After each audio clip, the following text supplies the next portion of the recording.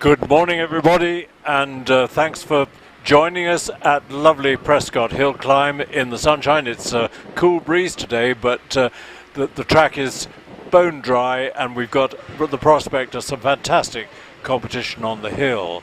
Particularly welcome if you're watching hill climbing for the first time, whether you're sitting at home, well, you will be sitting at home, whether it's in the UK or wherever in the world. I'm Chris Druitt. We very much welcome any comments, so feel free to say what you like, what you don't like. If it's your first time watching hill climbing, there may be some surprises. You talk to people about hill climbing and they think, is that walking up hills in muddy boots, or is it bumping up muddy tracks, bouncing your car up? Actually, speed hill climbing is a very original form of motorsport, and as you can see on the screen, it involves very high speeds up a twisty smooth surface hill, and of course you're against the clock, so you're competing against yourself, you're competing against your fellow competitors in your class, and ultimately for, of course, best time of day. And the record here at Shelsley is 35.41 seconds, which is, well, you'll see, it's pretty high speed. And watching on the line, actually, is our record holder, Sean Gould, who set the record in September 2019. And it's a lovely example of the current state-of-the-art in hill climbing. Very, very lightweight cars. The Gould that Sean is driving weighs maybe 400 kilos, has a 4-litre V8 engine in the back producing 600 or 700 horsepower, so the power to weight ratio is absolutely immense. And in fact, compared with an F1 car, Formula 1 car off the line, I should think a top class hill climber is probably quicker, certainly quicker up to about 100 miles an hour.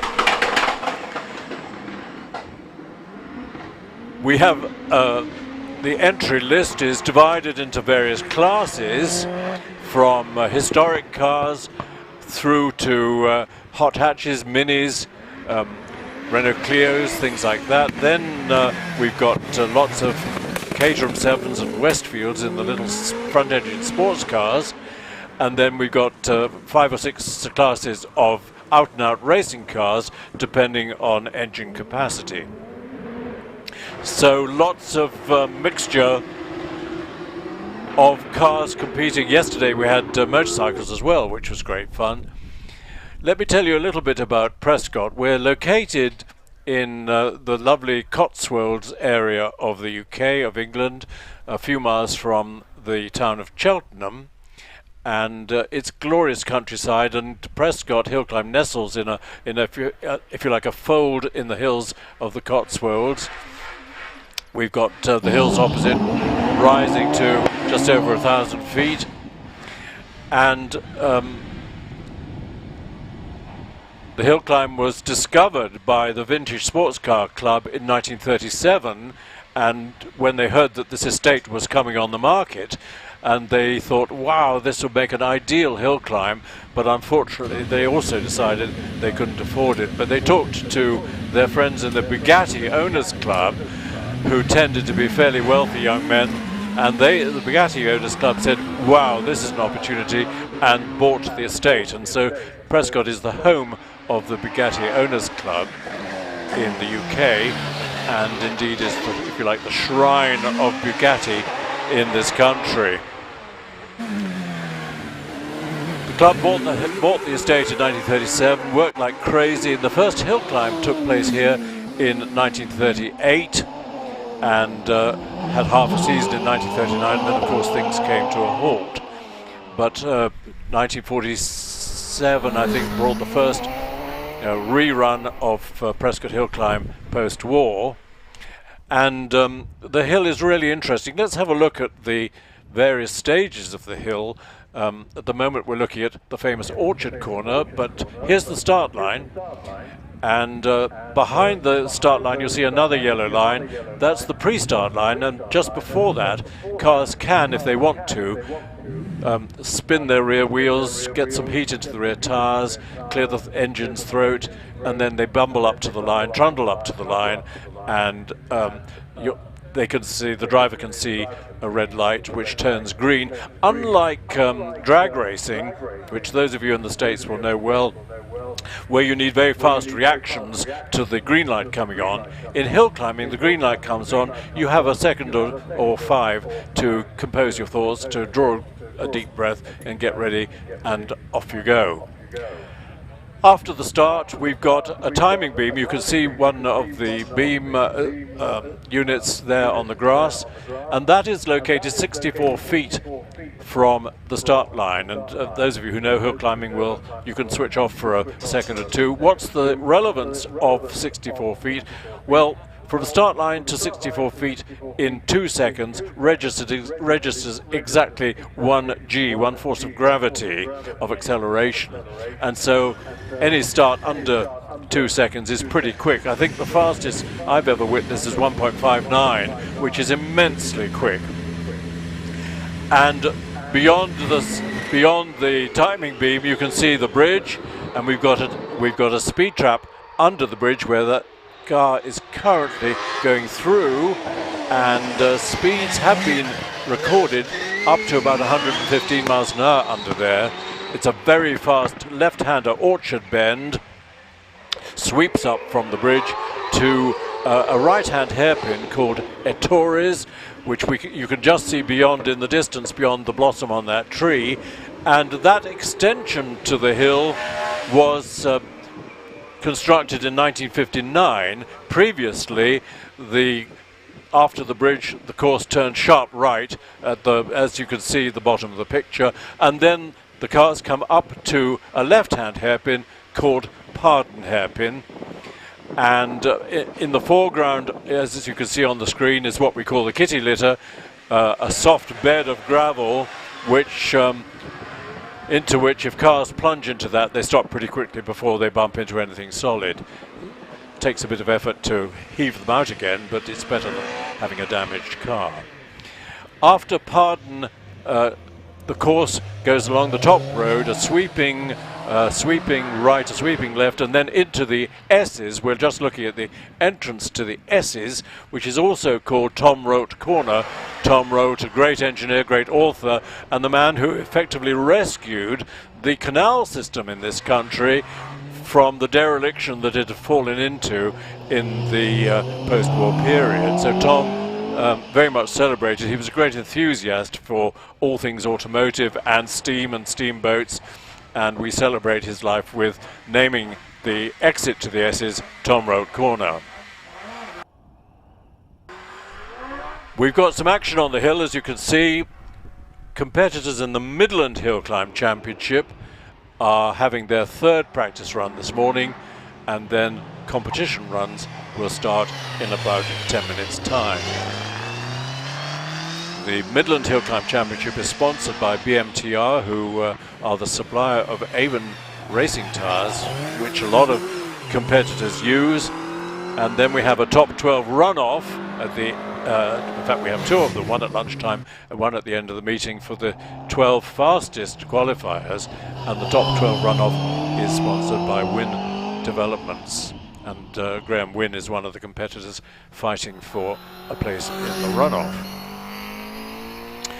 This should have been the first meeting of the British Hill Climb Championship, but sadly, Miss Sturgeon, Nicola, decided that Scots could not venture into England, and they still can't. And so the current champion, Wallace Minges, couldn't escape from Scotland and come and join the gang. So it would have been unfair to run the first 2 rounds of the championship without him and his fellow Scottish competitors. So the start of the British Hill Climb Championship has been delayed for a couple of weeks and will take place at Lowton Park.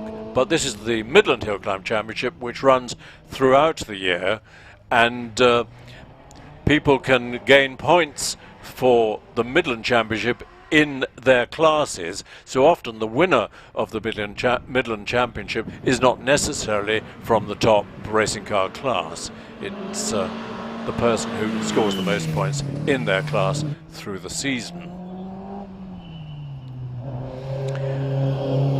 We've seen Sean Gould in the state-of-the-art top-class hill climber. We've got on the track at the moment a nice example of a 1960s Elva Mark 7 sports racing car, followed by a front-engined MG Special.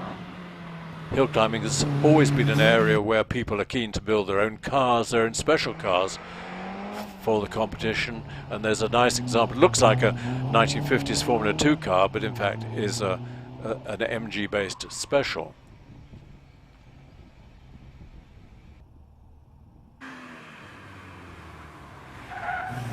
We've got a clip of highlights of yesterday's competition. We had a great day yesterday with a lovely mixture of cars and motorcycles. So let's have a look at some highlights of the action on the hill yesterday.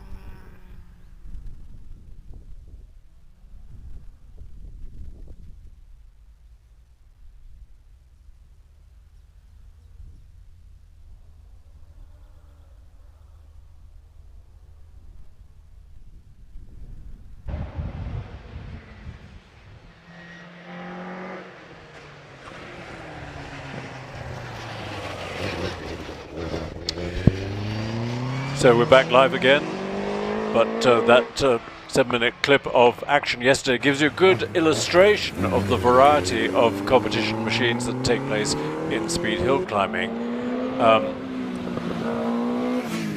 And the other thing to note about hill climbing is how close you can get to the action. Sadly, of course, at the moment we can't invite spectators to Prescott, but that'll open up soon. And if you've never been to a hill climb, one of the big contrasts between circuit racing and hill climbing is in hill climbing you can get very close to the action. There are very few barbed wire fences, if any, and the paddock is open to everybody, and there's nothing competitors like more than having a chat to people in the paddock, have a close look at the cars, chat to the drivers.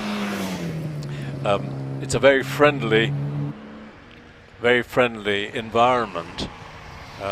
I used to do some circuit racing, and there was a big contrast between the approach of people in hill climbing, where even within your class and with your competitors, people are only too happy to help each other. If one competitor has trouble in practice, his fellow competitors will gather around and help fix the problem. So some people have described it as a garden party interrupted by a bit of motor racing in the background, but it is a very social event. Rounding the semicircle and to the finish, one of the competitors in our Henny's Cider Championship, which is for pre-1977 road cars, racing cars pre-1972, and it's a handicap sponsored by Henny's, who are now big producers of cider in our next door county in Herefordshire. And I think they started in 1996. By 2013 they were producing 250,000 gallons of cider in the year, so probably since then, in the last 7-8 years, it's probably increased. But their products include dry cider, medium cider, sweet cider, vintage cider, and autumn gold. I must have a sharp word with Mr. Henny, because the commentators haven't been given an opportunity of trying the product yet, but I'm sure that will be corrected sooner or later. On the line is a nice example of a car not often seen in hill climbing, the famous Triumph Stag with its V8 engine. This one in immaculate condition with a removable hardtop. The Stag was blighted, as so many cars in the British Leyland days were, by underdevelopment, and got an awful reputation for cooling problems. It was overheating, and it was simply a question of the design of the cooling system and the radiator, and to the extent that some people in despair took out the nice Triumph engine, the V8 engine, and put a Rover V8 in there.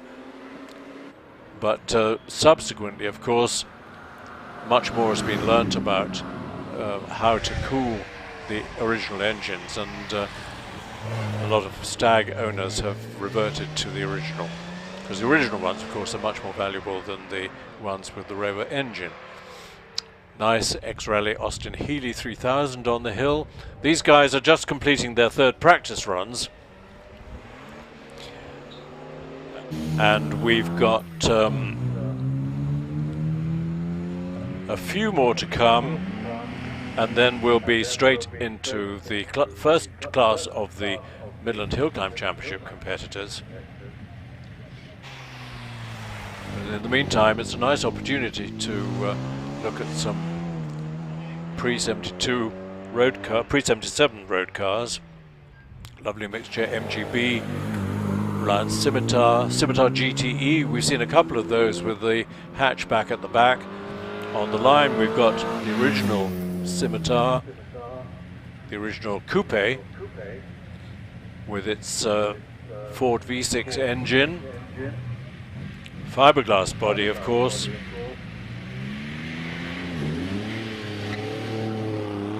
Very nice, underrated car.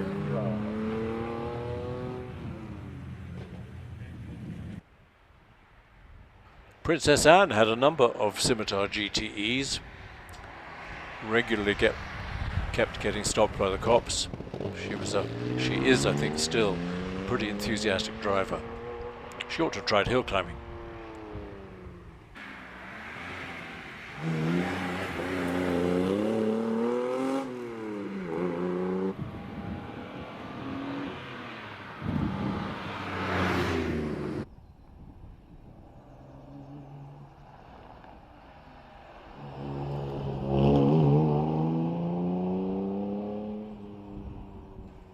Part of the fun of hill climbing, of course, is developing your car. Every year people try to apply a few tweaks to make their car go even faster, because it's very satisfying to beat your own previous best time.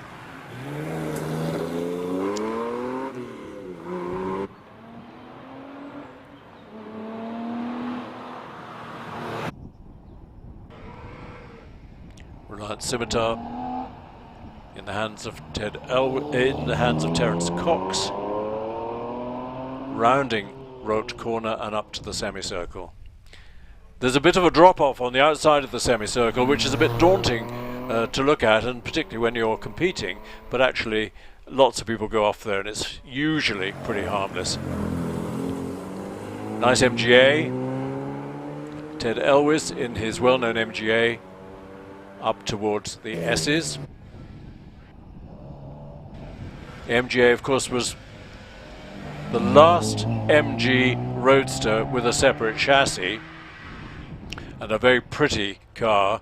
It was superseded by the MGB, which was, of course, their first monocoque combined body chassis design, but sold in enormous numbers compared to the MGA, which sold quite well, but not in such huge numbers. Here's the MGB. This one with a removable hardtop, and then of course the MGB GT was developed with a fixed hardtop. And towards the end of the life of the MGB, the GT acquired the Rover 3.5 litre V8 engine, MGB GT. The story of that engine is interesting. One of the directors of Rover was visiting the Buick company in Detroit and discussing future cooperation, and saw this dinky little V8 engine in one corner of the workshop, and asked what it was, and they said, oh, that was an engine we tried for a while, and it was nice, it was great, but it was only 3.5 litres, so it didn't really sell. And this guy realized it would be perfect for future Rover production, and so came to a deal to build it under license here in the UK. And I think it first appeared in what was the Rover 3 litre coupe, became the Rover 3.5 litre coupe.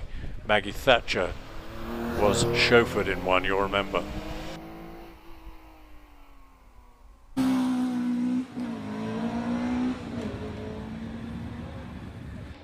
I think this might be our last runner having a third practice run in the Hennies Championship. This is Tom Brown. And Tom's father Richard is here also competing in this car, and Richard held the course record at Shelsley for many years, put up the record in a pill beam. And it held for a long time, but now they're sharing this Mark 17 Mallock.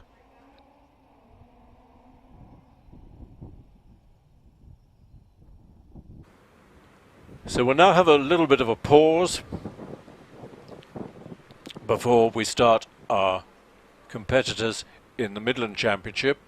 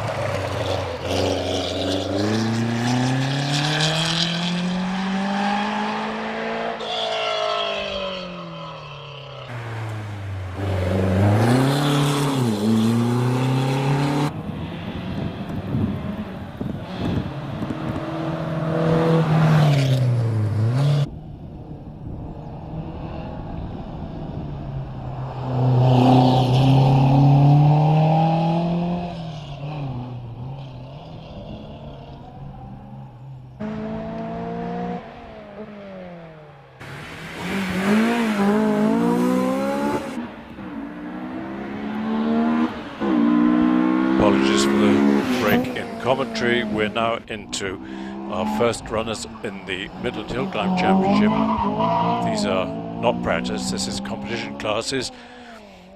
And on the hill at the moment, we've got Michael Thompson in the S2000 Honda. And he completes his run in 50.30, followed by Tom Mogurossi in this neat little Renault Twingo, not the latest Twingo with a rear engine, this is the previous version, but it's in lovely Alpine Works colours. And it's a lovely example of a good way of starting hill climbing in a hot hatch. Lots of people do in a Renault Clio or a Peugeot 106 GTI, and Tom's having fun in this little Renault Twingo, 55 miles an hour under the bridge.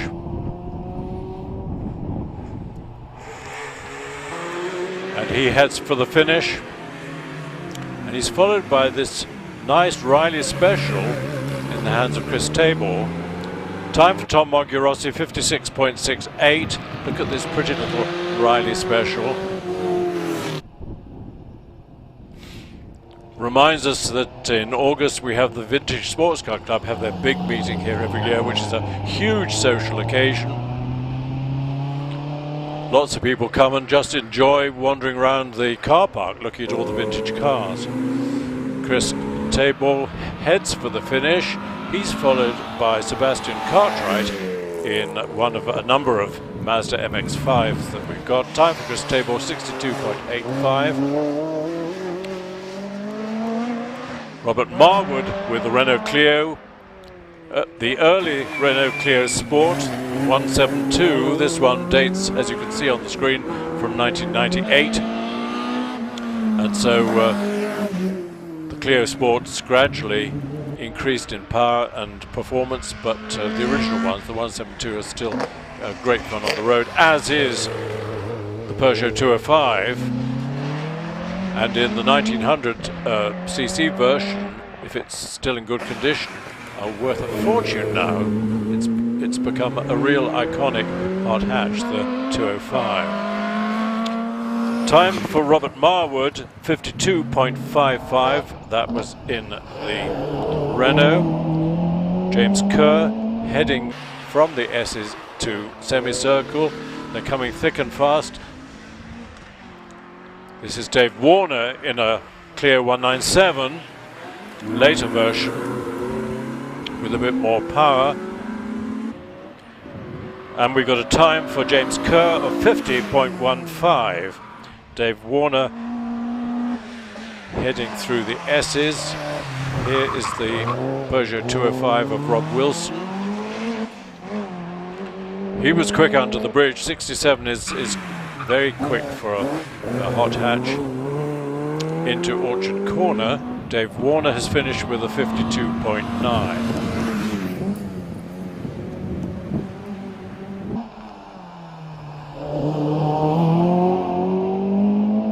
Rob Wilson safely round S's.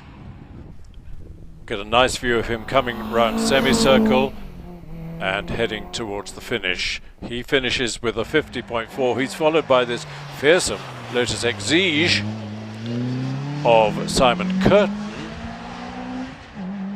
I thought the Exige had a fixed top, but obviously you can remove the part of the top, but the Exige is the hot version of the Lotus Elise, which sadly has gone out of production as of last month or so, after being in production. When did the Elise first come out? In about 96, so it's had a good production run. Here is, by coincidence, here is an Elise. Time for Simon Curtin in the Exige, 49.81, and Lotus are promising great things. They've got this incredible electric Evija, which is, I don't know, £500,000 or so, but that's going to be seen on the roads pretty soon. Simon Curtin, I think I told you, good time of 49.81. Tony Adams nearly finishing. Here he comes round semicircle.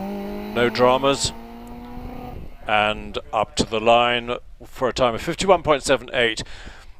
After the finishing line, 100 yards further on, there's a sharp left-hand hairpin, and there's a return road back down the road. We've got a red flag, so action is stopped for the moment.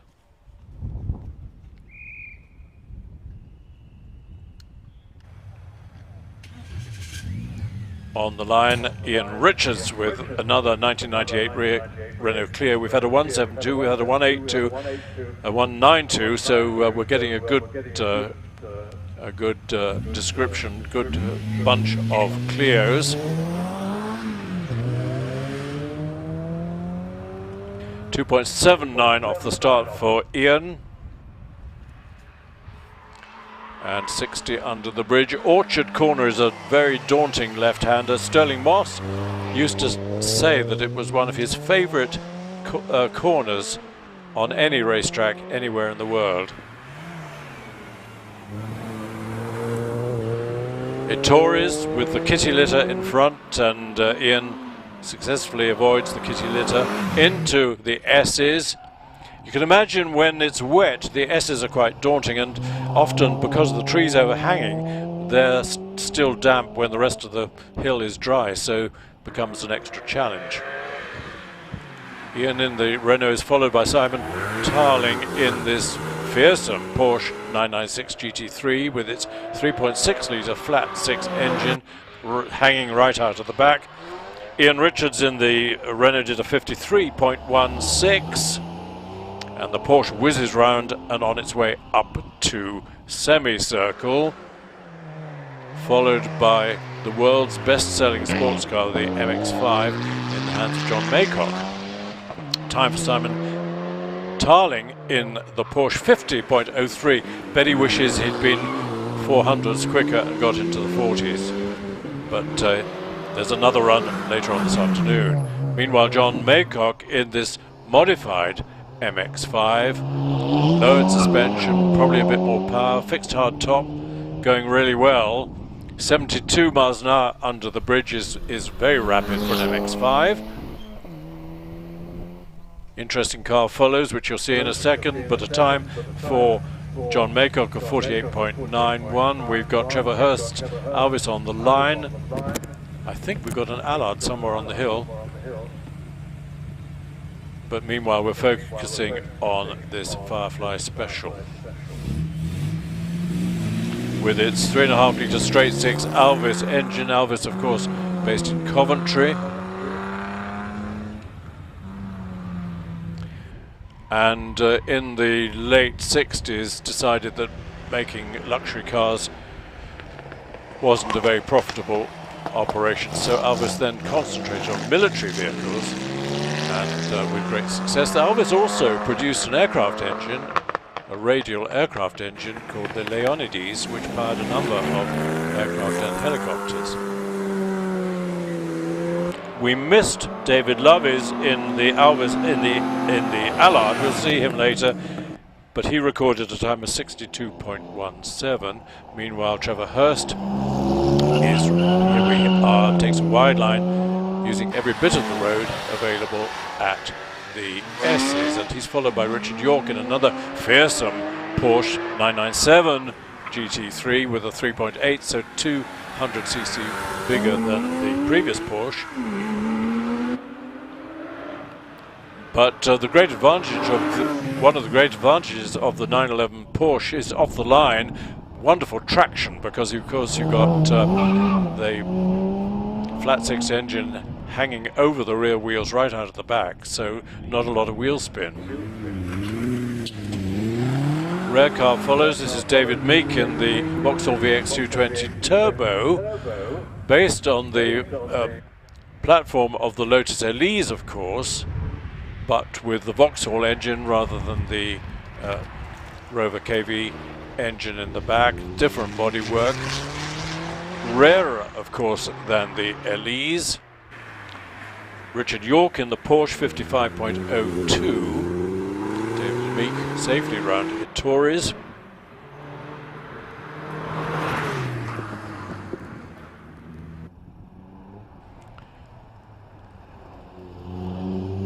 There's an even fiercer VX220 entered today, an ex-Rallycross one, which is a fearsome device. Porsche Cayman. Philip James in the Porsche Cayman S with its 3.4 litre flat six mid-engine, not with the engine not as far back as in the 911, and lots of people, me included, see the Cayman as the prettiest of the current range of Porsches.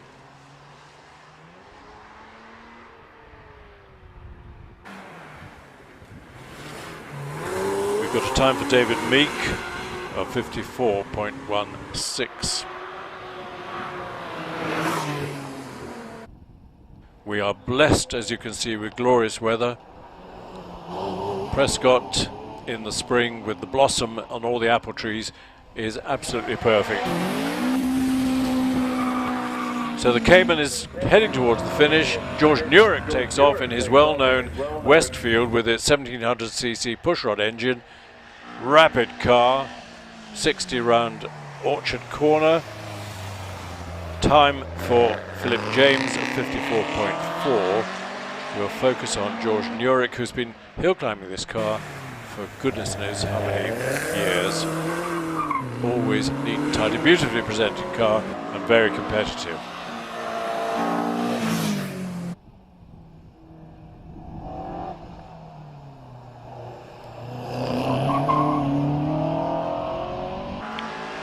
Given you the time for Philip James in the preceding car, 54.4. George Nurek is probably rounding semicircle. He's followed by Peter Lethbridge in a Caterham 7, again with a 1700cc engine. Lots of people, as you'll see in a few minutes, have converted their Westfield or their Caterham to a bike engine, particularly the Hayabusa or the Honda Fireblade engine, much lighter of course, and for competition more powerful and better road holding. Peter Lethbridge in his Caterham records a 51.6. George Nurek recorded a 52 dead. So it's a needle match between those two. And here's another Westfield. This is Timothy Higgins in a 2 litre Westfield with the Vauxhall 2 litre engine.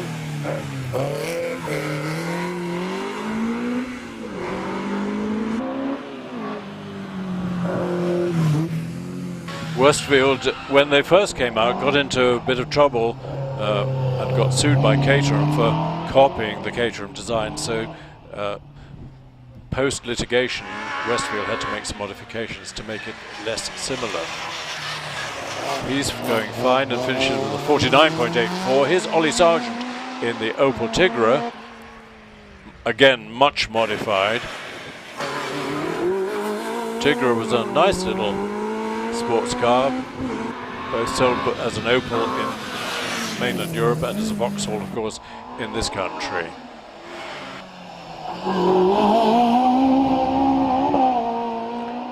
So Ollie Sargent disappears up to semicircle. He's followed by Andrew Russell in this wonderful little G15 Ginetta that Andrew has been competing successfully with for goodness knows. I think the car's probably doing its 232nd climb up.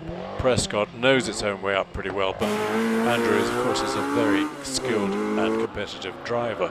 We've got a time for Ollie Sargent of 51.17. Andrew, again, using all the available road out of Tom Roke Corner.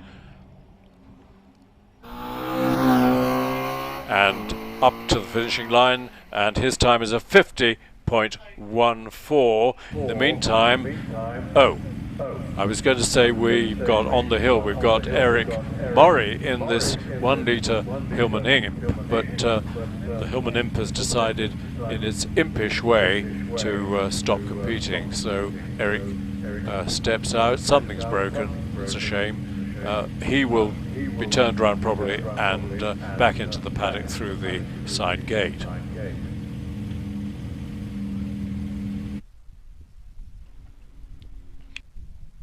Gives us time to talk a little bit about the Hillman Imp, which was introduced by the Roots Group as competition for the Mini, and got really handicapped by political interference when it was decided by the government of the day to support industry in Scotland, so insisted that the Roots Group produce a factory up, I think, in Bathgate in near Glasgow in Scotland to produce or to assemble the Hillman Imp. A lot of components came from Coventry, so it was endless train trips, goods trains shipping components from Coventry up to Bathgate, where the thing was put together at enormous cost. And so the poor little Imp could really never make a profit for its manufacturers. Had a really interesting engine, little aluminium engine at the back, based on the famous Coventry Climax engine. And one of the lead engineers developing the Hillman Imp was Mike Parks.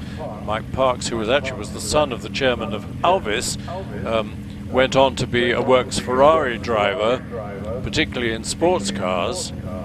Did race in a few Grand Prix, tragically died in a car crash on the Autostrada in Italy. But the Imp soldiered on for a while, was very popular, makes a nice little classic hill climb car, but commercially was not a success at all. We're focusing on Gavin neat little Peugeot 106, much modified, got a roll cage, got the engine increased in size to 1360cc, so very much modified, and 2.74 for the first 64 feet.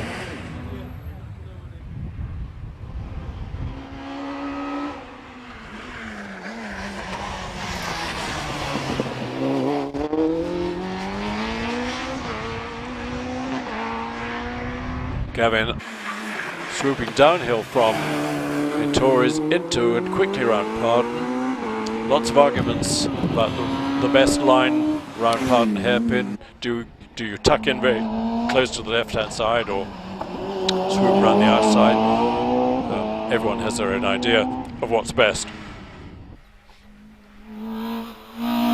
Gavin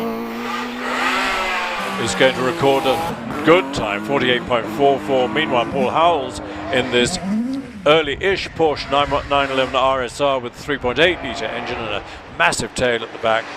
Paul's competed in this car for a long time. Very rapid 911, makes all the right noises as well. Time for Gavin Neat, 48.44. That was a good time in the little Peugeot.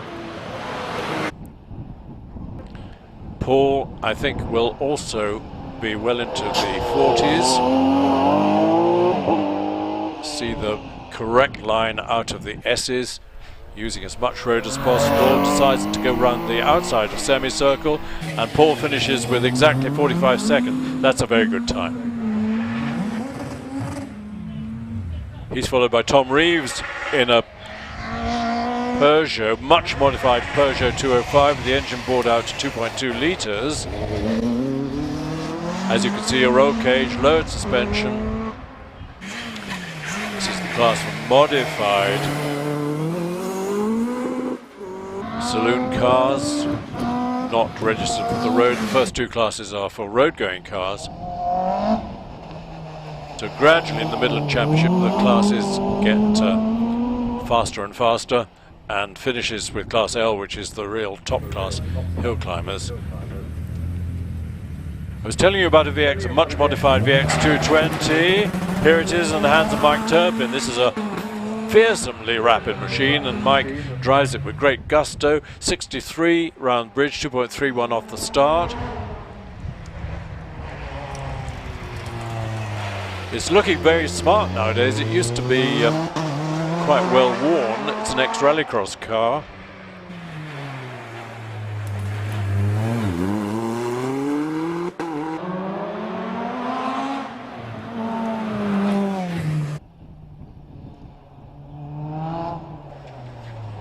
So Mike Turpin on his way, and He's followed by Peter Turnbull in another well-known Porsche 997 with a 3.6 litre engine. Tom Reeves in the Peugeot 205 recorded a 46.95. I told you it was a quick car.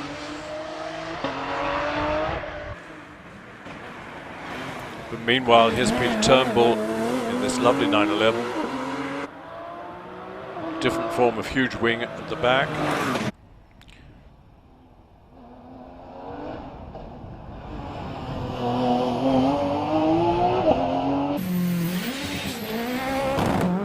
Here's a change of scene, the fabulous Mitsubishi Evo 6 in the hands of Stephen Moore. Massive power. As rally enthusiasts will know, the Evo can be developed to produce something like 700 horsepower. I'm not sure how much this one in the hands of Stephen Moore is producing, but it was off the line in 2.18, which is quick. Of course, four-wheel drive helps greatly to get your car off the line. Time for Peter Turnbull in the white Porsche, 47.98. 47.98. So Stevens finished with a 45.68. That's a quick time. These are not handicapped, so everyone's based on their scratch time, but of course within their classes. Here's a rare car, the Subaru Legacy, predecessor to the Subaru Impreza. Stephen Moore, I think I said, did a 45.68 in the Evo 6. Let's see what the Legacy can do. Rockets off the line in a 2.52. Again, it's the big flat four engine, four-wheel drive, which means a low center of gravity. And the Legacy was a very successful rally car before the Impreza came along.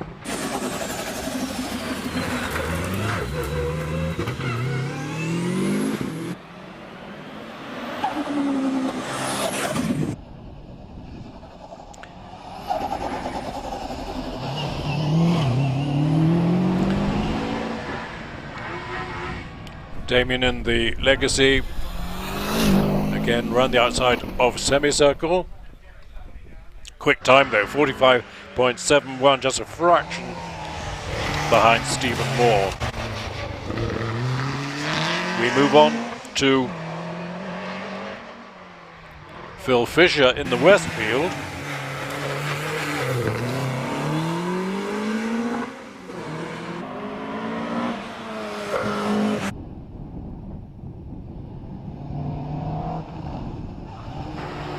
Westfield again with the Vauxhall 2-litre engine.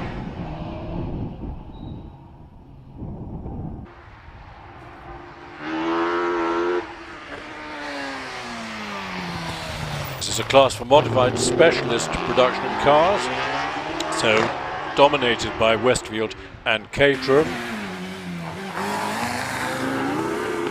Phil Fisher records a 49.43, currently with Tom Price. In the Caterham with the bike engine, 1440cc motorcycle engine, makes a very competitive package.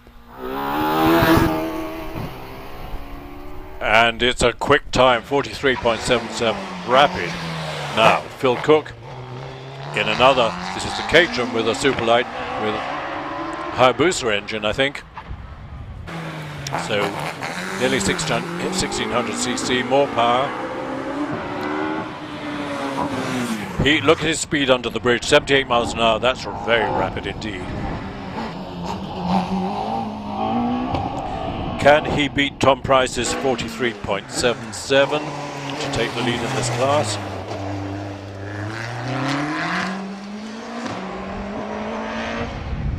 No, 45.56. Steve Garner follows in a Westfield, again with a 2-litre engine. That will be not a bike engine. Not quite as quick as Phil round the Orchard corner.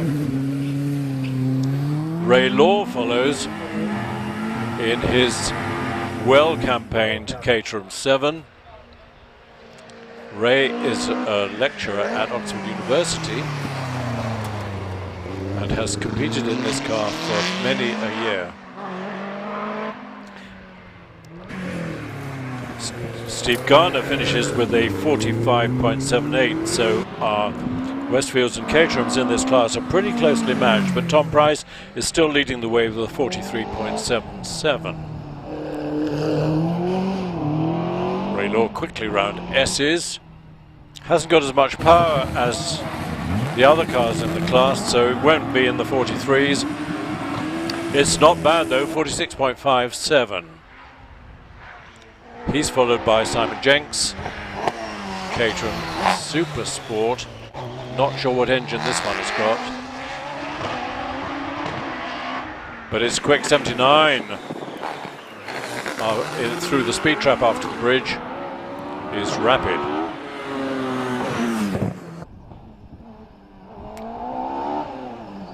Classic Caterham roll cage, like the fourth bridge on top of the car, but it's a reassurance if you're driving the thing. It's a 43.88, 11 hundredths behind Tom Price, but still a rapid time. Now Ash Mason, ex-Bentley engineer, is extremely rapid in this car. This has got the 1300 Suzuki engine. Ash Mason, when he was with Bentley, used to demonstrate the Le Mans winning Bentley. He used to look after their classic racing car fleet.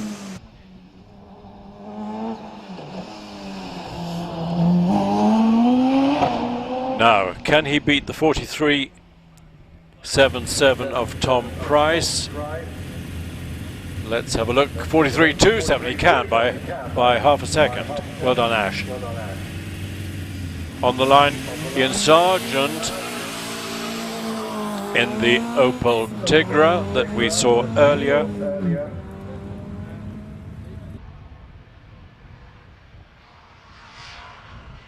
In the hands of Ollie Sargent. So this is Ian.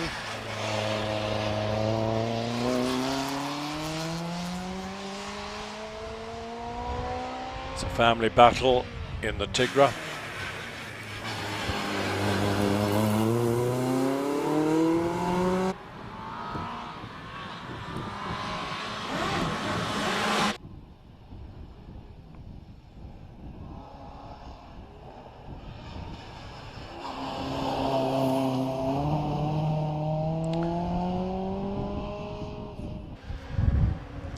Here's an interesting car. This is Neville Thompson's Pell Genesis. Mr. Pell up in Bradford constructed a few of these cars, and this is Neville, but something's gone wrong. So he's either been red flagged or he's got a mechanical problem. I think it's the latter, because the red flags are just coming out. Gives me time to tell you that Ian Sargent in the Opel Tigra recorded a 58.39. So Ian is clearly feeling his way up Prescott. Now what's happened to Neville in the Pell Genesis?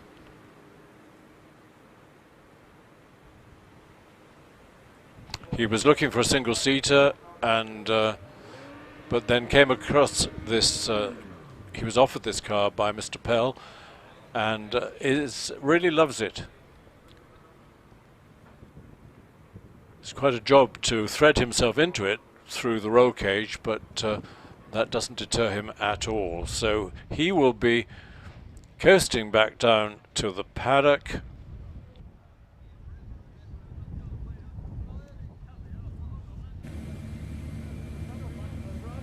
And as you can see, there's a side gate into the paddock just below the bridge, so they don't have to come all the way down to the start line. Let's hope that Neville can fix it in time to get us a second run this afternoon. So track's all clear, red flag will soon come in.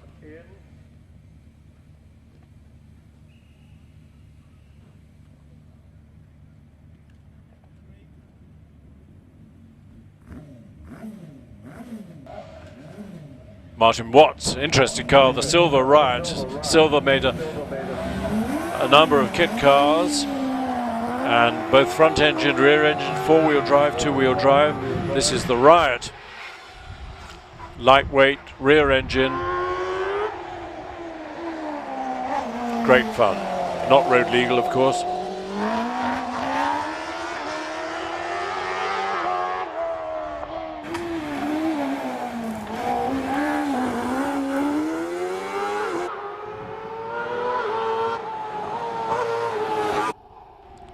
One-litre bike engine in the back.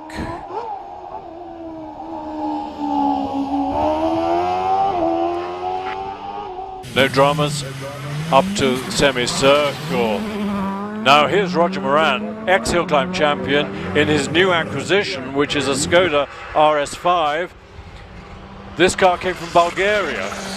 It won the Bulgarian Rally Championship, entered 16 rallies and won 14 of them, and Roger was, someone tipped him the wink that this car was going to become available in Bulgaria, quickly bought it, and is very pleased with it.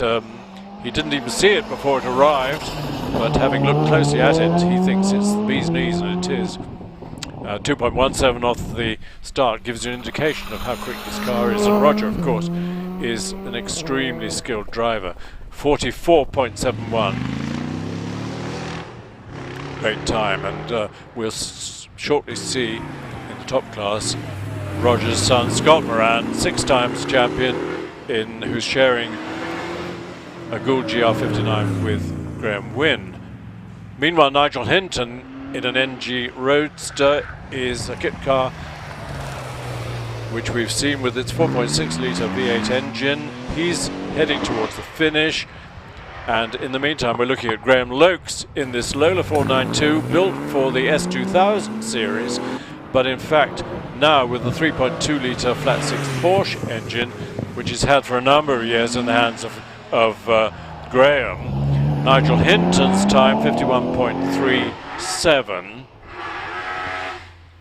and Graham Lokes is well on his way, 70 miles an hour through the speed trap, and he's followed by Ben Fisher in a 2 litre Westfield, taking a slightly grassy moment at Torres. And Graham Lokes has finished in the Lola with a 47.22. Ben navigates Pardon quite successfully along the top road, which is a sweeping left followed by a sweeping right into the S's. There he is out of the S's up to semicircle. In the distance you might see Richard Price's.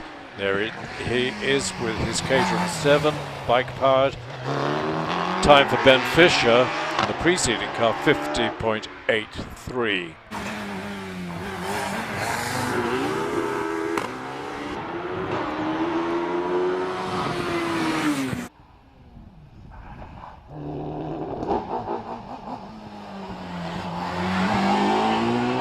This is Richard Price. He's the last of our sports car runners, specialist production cars, and records a 45.62. You can see we're into single-seat racing cars, and the first class of these is up to 600cc. Normally, we very seldom get any runners in the 600 class, so it's nice that actually this weekend we got 4. Led by Lynn Gilbert in this little OMS Hornet. These 600cc OMS have a racing class on the circuits, but they seem to, in recent years, have deserted the hills, and anybody who entered a 600cc racing car tended to be lumped in with the next class, the 1100cc's. But Lynn Gilbert has finished with a 49.9. He's pleased, I'm sure, to be under the 50-second mark. He's closely followed by another one, gold-coloured OMS Hornet. And then Richard Walker, the gold one, is in fact a Jedi Mark IV Jedi famous producers of the little 600cc race cars, finishes with a 47-second dead. We talked about specials, and this is very special. This is Gavin McLaren in the well-known Nuts and Muffin, built in the Team Valley.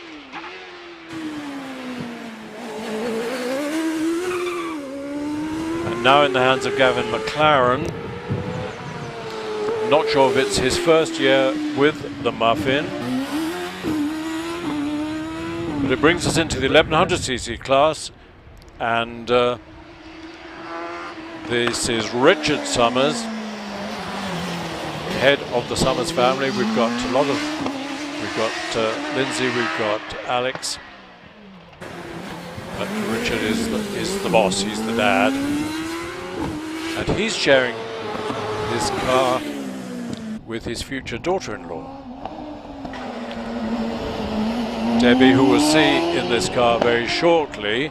He heads towards the finish in this DJ Firehawk, little 1070cc. He's followed by Mark Lawrence in the OMS. Richard's time 41.92, good time from him. Mark in the OMS. Steve Owen up in York has been building racing cars since 1985, has built well over 100. This is the 3000M. Ooh, just rescued it on the exit of, got a couple of wheels onto the grass on the exit of the S's, but everything's okay, and records a 41.51. 41.51, he's followed by Robert Penrose in another OMS, CF04. OMS can be had with a space frame chassis or a carbon fiber tub. The little ones tend to be space frame.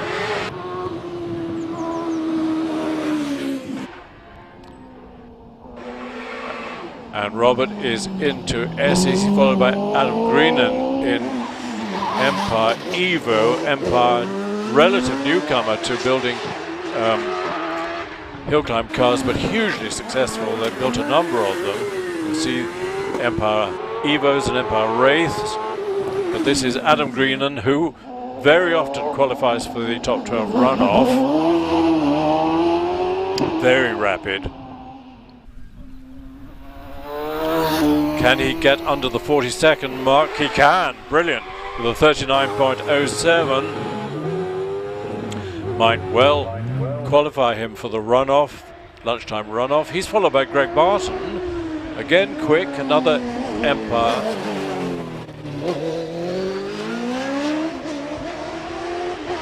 This is an Empire 00, development of, or predecessor to the little Evo.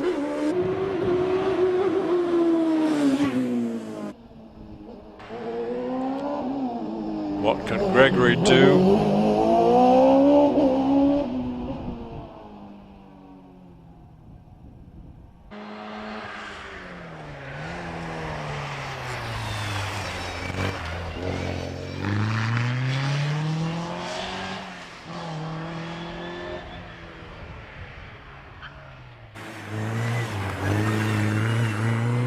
Sorry, we've got a time for Gregory Barton of 44.64, and we're into Formula Fords with Stephen Day, a rare Formula Ford, the Swift Cooper, and he's followed by Tom Weaver. Now Tom will be in his, effectively his first season of hill climbing, and he's sharing, I think, with Richard Weaver, who we all know, well known for scooping cars up onto his flatbed truck at the other hill climb.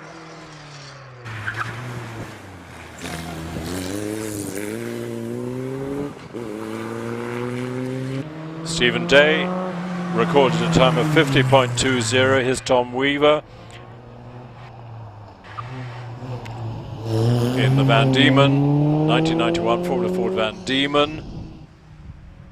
He's followed by Nicky Cottrell. Nicky has competed for some time in this Lotus 61. The 61 was Lotus's final production racing car for Formula Ford. It was came after the Lotus 52, of which many were made for Formula Ford.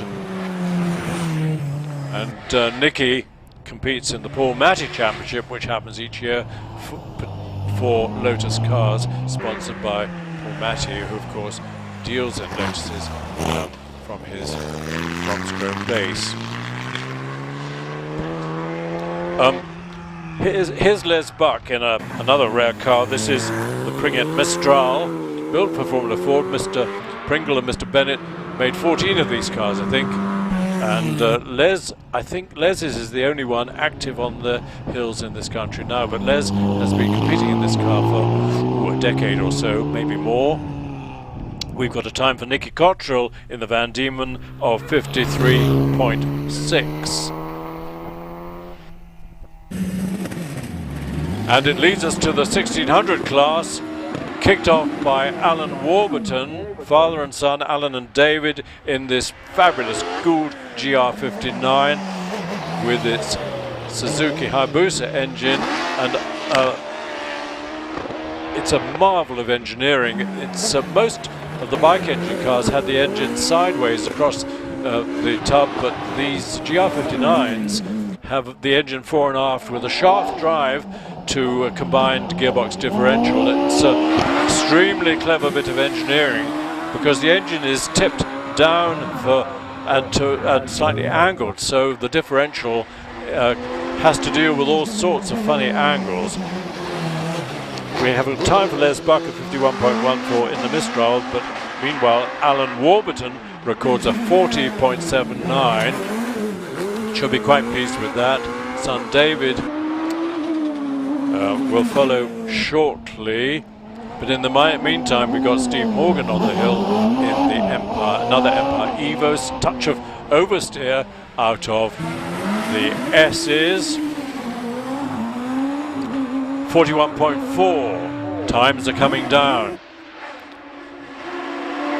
Here's Mr. Empire.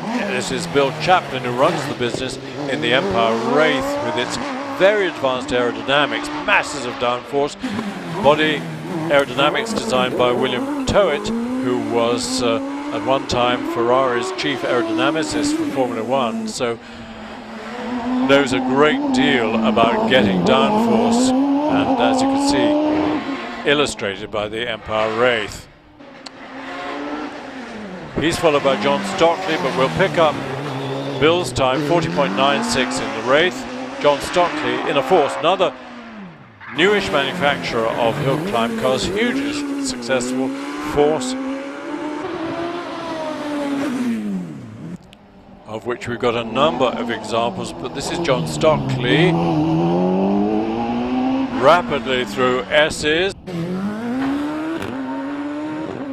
He's followed by Einon Price in a similar Force TA, same engine, 1585 Suzuki, but Einon is quick. Well, John's quick as well with a 40.31.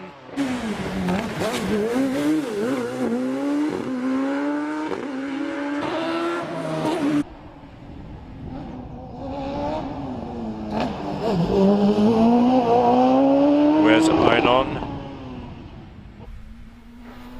Here he is, heading for the finish. Well, it's a good time, 37.62, that's brilliant. 37.62. What can Jason Tunnicliffe do? Another Empire Evo, same engine. They're so quick, these cars, they're ultra lightweight.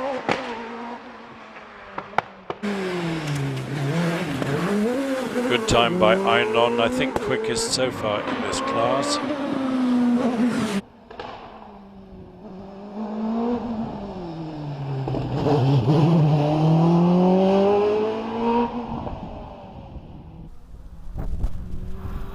Here's Jason.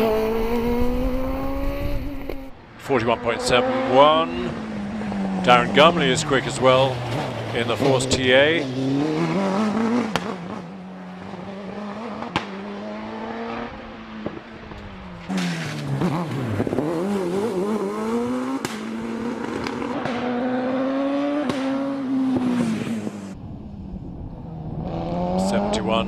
through the speed trap at the bridge.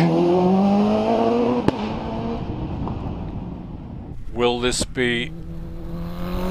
No, it's above 40. It's 43.73 for Darren. On the line is Liam Cooper, sharing this car with wife Olivia. So we'll see who gets to do the washing up tonight. Again, a Force TA with a 1600 Hayabusa in the back.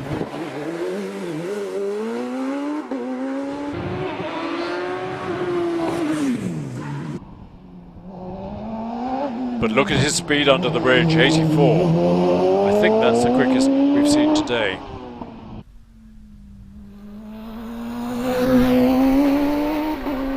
Liam finishes with a 41.93. He's followed by Neil Coles, not in a Force but in an OMS 28.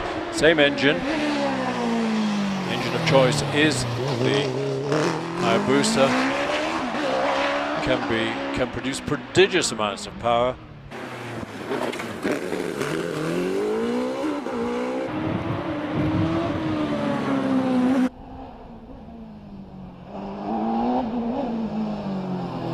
So Neil I don't think he'll be under 40 seconds. Heads for the finish. It's going to be a 43 or so, 42.4, that's okay. Momentarily we're back with the 600 with Chris Howard Harris sharing this little OMS Hornet.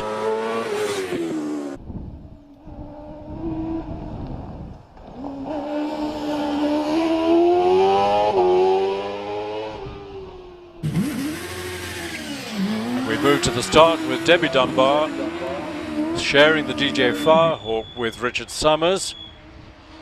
Meanwhile, Chris in the OMS records a time of 46.48. Let's watch Debbie getting married in August. I think the wedding's been put off because of COVID a couple of times, which must have been immensely frustrating.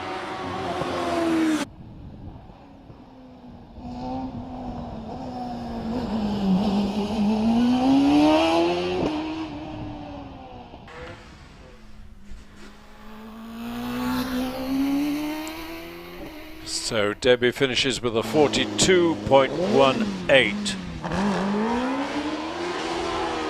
And we have another look at the Penrose family in the OMS CF04. This is Bob Penrose.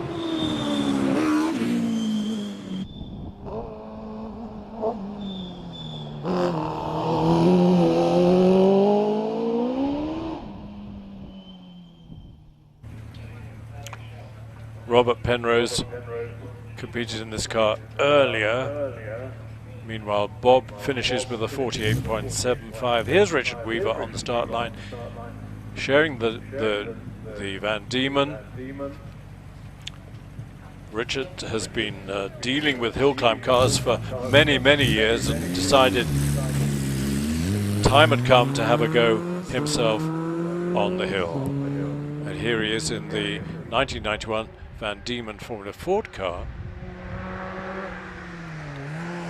Please do send your comments in. It's great to have comments from all over the world. We had a couple from Australia yesterday.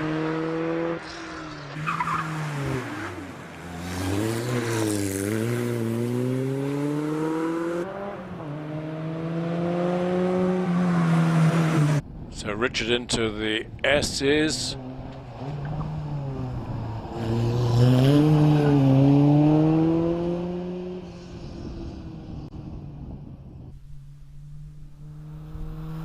And heading towards the finishing line.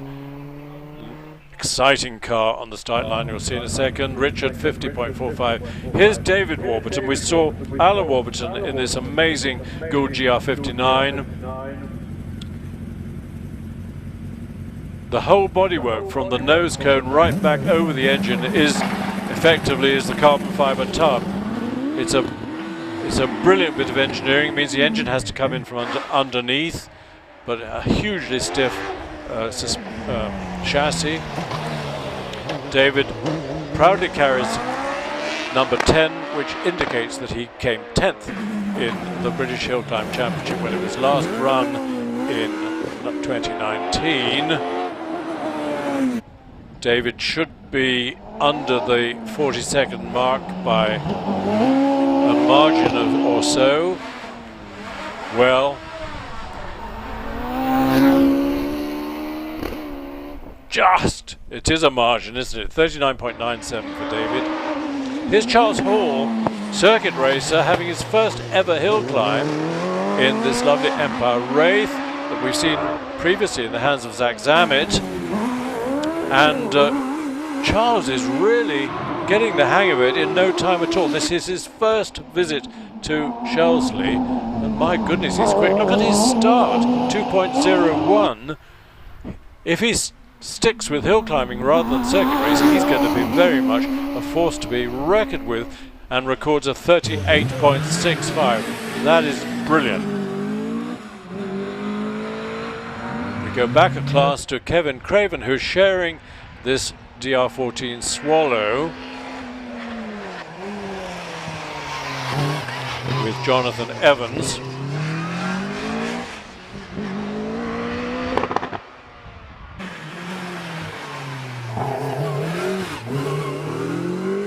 I think only half a dozen of these versions of the Swallow. There's another company building racing cars called Swallow Cars. This is a different. Oh, again, a bit grassy on the exit to the S's, but no real dramas. Might have been a bit of a heart in the mouth moment. But we get records of 47.53. Here's the Formula Renault in the hands of Ian Wilson. We've seen this car earlier. Formula Renault was a support race series for, I think, for the British Touring Car Championship for a while. All of the cars built by the Tatus company, and all, of course, with the Renault Clio engine, 2-litre engine in the back. Nice, beautifully made car. And this one they've modified slightly for hill climbing. But he's followed, he records a 49, he'll be happy with that, 49.57. But here's Trisha Davis, shares with husband Terry. This is the Reynard, a Formula 3 Reynard, but with the Yamaha-based little 2-litre V8 that her husband has made a series of, beautifully engineered, consisting of two Yamaha blocks and heads on a common crankcase, and these TKD engines, Terry's been keeping up a pretty regular supply of them. 43.63 for Trisha. Trisha used to run the spares department of the Bugatti Owners Club. Off the line goes Nicola Dearden. They had a few problems yesterday in practice, only got one run in this Dallara 1994 Dallara Formula 3 car with a 2-litre Vauxhall. Nicola sharing it with Andrew Henson.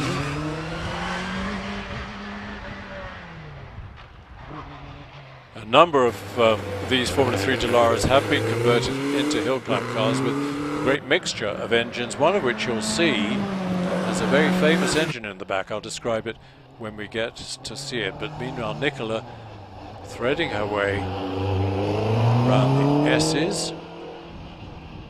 It's all gone quiet for the moment, but meanwhile let's focus on Nicola heading towards the finish to record a 52.46.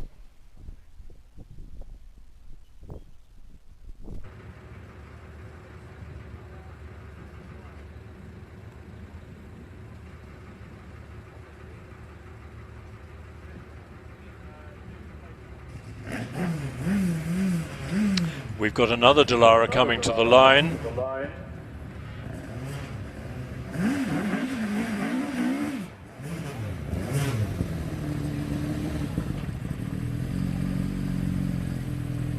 This is Joshua Moss with a very pretty, fairly early Dallara from 1999, but with a 2-litre Vauxhall engine in the back.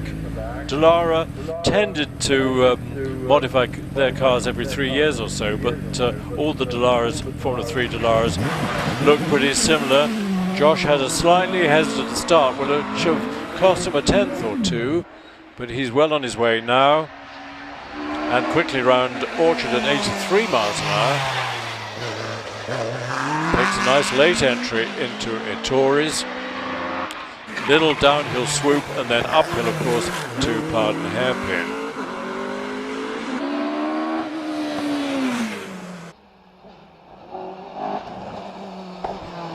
Here comes Josh through. Everyone's going fairly wide, just skirting the grass on the exit to S's, using every inch of available road, and finishes with a 40.62. Here's Olivia Cooper in the Force, which we saw husband Liam driving just now.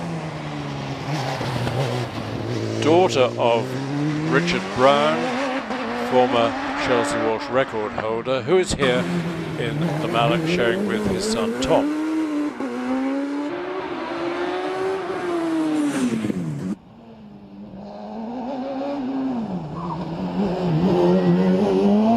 Olivia out of S's into semicircle, to be followed by Mike Tregonic in the Pilbeam MP88, one of the later Pilbeams, Ford Duratec engine. And Mike comes all the way up from Cornwall, great enthusiastic hill climber. Olivia records a 41.32. Pilbeam were the dominant maker of hill climb cars in the late 70s, early 80s. Run, of course, by Mike Pilbeam, ex-BRM engineer born in Lincolnshire. And Mike records a 46.28 in the MP88. Here's Paul Alexander in the Force PC. His dad, son Richard, has competed in this car a few minutes ago. But this is Paul in the Force PC with its 1300cc blown engine. Supercharged or turbocharged, it'll be supercharged.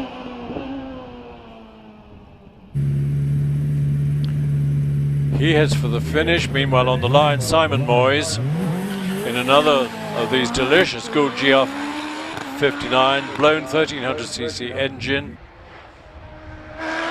He's thrilled with this car. It's so light and so nimble. It's the new face of hill climbing, with Force, Empire, OMS, of course, Evo, and we've got Graham Wright up in Scotland making the Predators. It's really been a battle between the big V8 powered cars, particularly the earlier Goulds, the GR55s and so, and now these tiny little lightweight cars, but with masses of power. And Simon, 38.52, excellent. Here's Kelvin Broad, long-time hill climber, but with the Force TA that he's had a couple of years. Didn't do much last year, so he's really got to get the hang of it again, but he certainly is going okay. You can see how nimble these cars, they turn in just like that. It's amazing.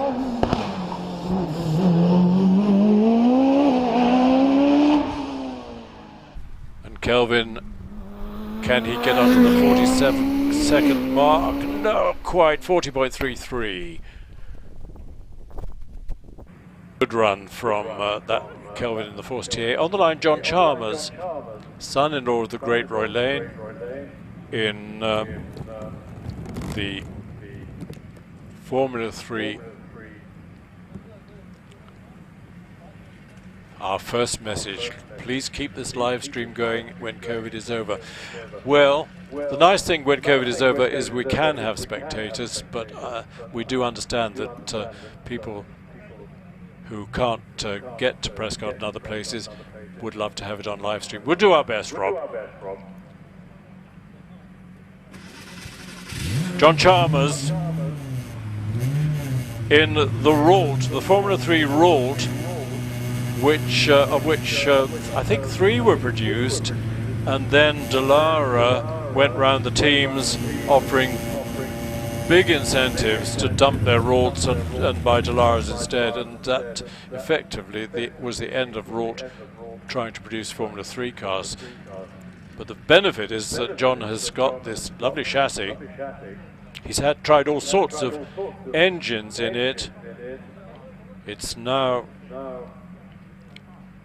got a 1420 bike engine in the back. He tried a plastic polymotor engine, but he's undone his belts, and I think it might be that he's got a drive shaft. No, he's switched off, but yeah, I'm afraid John looks as if he's going to have to retreat from the line. Maybe it's a broken drive shaft.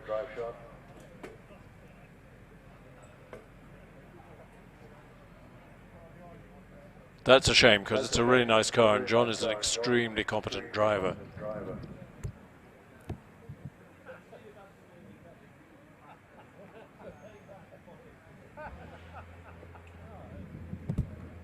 Tim Dunsby, wish we were there. Well, we wish you could be. Tim, missed weekends at Prescott, sat on the bank with a picnic. Well, that's all very well.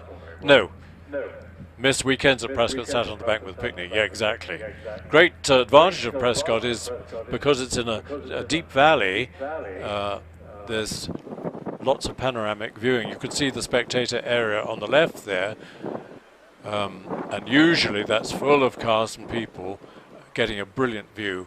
So it's a real amphitheatre, and there are plans for using the amphitheatre. Sandra, hi Sandra, thanks for that, brilliant filming. You're right, Rich Danby and his team do an amazing job with both static cameras and moving cameras.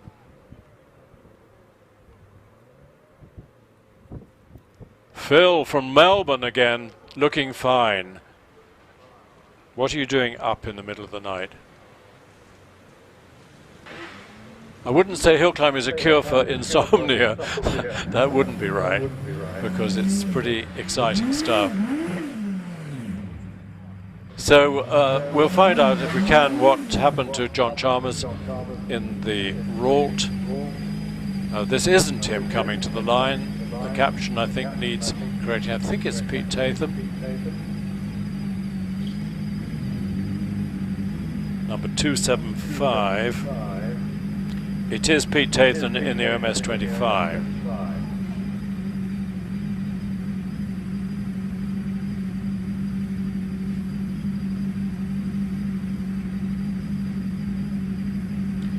So I think that the caption will change as soon as Pete goes off the line. OMS 25 with its carbon fibre tub. Not sure if it was the first OMS to go into carbon fibre. Pete, the caption has changed. Pete stalled it, but the good news is that if the rear wheels don't go over the line, you haven't started your run, so you can be wheeled back, as Pete just has been, for another go. And it highlights how tricky it is to get a racing car off the line. It's a very narrow line between stalling it and having too many revs and too much wheel spin. So you've got to judge it very carefully, and of course the amount of grip you've got on the start line differs. So sometimes it's really towards the end of a hot day, it's lovely and grippy with lots of rubber on the start line. But of course this is our first hill climb of the season, so the hill hasn't really rubbered in. But you can see then Pete used many more revs, got a bit of wheel spin, so it was a 2.56 start, which he won't be entirely happy with, but he makes up for it with 93 miles an hour under the bridge, which is extremely quick, maybe the quickest we've seen today.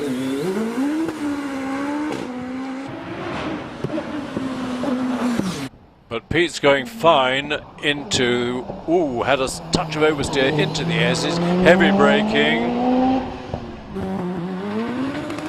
Can he get under the 40-second mark? Not quite, it's a 41.32. Followed by Richard Spedding in the GWS Raptor, built by Graham Wright up in Scotland. And Richard was 4th in the Hill Climb Championship in 2019. This is an immensely rapid car, and Richard found that the belt driving the supercharger was slipping a bit last season, and that was costing him power, and so that's been corrected, so it'll be even quicker this year. Richard, that's a good time, 36.85. 36.85 is really good. Back to Jonathan Evans, sharing the Swallow DR14. Let's meanwhile see, Richard, if we can focus on Richard Spedding.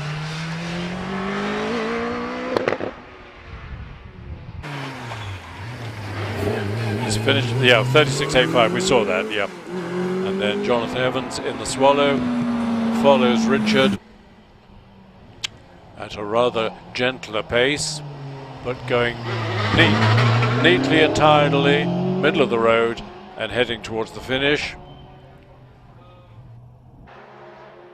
And off the start line comes James Wilson, sharing this pretty tatter-spilt Formula Renault with the Clio 2-litre engine, and they're gradually developing it to be more and more suitable for hill climbing rather than circuit racing.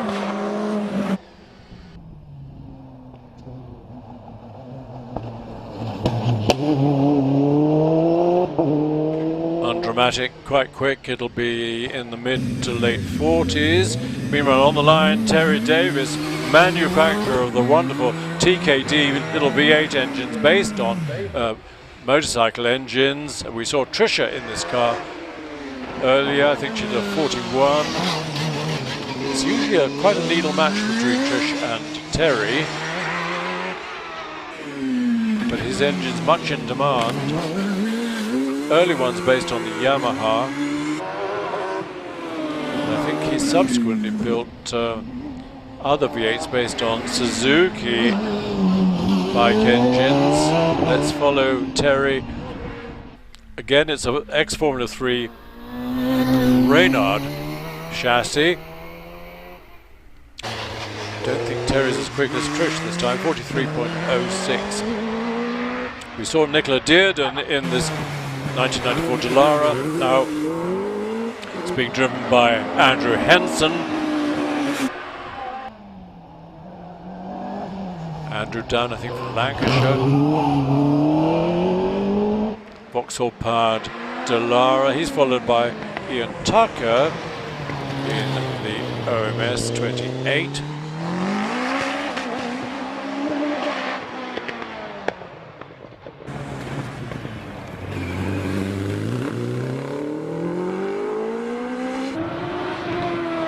Andrew Henson in the Dallara, 41.38.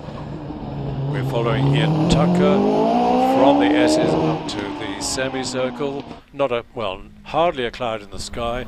Lovely, lovely day, but a cool wind. It's only about 11, 12 degrees at the moment.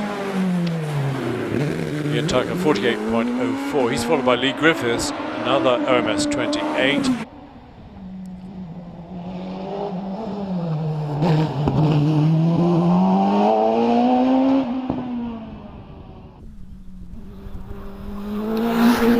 Lee round semicircle. Oh yeah, just under 40 seconds. He'll be thrilled.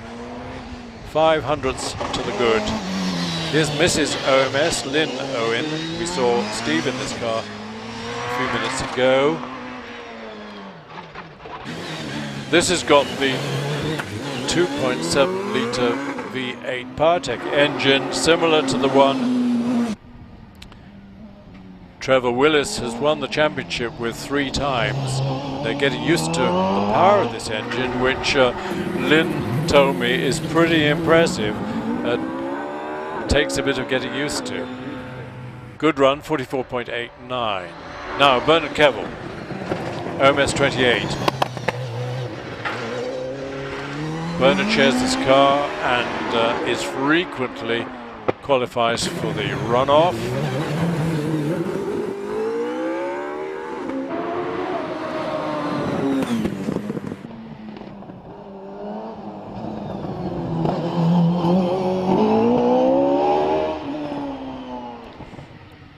Rapid car, 2.8 litre V8 engine, and records a 41.27. Now Graham Wynn, who's had the GR59 since 2019, been hill climbing various cars for a long time, but now the big news this year is that Graham is sharing this car with 6-time hill climb champion Scott Moran. So Scott has tucked away the famous GR61 that won the hill climb championship so many times, and it's a mutual benefit. Graham gets the car looked after by Scott, and they're sharing the development of it. 39.42 for Graham. Off the line, Lindsay Summers, who's sharing this fearsome DJ Firestorm with her son Alex, who was second in the championship 2 years ago, with the Cosworth XD engine built for Indianapolis, where of course it was turbocharged and produced well over 1,000 horsepower in qualifying, but produces enough power now. It's a brilliant car, the DJ Firestorm, lightweight, lovely handling, and Lindsay gets the job of warming it up for her son. But she loves competing anyway and is an extremely good driver, recording a 44.92. The good news is that John Chalmers, it was nothing too serious. He's got it fixed, and here he comes off the line with a 2.31, making lots of pops and bangs. 1420 bike engine.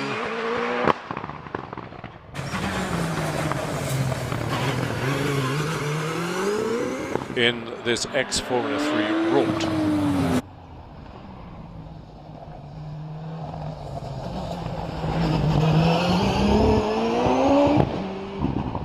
Okay, John going well. It'll be in the early 40s, I guess.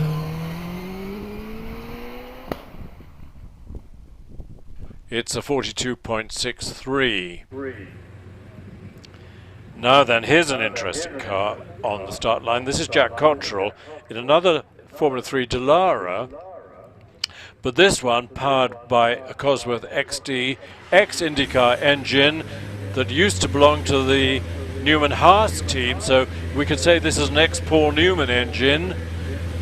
I think Nicholson McLaren used to lease the engines to the teams, so they got them back, and now Jack, who's competed for a number of years in a smaller engine car, is having his first taste of real power and loving it, but taking a bit of getting used to.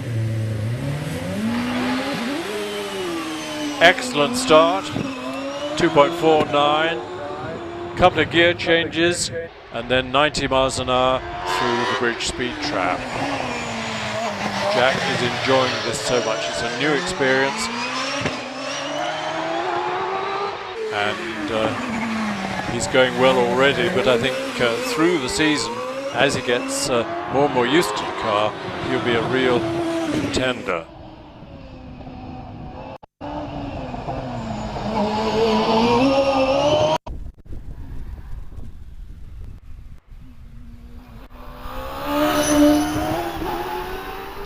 He's recorded a 41.64. Meanwhile, we go back to the start line. Richard Alexander sharing with Paul this Force PC.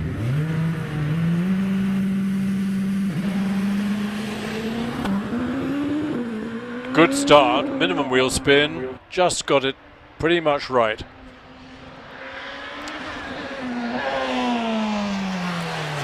Huge wings front and back, massive downforce, course, in various racing series, there's a strict limitation on the size of the wing you can have, but in hill climbing it's pretty much unlimited. And even at sort of 40 miles an hour, these cars produce substantial amounts of downforce.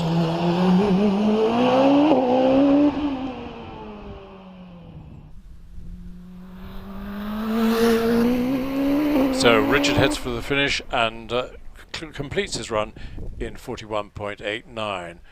I think when Lynn Owen was driving the OMS, I said we'd already seen Steve, but that was in practice. Here comes Steve Owen for the first of his competition runs in this OMS 28 with its 2.7 litre RPE PowerTech engine.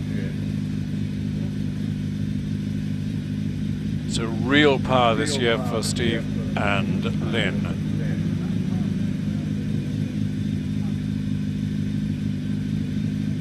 Little GoPro camera glued over Steve's left shoulder, so we get some really interesting onboard shots, sometimes posted on YouTube. Good start for Steve, 2.25. Taking it relatively easily under the bridge at 84. He said it's going to take a while getting used to the grunt from this RPE V8 2.7 litre engine. There's lots of power there, 450, 500 horsepower. Touch of oversteer out of the S's. Steve controls it nicely. He's followed by Paul Crude. This is another OMS 28, but this, interestingly enough, has the 3 litre V6 engine out of the Jaguar X-Type. Paul's had this engine in a previous car, but now in the OMS 28. Meanwhile, Steve Owen finishes with a 41.32. Though Paul's engine makes a lovely noise, but it's a little bit heavy and not hugely powerful, which impedes him a bit, but he has fun to record a 44.5. Here's Simon Andrews sharing with Bernard Kevill. We saw a minute or two ago in the 2.8 litre OMS 28.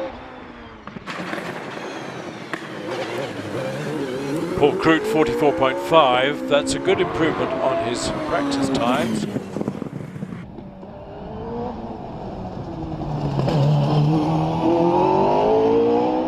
So here comes Simon.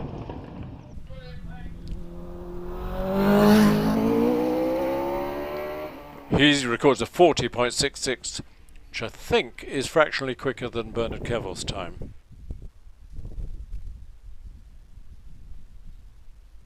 Now hold your hats, because I think this is Scott Moran coming to the line in the car, the GR59 that we just saw Graham Wynne driving.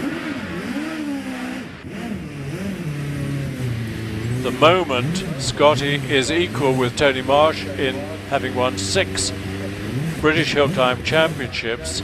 So if he can win the championship again, he stands alone on the top of on the top step with it's a bit like Lewis Hamilton.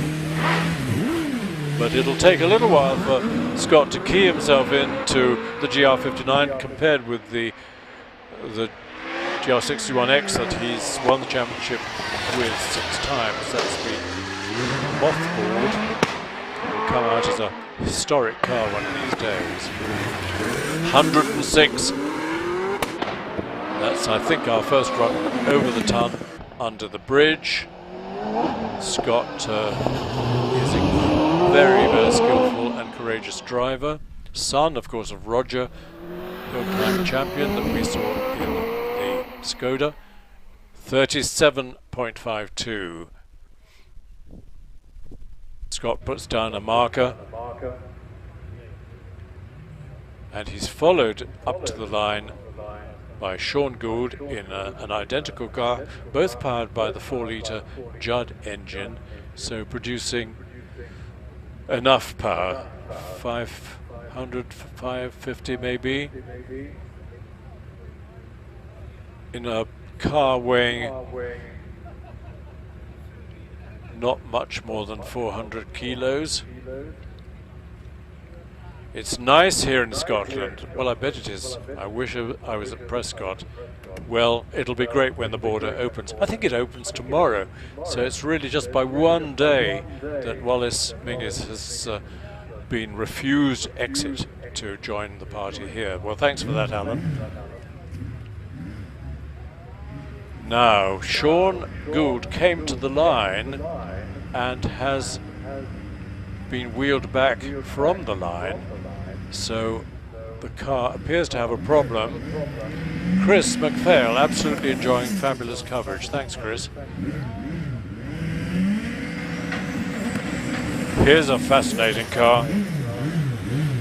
This is Will Hall in the incredible Force WH with its X-Tech developed AER engine. That's a 4-cylinder 2-litre engine developed first of all for the MG LMP2 car that raced at Le Mans.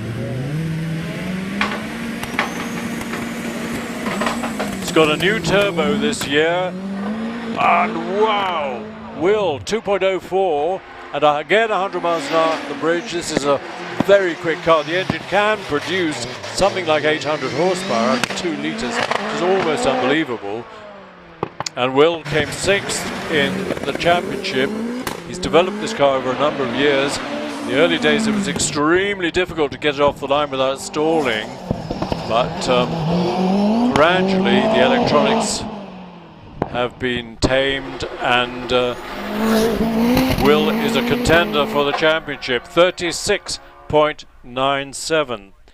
So he's half a second quicker than Scott. Here's 3 times hill climb champion Trevor Willis in, I was going to say venerable, but it's the OMS 28 that he's campaigned for a number of years, again with the 3.2 litre PowerTech engine in the back, similar, slightly larger capacity to the one that Steve and Lynn Owen are running.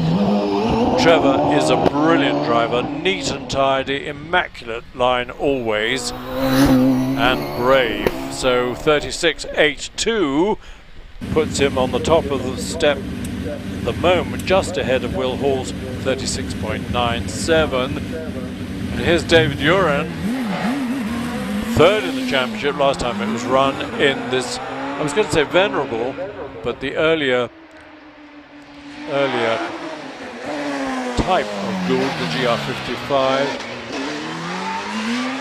one of which still holds the record at Chelsea Walsh, hands of Martin Groves. But David, fiercely competitive and very quick, not quite as quick under the bridge as Trevor and Scott and Will,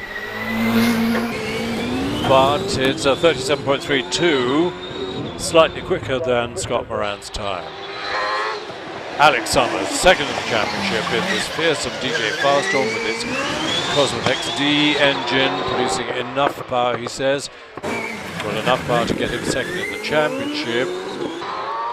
He's a leading engineer for Aston Martin in the week. And we saw Lindsay in this car just now, but Alex potentially can get this car into the 35s. But it's still a fairly dusty hill. Whoa, having said which, 35.77. Wow, that's 3/10 away from the hill record. So Alex, who told me that he was going to take it fairly gently just now when I talked to him in the paddock, has decided that a gentle run of 35.77 would do the trick. They're still working behind the start line. You can see a group of people behind that tripod on the screen working on Sean Gould's car. So I don't know what the rules say about how long you can delay before coming to the start. Chris will tell us.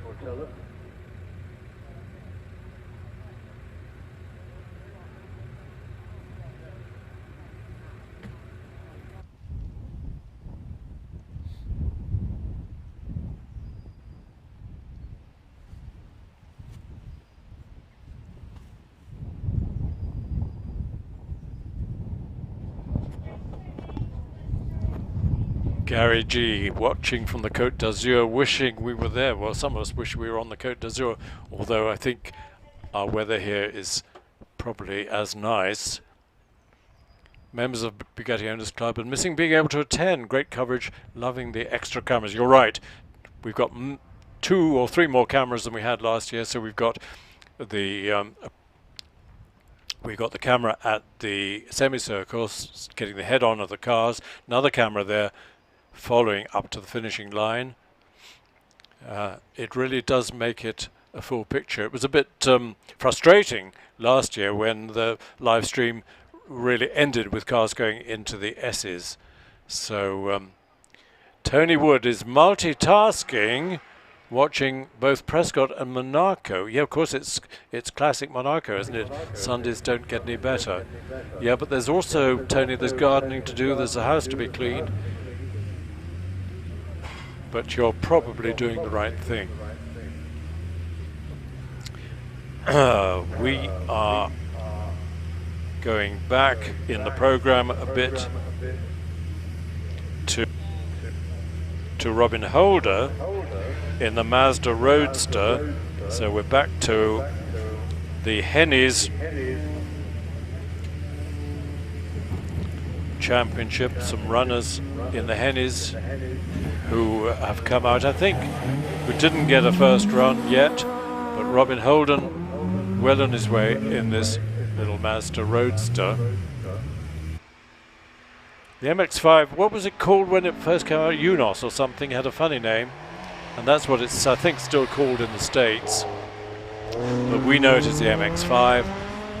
Hundreds of thousands of them have been built, deservedly, because everyone who drives an MX-5 says how delightful it is to drive.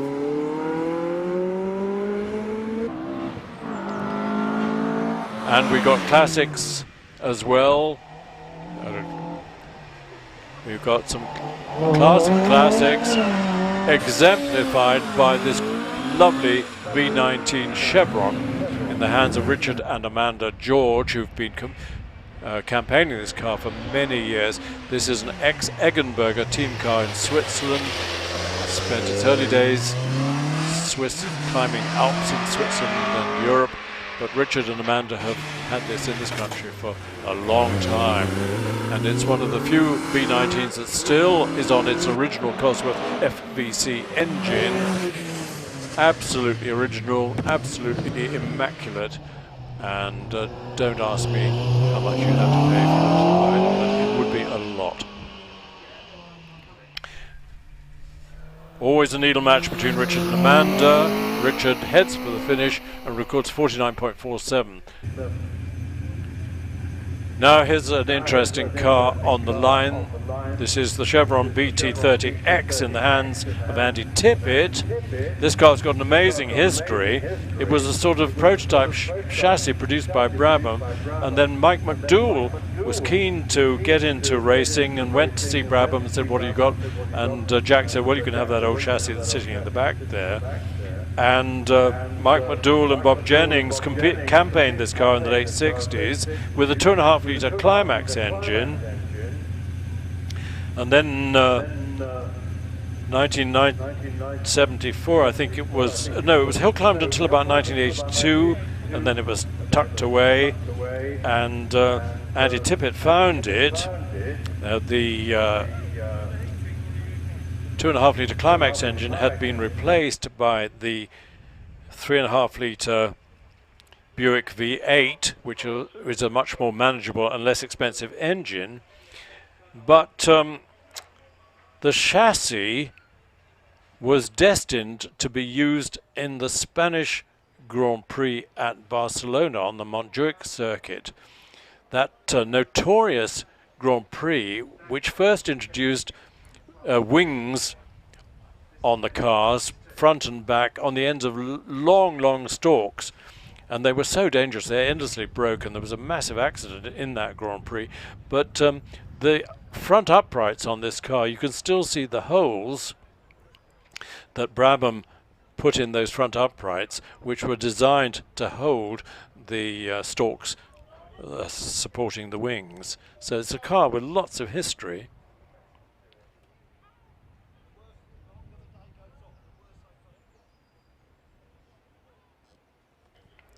David Fife up in Scotland had this car in 1972, and it was he, I think, who replaced the Coventry Climax with the Buick V8, which effectively is pretty much the same as the Rover V8. Rover got the license to build the little Buick oblique Oldsmobile V8.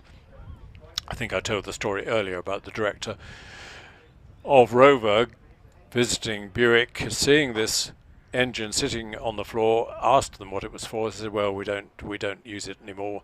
He said, "Right, can we have it?" And we all know what happened then, from the 3.5 litre Rover Coupe right up through thousands of Range Rovers, TVRs.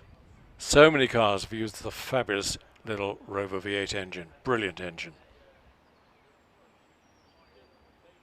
At the moment we've got a pause on the hill, so we haven't got red flags out, so I'm not exactly sure why we have got a bit of a pause.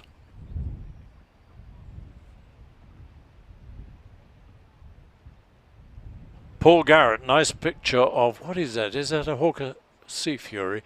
A really excellent coverage, but oh, how I wish I was there. Well, Paul, the good news is that pretty soon spectators will be able to come to Prescott, and we really look forward to that happening. It's lovely to have a huge crowd here. Stuart again, thanks Stuart, loving the coverage. Sprinting up at Aintree yesterday, so great to spend Sunday virtually spectating as well. Yeah, but the real thing is even better, isn't it? I hope the sprinting up in Aintree was successful.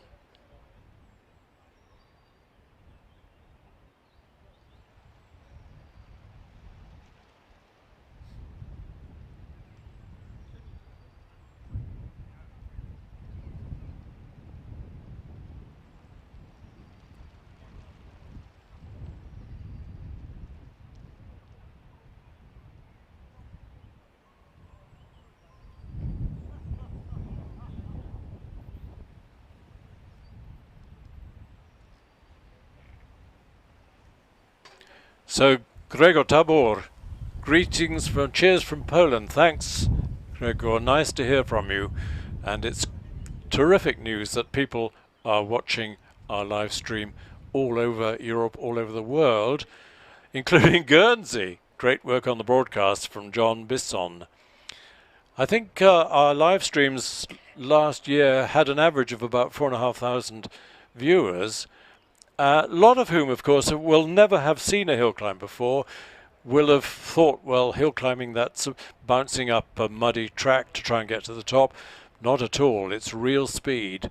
And the top hill climbing cars, which you've seen, Scott Moran and the others driving, they will out-accelerate a Formula One car up to at least 100 miles an hour with no trouble at all. Dumbleton, Rob Lewis. Yeah, mate of mine lives in Dumbleton, with whom I used to share an airplane. He is, I think, just retired from being a BA captain. But Rob, yeah, if you climb on your roof, you could probably just see us in reality rather than on the screen. Dumbleton is a very interesting village just around here, because in Dumbleton, Dumbleton Manor Hotel is a lovely stately home. And the story, and I don't know if it's true, but the story is that Hermann Goering decided in 1940 that when the invasion of this country by the Wehrmacht was successful, he would make Dumbleton Hall his country home, his country retreat. So we might have had Hermann Goering as a neighbour, but fortunately, as we all know, it didn't happen. We've got a slight hiatus, slight pause. No one's gone off, it isn't a red flag, just a bit of administrative discussion before we can continue, but gives us a chance again to have a good look at this unique Brabham BT30X in the hands of Andy Tippett on the line. Brabham cars always had the knack of being very attractive to look at, had a very neat bodywork, I was going to say Jack Brabham had a neat body, but that wouldn't be right. But it's great that Brabham are still around, still in business and producing this hypercar, this supercar, the Brabham. Someone remind me, is it the Brabham 61? But we saw its prototype displayed at the Goodwood Festival of Speed in 2019, I think, or 2018. But I was reading in the comics that manufacture is booming ahead and the car is very much in demand. I had the privilege of having a long chat to Jack. I think it was in Goodwood Festival of Speed about 2006, 2007 in the Drivers Club, and I marched up to Mr. and Mrs. Brabham and said, can you spare a couple of minutes for Goodwood Radio? And Mrs. Brabham said, well, you won't succeed because he won't be able to hear a thing, but not a bit of it. Jack had his hearing aids in, and we had a lovely chat for quite a long time. A really interesting character, and he loved coming to Goodwood, both for the Festival of Speed and the Revival. Sadly, the last time he visited the Revival and raced, he had a fairly nasty accident and had to spend a night or two in Chichester Hospital. But his son David still every now and then comes to Goodwood, and he's a delightful character as well, and an extremely successful racer both here and in the States. Andy Tippett is having a discussion with the start line marshals. It may be that he'd like to go back so that he can have a bit of a tyre warming warm-up before getting to the start line, because the tyres of course do cool down quite a lot just standing. Okay, we got some sunshine, but the temperature is not very high. On the screen is our event calendar. It's a full calendar for 2021. We got the mini festival fairly soon in May, and then a one-day celebration of Italian cars, Prescott Italia. I'm not sure whether that's a competitive day or just Italian cars having fun. And similarly, Porsche at Prescott is not a competition day, but on the 20th of June we got a Club Hill Climb for various club championships, and we've got the members meeting on the 3rd of July. That's good fun as well. And then the British Hill Climb Championship, big weekend, 24th and 25th of July, they come here. We should have had them today, but because of the Scottish border situation, the Motorsport UK decided to postpone the start of the Hill Climb Championship until for another fortnight or so. And then the big weekend in August is the VSCC Vintage Sports Car Club, their traditional run. It's the only run during the year that's run on the short course. In other words, just after the bridge they turn sharp right rather than going up to Ettores, because that's always been the course that the Vintage boys have run since 1937. But it's a huge social event. It's very difficult to get tickets for it. It's always oversubscribed. The fields around are full of vintage cars. A number of people don't bother watching the hill climbing on the track. They wander around the car parks admiring all the vintage cars. Lots of owners spend the weekend chatting with their friends, sipping champagne on the running board of their Bentley. But we do have a second British Hill Climb Championship meeting, so every year we get two, and we're getting the 4th and 5th of September. The Hill Climb Championship comes here again, and then a couple of weeks later the VSCC come for a one-day meeting, and this time they use the long course.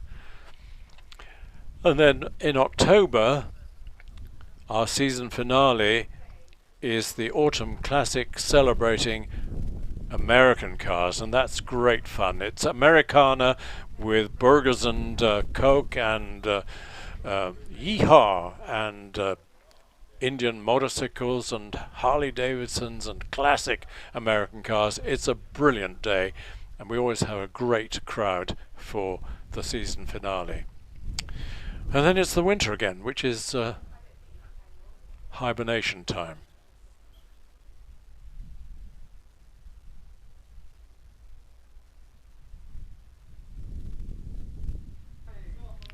When we have spectators here, of course, we've got the restaurant, which will be operating.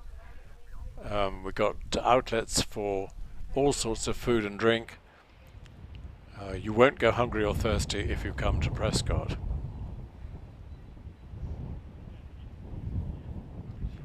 I don't know if Steve on his camera can have a look at the commentary box up high above the looking down on Ettores, but the good news for me and my commentating colleagues, there it is, you can see right up in the left hand corner the commentary box, which has been there, God, I don't know if it's since 1938, but it's been there a long time, and it's a very rickety building with plenty of access for mice and rats and insects.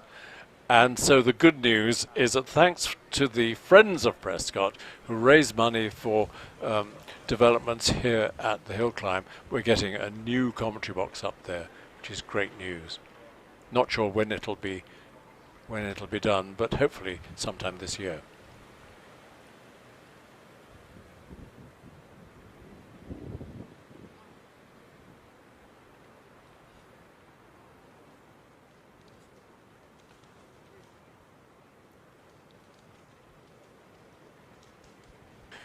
We had a great celebration in 2019, was it 2019 or 2018, of 90 years of the Bugatti Owners Club, and the club produced a very nice video of that year celebrating the 90th anniversary of the club. And if we can find it, while we've got a pause on the hill, we might be able to play some or all of that video, which Steve produced for the club.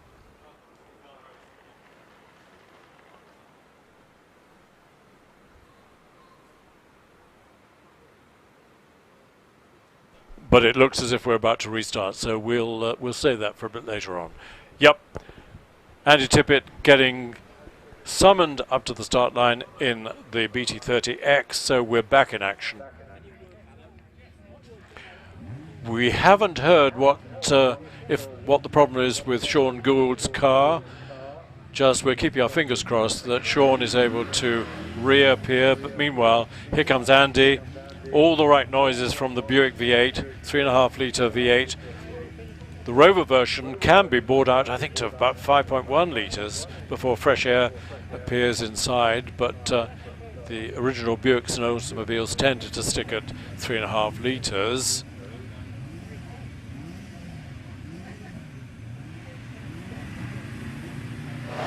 So there goes Andy, off the line, 64 feet, takes him 2.28 seconds, which is excellent. Remember, this is 70s, no, it's sort of 60s technology, so not much downforce, although it's got quite substantial front and back wings, but nothing like the downforce that these modern hill climb cars get.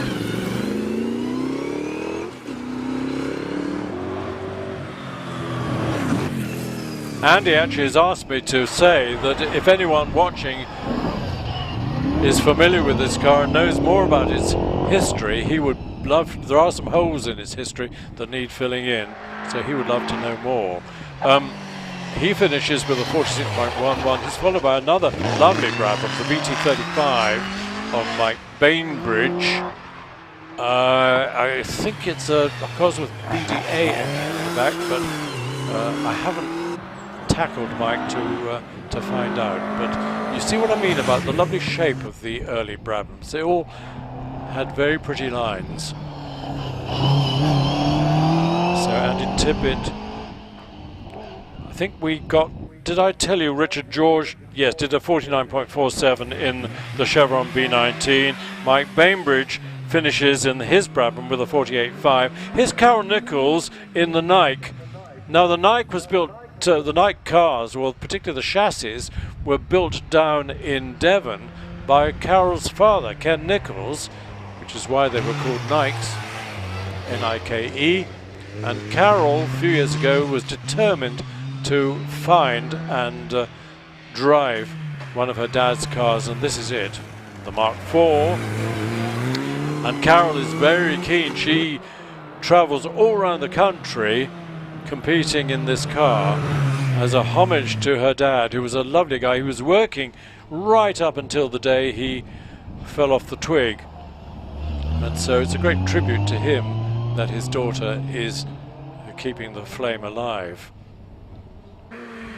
She's nearly finished. Meanwhile, we've got Jim Scott's little Vixen. In the early 60s, there was a plan to have a Formula 4 using, I think, 1-litre imp engines as a very inexpensive formula, but it never really took off. Vixen made a few, and then it all failed. But there are 1 or 2 Vixens still remaining, and Jim Scott won. He's finished with a 53.39. Carol did a 60.28. Now here's a lovely car. This is the Elva Mark VII of Martin Jones. Elva, built down on the south coast. Elva, she goes, and was great competition in the 60s against the Lotus 23, which was built in much greater numbers. But Lotus, the Elva Mark VII, was very popular in the States, either powered by the Ford twin cam engine or the BMW engine. Most of the ones in the States had the BMW, but Martin's has got the twin cam. On the screen at the moment, Martin's time, 51.26. On the screen at the moment, Mike White's MG Special with MGA front and rear axles, MGB engine, and a very pretty front engine body. It's rather like a Formula 2 car of the 50s, as is the Triumph Special of Jeremy Rivers Fletcher, who's been competing in hill climbs for goodness knows how long, son of a well-known Rivers Fletcher, who competed here, in fact tipped up his car here on one occasion. But Jeremy built this Triumph concoction with a GT6 engine, I think a TR4 chassis. Anyway, Mike White in the MG, 61.63. Jeremy has finished with a 54.13. Meantime, here's Amanda. We saw Richard George doing a 49.7, I think, in this car. And now it's Amanda's turn. And she's very competitive as well. But careful not to damage this license car. But both father and daughter are pretty used to driving it. They're used to it. She beats her dad, I think, with a 49.13. On the line, Joe McCrell in a rare car. This is the Tigger Formula 4 2000 car, SF83, but with a Peugeot 1600 engine. Nice, neat, simple car, dating, I think, from 1983. And Joe and his partner really enjoy this car. They know they're not going to win many prizes, but they're having fun.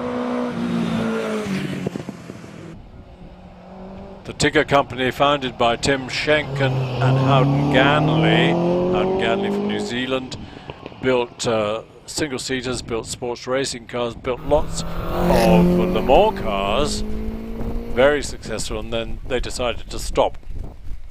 Joe records a 48.86, and on the line, Richard Brown in the Mallet Mark 17. Richard, whose birthday today, he's 77 today. Big celebrations, sharing the car with his son Tom. But as I think I've said 7 times already today. Richard held the course record at Chelsea Wash for a long time, had a brilliant run in a Pilbeam MP, I think 88, with a Cosworth V8 in the back. Oh, now Richard, think, might have had a drive shaft go because he left the line, and I hope he gets a run, but I have a horrible feeling either a drive shaft is broken or there's a transmission problem. But he's wheeled back onto the grass. It might be a good sign that he's on the grass rather than wheeled all the way back into the paddock, but not a way to celebrate your 77th birthday. Let's hope if it's a drive shaft, often that's can be fixed fairly quickly.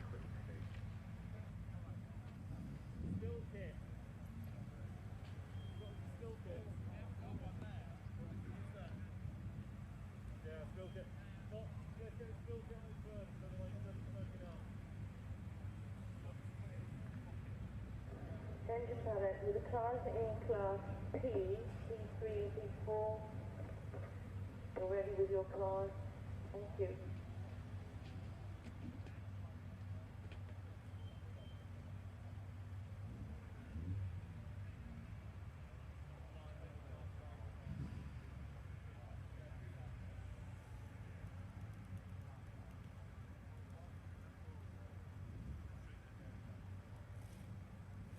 Matra MS10, thanks for the message. That's a shame we can't be there today. Prescott looks lovely in the sunshine, it does.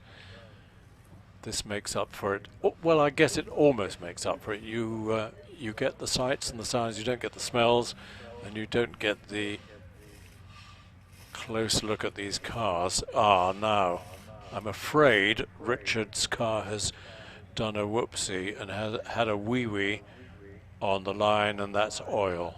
So that is sad and means quite a delay while our marshals sprinkle. It's not cement anymore, it used to be cement dust. It's gone a bit more high-tech than that, both for the environment and for the effectiveness in dampening the oil, but that is going to cause quite a delay. Roy Munro, watching from the sunny Highlands and looking forward to getting back in the saddle. Roy, yeah, we look forward to that. And I'm glad the Highlands are sunny, but I guess they're a bit chilly as well. Thanks for the coverage. Oliver and friend, enjoying watching friends and family from Sydney, Australia. Wow. Well, that's getting towards winter time in Australia, isn't it? Thanks, Oliver. Nice to have a message from Australia. We've had one from Melbourne already, so we've had Melbourne and Sydney. What about Adelaide and Brisbane? Come on, guys. Last year we had a guy sending a message who was on board a tanker off the coast of Fremantle. Brisbane, yeah, good. Thanks, Warwick. So we've had Sydney, we've had Melbourne and Brisbane. We need Perth, Adelaide, Darwin possibly.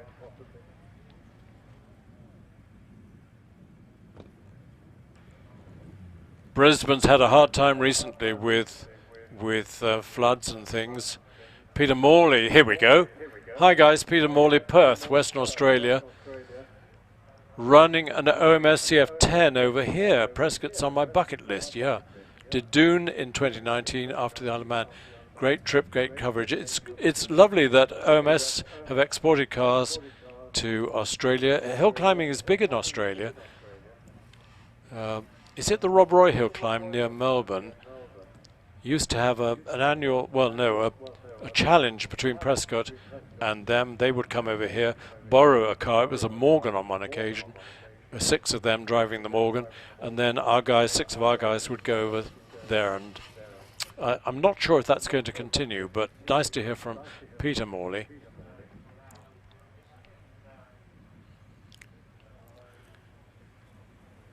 The marshals are laying I don't know if they're absorbent pads or just they glue down, but at least this oil puddle is on the way up to the start line, so our competitors can choose to put their wheels either side of it. I'm not sure if these pads mop up the oil or just cover it.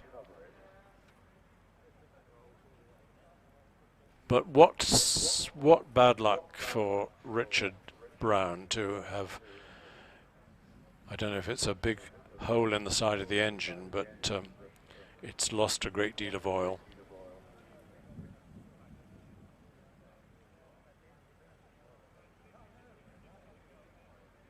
Stu, thanks. Best of luck to everyone competing today. Weather looks wonderful. It is wonderful. Looking forward to competing at the Cooper Day. That's the Mini Day on the 22nd of May. Yeah, that's going to be a big day. Mini celebrated, what does it celebrate? 60 years in a couple of years ago. I was saying yesterday, we look at the BMW Mini, which has been a huge commercial success, and think what a rinky-dink little car that is. But then you see the original Mini, and it's unbelievable how Alec Isigonis managed to develop a tiny car that could nevertheless reasonably comfortably hold 4 adults and luggage. It was a very clever design, and not many people remember that it was, I think, the first time that a transverse engine shared its oil with the gearbox. The engine and gearbox shared the same oil, which was a big risk that BMC were taking. Well, everyone said it was a big risk. It was also revolutionary in having its tiny 10-inch wheels. And of course Dunlop and others eventually, well, Dunlop originally, but others developed special tiny tires for the little 10-inch wheels on the Mini. And inevitably, because the Mini with its molten rubber suspension had such brilliant road holding, inevitably, pretty soon, people started racing them. And what they found pretty early on was that the wheels weren't strong enough. They kept breaking wheels. And so when the Mini Cooper came out, particularly the Mini Cooper S, had much stronger wheels. The Mini Cooper S with the perforated wheels, much stronger than the original. And the Cooper became the Cooper S with 3 engine sizes, 990, 1070 and 1275, of which of course the 1275 was the most popular because it was the most powerful, but I think the 1071 engine was the sweetest. And then of course they won the Monte Carlo Rally, and that was sensational. Paddy Hopkirk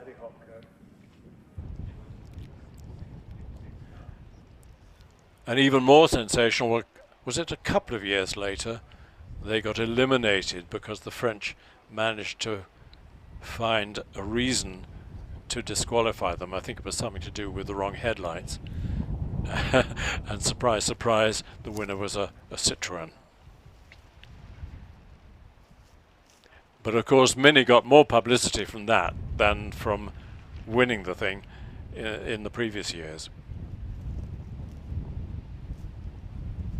My mum had a very early Mini, one of the very first early Minis with the straight gear lever, and I think that was, you know, the first year of Minis, or maybe even the first few months of Minis had the straight gear lever. Anyway, we drove it down to Barcelona in, I think, 1959 or so, and hardly anybody in Europe, in France in particular, had ever seen a Mini, and they couldn't believe this little thing as it scuttled past their Deux Chevaux and their R4 Renaults. Then we shipped it over to Ibiza, and in those days that meant hoisting it on board with a crane.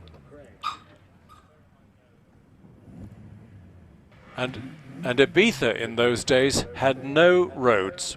It was just tracks. You can't believe it. We used to rent Vespas and bump along kart tracks from Ibiza town right round the island. Bit different nowadays. Anyway, we're back in action. Nice to see. We've got Martin Saunders in this Mark 1 Escort, looking like an RS, and it says RS on the side. So it's got the extended wheel arches and probably a 2-litre, is it a twin cam engine? The Escort Mark 1 was a huge success, both commercially and as a race and rally car, particularly rally car. And this is a really nice one, and it's a quick one as well. So Martin Saunders 55 under the bridge. Round Ettores, if you've only just joined us, this is Ettores hairpin with the kitty litter in the foreground. And into the S's. It's lunchtime, so I'm sure lots of people are having their Sunday roast with the telly on in the background, and welcome if you are. Martin Saunders takes the Escort round the semicircle, heads for the finish, and completes his run for 56.3. And we were talking Mini and Mini Cooper. This is Andy Clark in his Mini with the A-Series engine bored out to 1430. Wow, I thought 1380cc was the limit before fresh air came in, but Andy's found a way. Maybe it's got a long stroke as well, but certainly it's about as big an engine as you'll ever get in a Mini. But aren't they tiny? The thing is, of course, that nowadays, I won't say me, but people are much bigger than they used to be. In the 1959, I think the average height was about, what, 5'8", 5'9", and now it's, you know, the youngsters nowadays are well up in the 6 foots. Anyway, enough of that. We've got a time for the Mini of 56.3. No, that was the time for Martin Saunders in the Escort, 56.3, and Andy Clark was quicker in the Mini with a 55.94.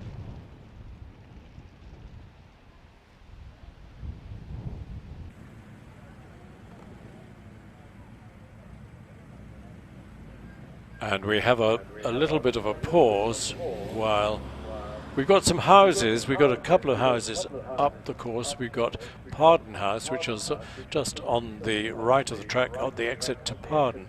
And we got Prescott Manor House right at the top of the hill. And of course, residents of those houses have every right to stop the meeting and go back home or leave and go shopping or whatever. And so a small pause, but our next car is coming out of the paddock, and it's an interesting one as well, one that I haven't seen before. This is Peter Hall in an Abarth version of the Fiat 850.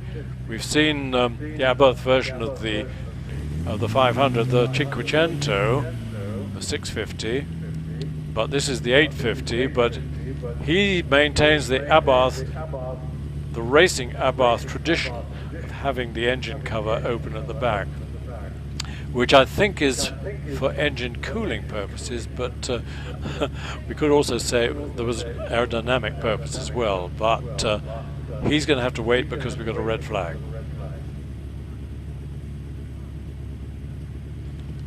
Might be for a bit of sweeping because Andy Clark has finished, so there isn't anybody on the hill at the moment.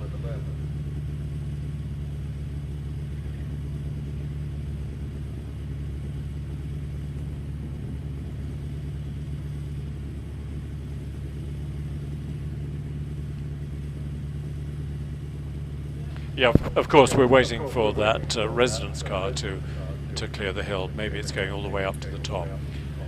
You see the finishing line on the screen. Well, beyond that is the drive up to Prescott House, which is a lovely, lovely house. And I don't know whether when the Bugatti Owners Club bought the estate, whether the house was included. I suspect that it wasn't.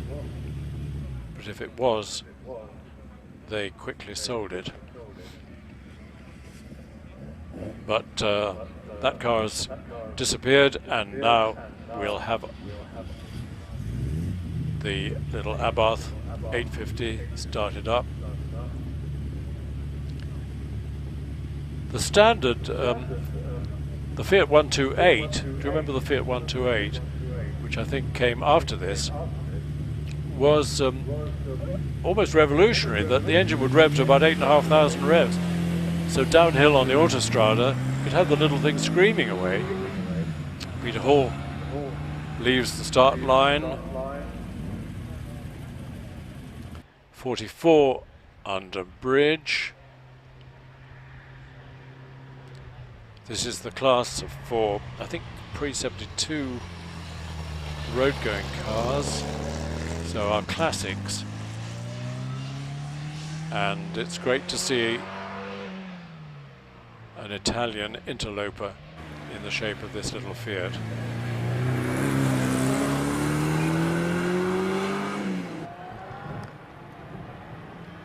He's having fun. Middle of the road. Sensible. Not going crazy. But here's Mark Hobbs. You've seen an Escort Mark 1. This is the Mark 2.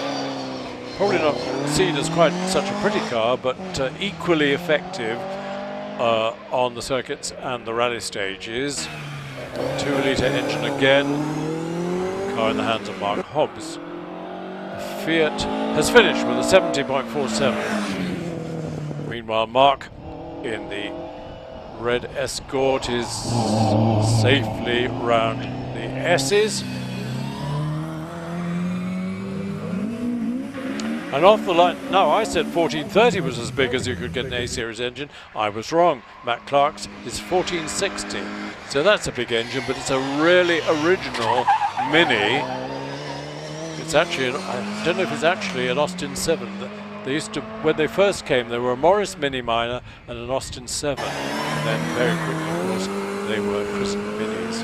But this is a very early one, but with and a nice standard form, not over wide wheels, but with this big engine. And we'll see how quick it is when Matt gets to the finish.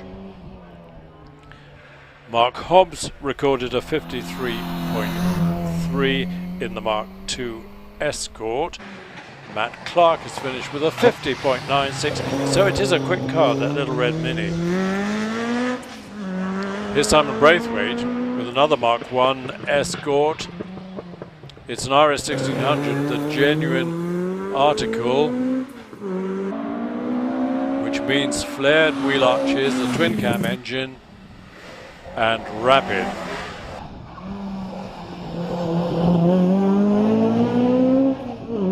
So Simon heads for the finish in the blue Escort.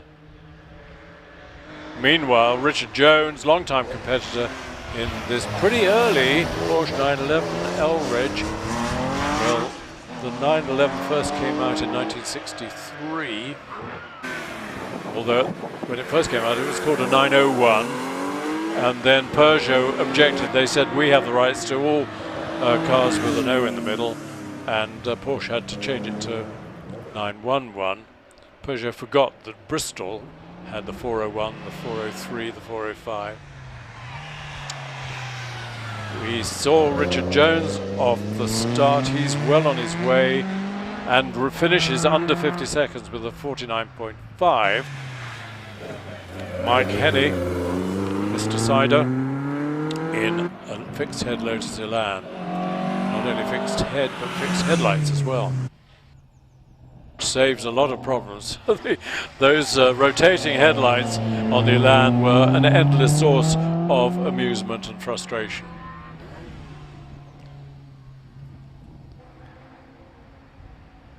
Back to Orchard, and here's Andrew Carney in the Hillman Imp. Modified, of course, 1020cc and lowered suspension, but pretty much standard bodywork. It was a nice car. It was a pretty car. It had a swing axle front suspension, because the one thing Mike Parks didn't want with an engine in the back was that for it to get a reputation for too much oversteer, like, do you remember the Chevrolet Corvair? And so the Imp had swing axle front suspension, so it understeered like crazy, and you wanted to go quickly around a corner, you put a bag of cement in the boot at the front. Here's another one in the hands of Nigel Moss. He's always quick. We've got a time for Mike Henney in the Elan of 54.52. Nigel Moss's imp has had the little aluminium climax engine bored out to 1200. Mike Henney's finished, as has Andrew Carney with a 54.54. Nigel Moss, I think, will be a bit quicker. And here's the Tigger again, this time in the hands of Robert Johnson. Peugeot engine. Nigel Moss, no, he's not as quick. He records a 56.08. Cars are coming to the start line and deliberately avoiding the oil trail or the cement trail. Get as much grip off the line as they can.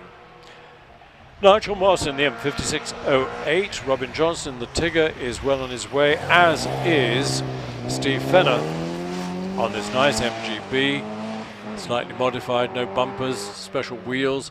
Got the hood up for aerodynamic purposes, and it does make a difference. If you drive with the hood down and the big windscreen, the drag is much greater. So lots of people, if they're competing, wet or dry, they put the hood up.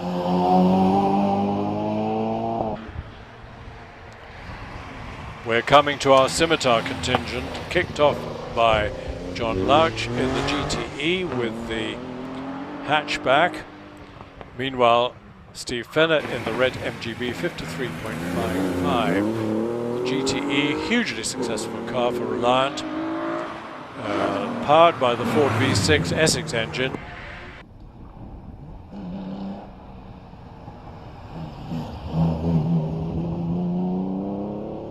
And it's interesting to compare the GTE with the car that's on the line at the moment, but in the meantime we've got Brian Ashley in a rapid MGB GT.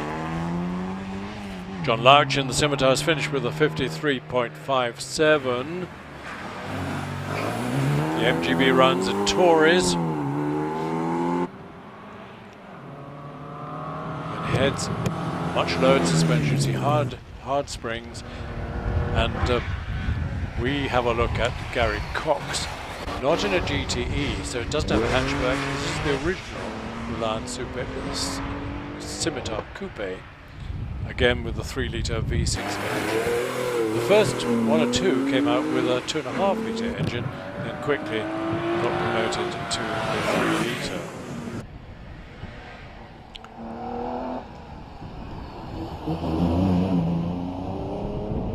So the coupe goes round the S's. Brian Ashley in the MGB 55.07.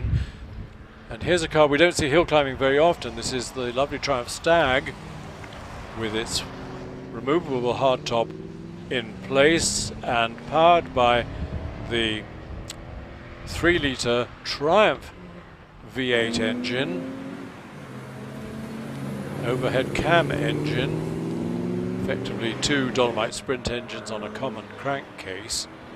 And I was saying earlier this morning, what a shame that the Triumph Stag was never originally well developed and got a reputation for overheating and warping its cylinder heads, and it took a little while for people to work out how to make the V8 engine reliable, but in the meantime a lot of people swapped their Triumph engine for a Rover V8. Anyway, the Stag is finished with a 69.63. It's followed by Ian Moss in the famous Austin Healey 3000, looking for all the world like the car that won the Liège-Rome-Liège rally in the hands of Sterling Moss's sister, Pat Moss.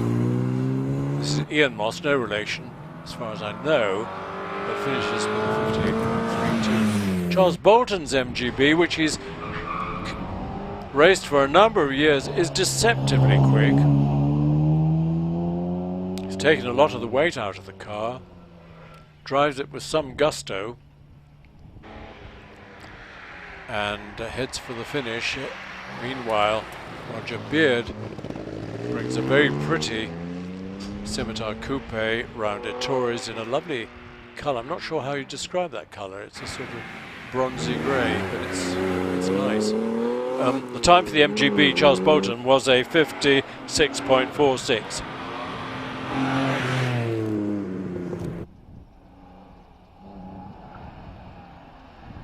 Here's Roger Beard in the Scimitar Coupe. Another one's following him. You might see it in the background. Here it is. It's a pretty car. Nice handling. They had the predecessor, and I can't remember what it was called, to the Scimitar, had funny rear suspension and had a reputation for fairly wicked handling. But when the coupe came out, it was all tamed and holds the road beautifully. Roger Beard's time, 57.1. And I've got handed to me a list of the runners in the top 12 runoff, which I'll give you as soon as I can. But Terence Cox in the metallic dark green, 61.53 Scimitar Coupe. Here's Mike Fisher in the MG Roadster, detachable hardtop, mini light wheels, suspension tied down tight, 1840cc MGB. That was the standard. Some bored out, and then of course later on the MGB GT, the fixed head, had the possibility of having the Rover V8 engine. But the MGB was a huge commercial success, and it was a shame that it wasn't really followed by another front-engined MG sports car. It was followed by the MGF, which is a nice car with a mid-engine, not as pretty, and although it sold pretty well, as did the subsequent MGTF, eventually it all petered out. Well, I think the last of the TFs were shipped in component form from China and assembled at Longbridge. Anyway, Ted Elwes follows in the red MGA. It's actually got an MGB engine. We won't talk about that. But meanwhile, Josh Sadler, who used to run a business fettling and buying and selling Porsche 911s, is here with this well-used Porsche RS.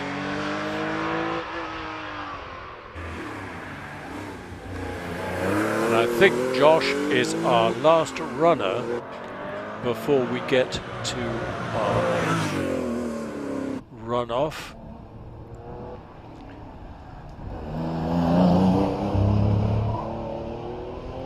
And we'll have a bit of a pause, which will give me time to give you the list of runners in runoff. So Josh finishes with a good time, 49.53. Yeah, our clerk of the course is about to take a run up the hill just to make sure that everything is all clear for our runoff. In the meantime, if you're interested, I'll give you the 12 runners in the top 12 runoff. If you want to make a note. First runner will be Graham Wynne, who qualified with a 39.42, so he qualified in about 9th, but he goes off first because it's the shared car. If you remember, they're in the Gould GR59, which Graham is sharing with Scott Moran. So he goes up first, and then he jumps out and Scotty gets in.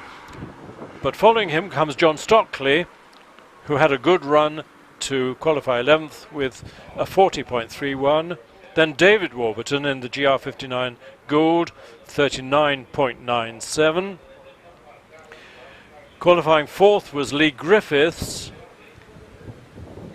in, is it an OMS 25? 39.95. And then amazingly, Charles Hall, in his first ever hill climb and his first visit to Prescott in the Empire Wraith, has qualified 1, 2, 3, 4, 5th with an amazing time of 38.65. So brilliant, well done to Charles. 6th qualifier, so that Charles Hall qualified 5th. 6th qualifier was Simon Moyes in the red Gould GR59, qualified with a 38.52. He's followed by Einon Price with a 37.62. He runs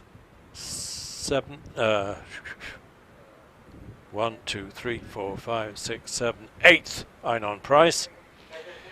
9th, so 5th qualifier was Scott Moran with a 37.52. Qualifying 4th was David Uren with a 37.32.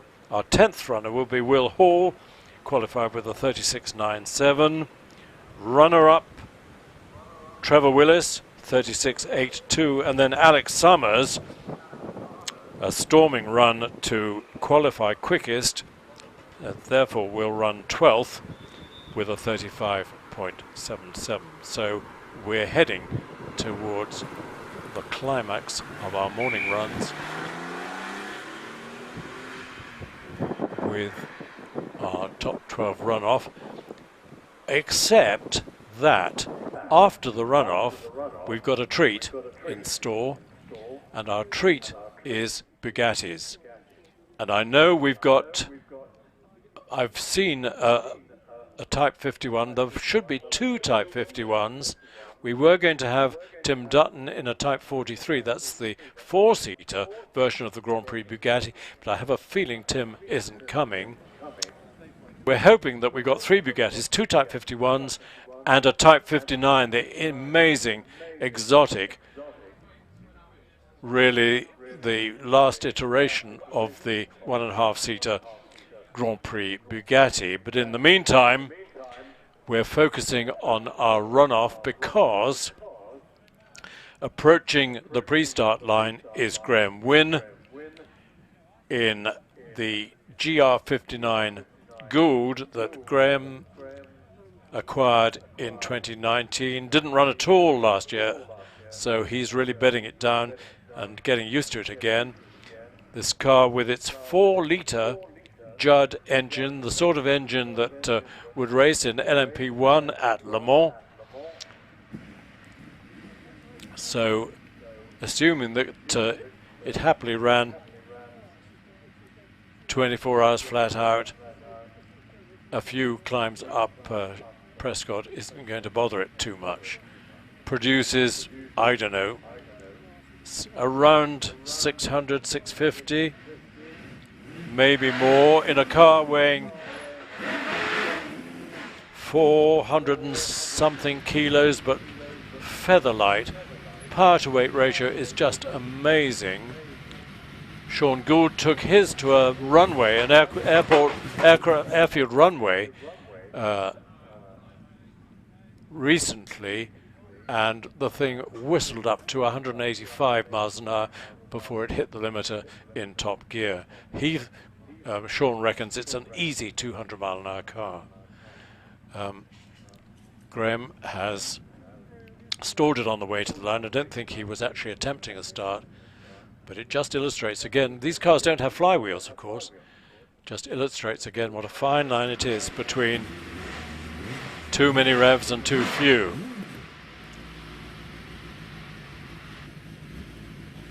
All these cars, of course, with paddle shift, gear change, usually pneumatic. Graham Wynne was awarded the OBE a few years ago, and he's thrilled. I had a long chat with him this morning. He's thrilled to be sharing with Scott Moran. It's a win-win for both sides, except that Graham knows that he's got to bring the car back in one piece for Scotty to have his run. But he qualified with a 39.42, and his speed was 96 under just past the bridge. So Graham's going well without going crazy. The hill is still a bit dusty. It's not like a runoff in a British Hill Climb Championship where everybody will be on brand new or pretty new tyres. So Graham qualified with a 39.42. I think this will be similar, slightly quicker, 39.38. He'll come down the return road, he'll jump out, and Scott will jump in. John Stockley in the little force.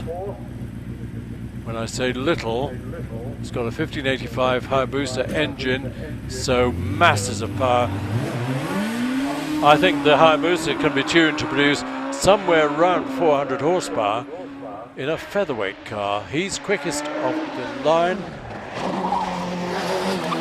with a quick 64 feet of 2.12, 94 under the bridge, rushes from Torres and whistled it round Pardon hairpin, heads sweeping left, sweeping right, and into the S's.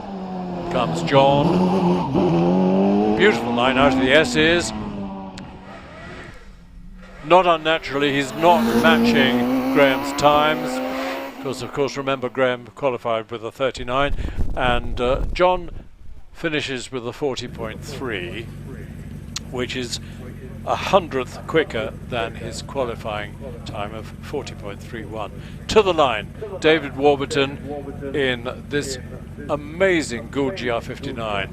Gould is now producing lots of car parts for Formula One cars, so he's not relying on hill climb cars for his bread and butter, but there's a steady demand for the hill climb cars. David off the line, quickest so far, and 87, not so quick, into Orchard, hugs the inside curb round Torres,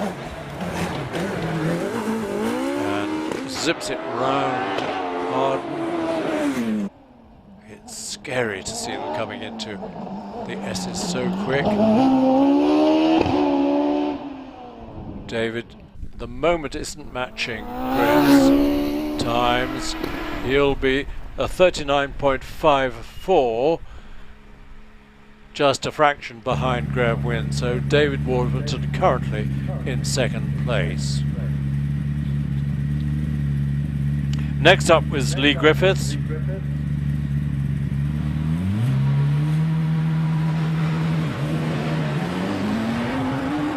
In the OMS 28 with a 1660 but supercharged engine, and was it 88 round through the trap and onto the grass. Now if it was all four wheels on the grass, it might be a non-run, not sure. So we'll have to see whether this qualifies as a run. I think only two wheels went on the grass, but we'll see. Now it's smoking. I hope he hasn't harmed the engine. There's a bit of smoke coming out of the back. I didn't like the look of that. And it's a 43.13, so Lee, having qualified with 39.95, doesn't regard that as his best ever run. Now this is sensational for me. This is Charles Hall having his first hill climb, his first ever visit to Prescott, qualifies fifth fastest with a 38.65. Lovely guy. Had a chat to him in the paddock. Really blown away by how lovely Prescott is. He's brave. 90 miles an hour through the bridge trap. Neat and tidy. But gets red flagged. Now why? Is there some sweeping to do? Or remember, Prode Lee's car was smoking, and I think there's a necessary inspection to see whether it dribbled anything. I thought it was just smoke, but keep your fingers crossed that we're not going to have a long delay with more cement spreading.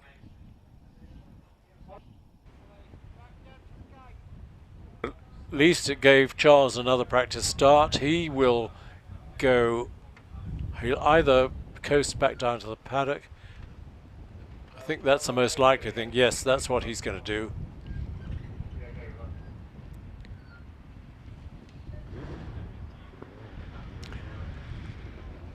There used to be a crossover. We used to have a crossover course here at Prescott when you went round to Torres the other way. In other words, you turned halfway around. There you could see you halfway around Orchard. You went off to, when you were driving off to the right, and went round Ettores the wrong way, and then another crossover back to the main track before going to Ettore. It was hopeless. It never worked. The cambers were all wrong. Everybody hated it. So after a year or two, the club decided enough was enough. I think I did it a couple of times. I don't know if it's good news or whether they found some damp on the track.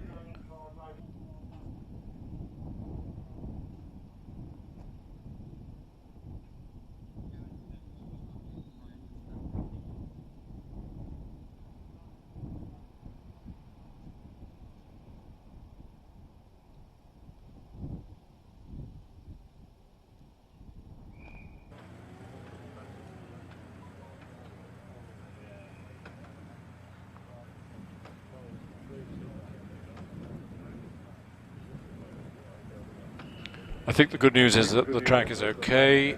Charles is getting wheeled back to the start line.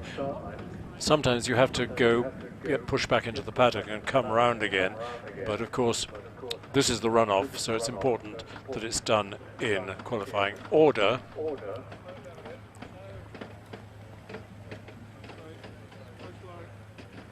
I'm not sure what Charles raced on the circuits, but he's clearly a brilliant driver.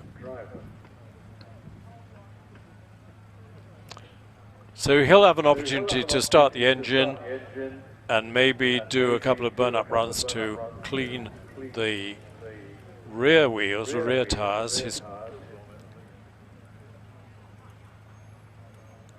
getting some help in cleaning the tires, including one ex-hill climb champion busy on the back wheel. Back tire, that's Roger Moran.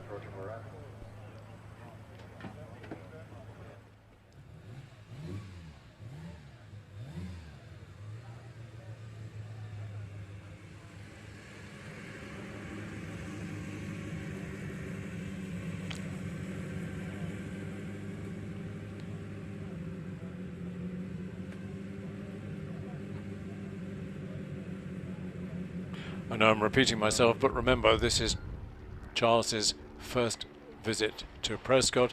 In the meantime, we've got something to look at in the sky. So you've got to have one eye on the ground and one eye in the sky, because we're having a visit by a tiger moth.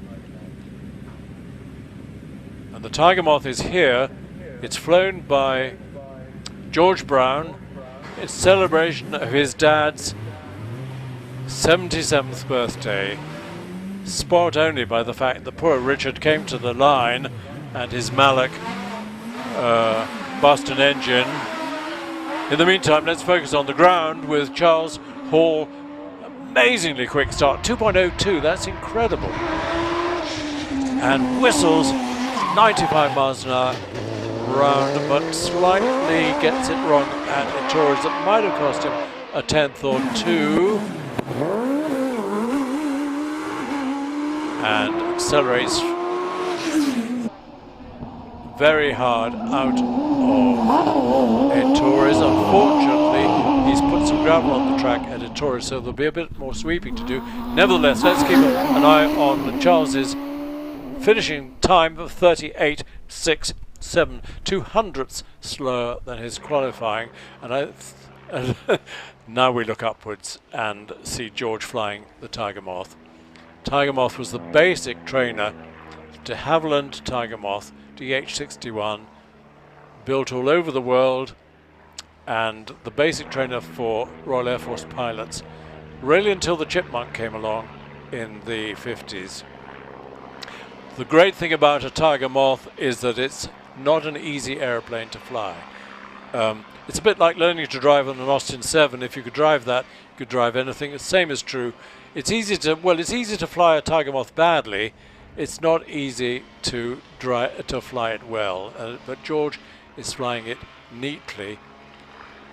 What happens with a Tiger Moth is that you tilt it over using the ailerons like that, and immediately it wants to turn sharp one way or the other, and you have to balance it with skillful work on the rudder pedals to keep it in trim. But as you can see, it's a nice, graceful aerobatic aircraft. It's easy to do loops and spins. It's powered by the de Havilland Gypsy engine, which is upside down, so the crankshaft is at the top and the cylinder head is at the bottom. And the reason for that was it put the propeller in the ideal thrust line for the rest of the aeroplane. Previous Moths had had their engine, their Gypsy engine, the right way up, and it meant that it rather restricted the maneuverability of the aircraft. Tiger Moths, I'm not sure how many were built, something like 3,500 I think were built, or maybe more, and they're still used, still flown, still enjoyed in this country. I fly from a little airfield just up the road called at Bidford, and we've got a resident Tiger Moth there. So many happy returns to Richard Brown for his 77th birthday.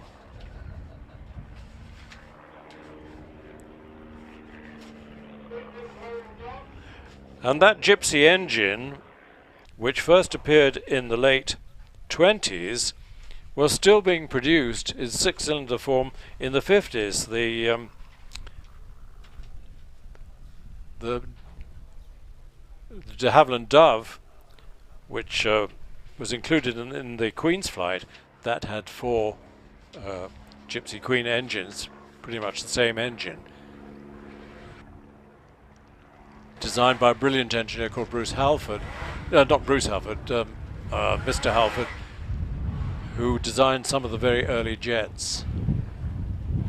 So thanks, George. It's a lovely celebration of your dad's birthday, but we switch our attention back to the start line. Simon Moyes in this lovely brand new GR59. It's amazing technology, the GR59. Look closely, you see the tub. Well, it's not a tub, it's the whole bodywork is one carbon fiber piece from front right to the back. Simon not quite as quick off the line for 64 feet, but his speed under the bridge was over the time 101, 2.18 for the start, 101 miles an hour, and now into and out of Ettores with a slight nudge of the grass. I don't think it'll require sweeping. He's not quite as quick, I don't think, as Graham Wynne. So Simon finishes with a 39.08, 4 tenths or so behind. Of course, Charles Hall is our quickest so far. He did a 38.67. Simon is in second place with a 39.08. Here's Einon Price in the Little Force TA. Einon is always quick. Now Einon qualified with a time of 37.62, so comfortably in the 37s in this little car. Again, Suzuki engine, blown Suzuki engine. 2.06, brilliant start. Charles so far was the quickest start with a 2.02, and Einon 96 through the speed trap. Immaculate line, as always, around Ettores. Still got George and the Tiger Moth above, but we're focusing on Einon in the Force. He's quickest so far at the midway stage. He's on the green, and so he's facing a 38.67. Well, he qualified in the 37s, so yeah, 37.96 pops him top of the tree. Top of the tree. Well done, Einon.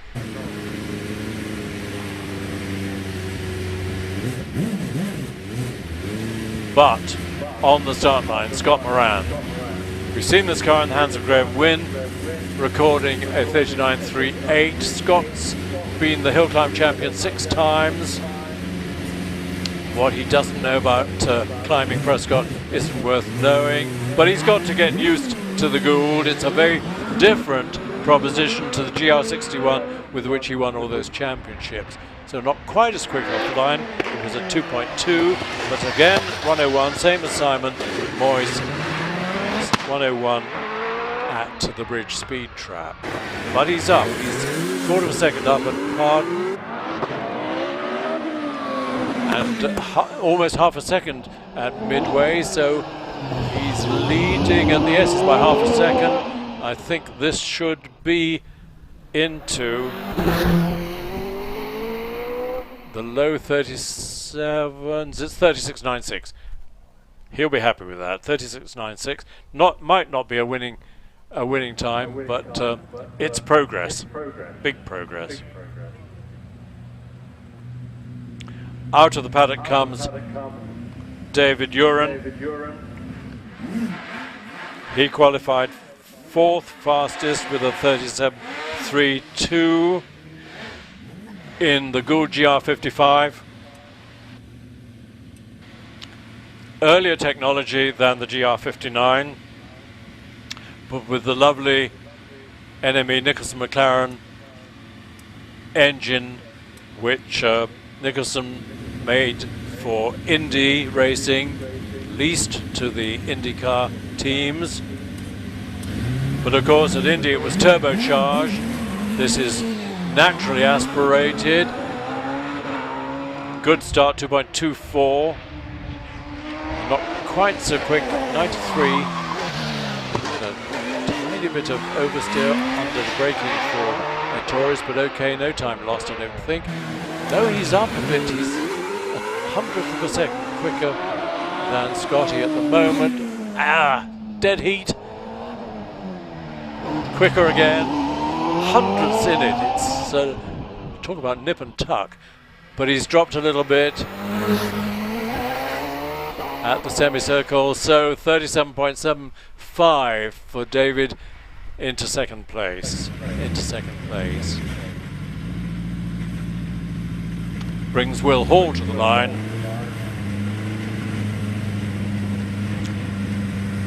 Will Hall in the incredible force with its AER engine, capable of producing some 800 horsepower out of 2 litres. It's got a new turbo this year.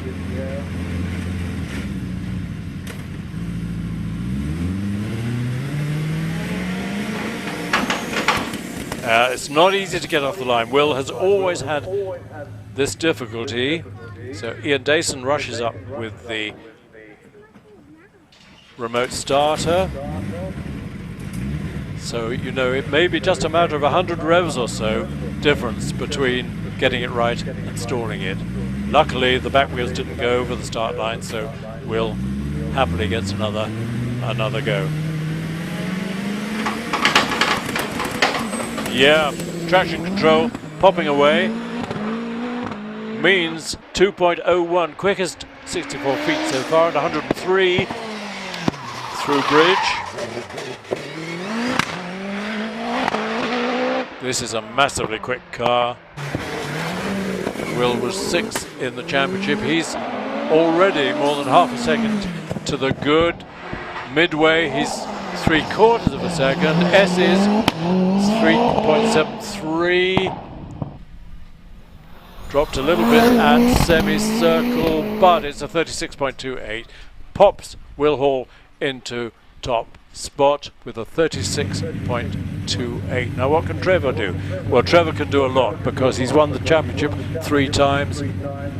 He's got the 3.2 litre PowerTech engine in the OMS 28. And he's a brilliant driver. 2.09, 97 at bridge. But Trevor makes up for the power deficit with skill. Immaculate line. Oh, that's the commentator's curse. Bit of oversteer out of Ed Torres has dropped him quite a long way back. He's down 0.6 of a second, 0.6 at semicircle. So this will maybe put Trevor into second place, 36.71. But without that slight whoopsie at part, probably he would have just been ahead of Will. We'll never know. No, maybe not half a second dropped. Alex, what can Alex do? He can certainly get off the start 2.01. He could get over the ton through the bridge trap at 105. Alex, his qualifying was 35.77. He's up quarter of a second already at Pardon. And at Midway, and at the S is consistent.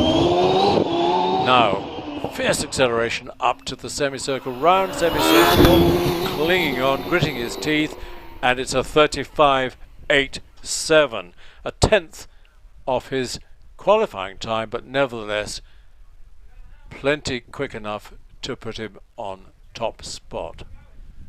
Why have we got 13 runners? Oh, of course, that's Charles Hall's abortive first run, wasn't it? He got red flagged. So here's on the screen the result of our first top 12 Midland Hill Climb Championship runoff, sponsored by Wind Developments. Won by Alex Summers with a 35.87. Then Will Hall, 36.28. Trevor Willis, 36.71. Scott Moran, 36.96. Fifth, David Uren, 37.75. Sixth, Einon Price. I'll just break off from the results of the runoff because we've got something special on the line, which you can see behind the listing, and it's the Type 51 Bugatti of Ed Burgess. The development of the fabulous Type 35 Bugatti Grand Prix car with its twin cam engine, producing some 30 or so more horsepower than the Type 35. We're talking Monaco. The first Monaco Grand Prix was won by a Type 35 Bugatti. Type 51 had an illustrious Grand Prix career, and Ed Burgess has competed in this one for quite a few years, drives it on the road every now and then. Straight 8 engine, roller bearing crankshaft. Sure you'll know what that means.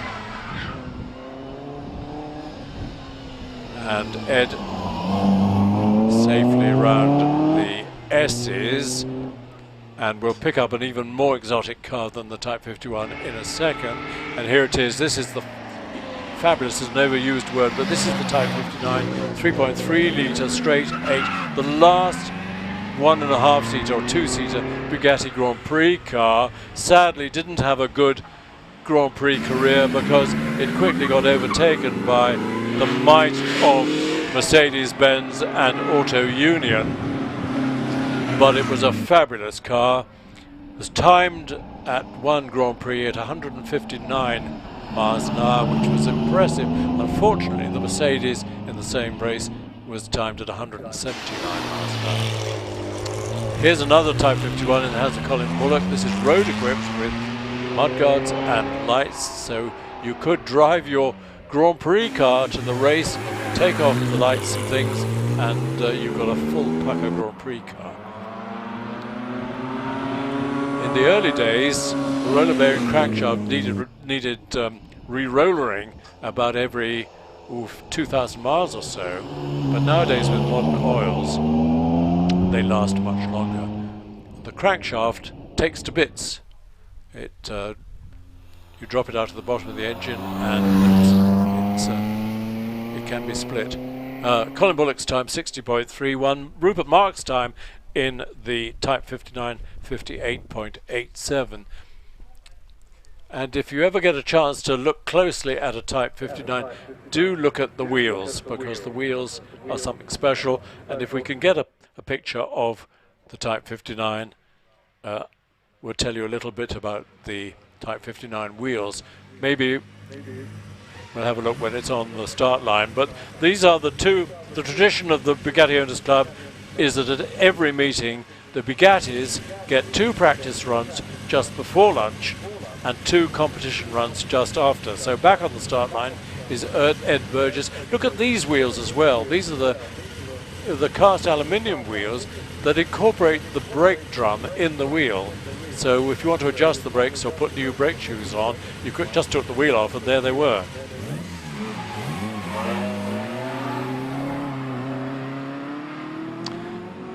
A few years ago there was an acceleration match between a Bugatti Type 51 and a Porsche Turbo, I think, and they were pretty much neck and neck for the first 100 or 200 yards. So it's a very quick car, supercharged of course. The Type 35 you could have supercharged. Look at those wheels. Now those are the famous piano spoke wire wheels, where the hub's only purpose, the spoke's only purpose is to keep the hub in the middle of the wheel, because all the driving and braking forces are taken by an internal gear ring on the wheel and an external gears on the brake drum, but for some reason poor Rupert has had to pull off. Commentator's curse strikes again. Sounded as if the engine was okay, but maybe Rupert has struck transmission problems. He used to drive this car on the road to the meetings, but I think sensibly. Well, it's not transmission, but at least reverse gear works okay. That's a shame, because it means we might not see Rupert do his second competition runs. So we focused at the moment on the Type 51 of Colin Bullock on the start line. As soon as he goes off the line, the caption will change. But I was talking about the aluminium cast wheels of the Type 51 and Type 35, and also noticeable that in the early days, to start the engine, you swung the starting handle on the front. Nowadays, of course, although the starting handle is still there, they have an electric starter. Ettore Bugatti was a very innovative engineer, and the Type 35 had a really interesting clutch, which I think had about 8 or more clutch plates bathed in oil. So the clutch was full of oil, and in those days, in the 20s, the Type 35 appeared in 1924. Most clutches were leather-lined cone clutches, which were horrible, but the Bugatti clutch was always a treat and lasted a long time. It also had bob weights, which meant that the faster you went, the tighter the clutch gripped. Anyway, Colin Bullock heads to the finish. Ed Burgess recorded a 53.79. Colin Bullock doesn't need his lights or his mudguards today, thank goodness, but I guess it means he's driven here on the road. 60.94. So at the moment, Ed is the leading Bugatti with a 53.79. That's the end of our first morning runs. We have overrun a bit.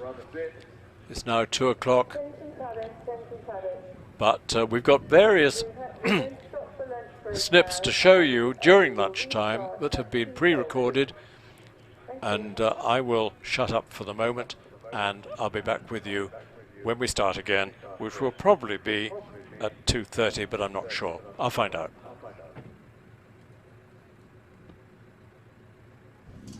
Bright red, bright orange coloured. You'd think it was a KTM, but it's not. It's a Honda F2. It's an F2 with a Honda engine. Hang on tight, Jane. She does. And a nice start in 2.69. 59 under the bridge. Jane jumps over from the left-hand side to the right-hand side, leans as far out to the right as she can, and then you'll see her grabbing the grab handle and sticking as much of herself as she can right over to the left. Keep away from the Armco, Simon.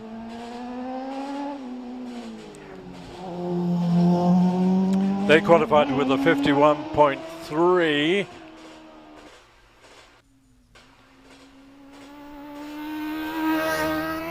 Hugging the apex at semicircle, 51.9. Not quite as quick as their qualifying run, but a good run anyway. They're followed by Mark Short, and Mark qualified with a 51.1. He's on the KTM with a long travel suspension. Good start, 2.2. That's really good.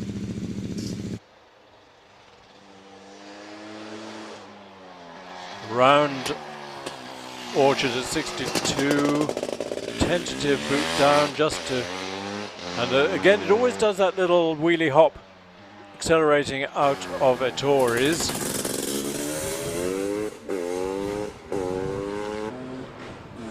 His qualifying time was a 51.1.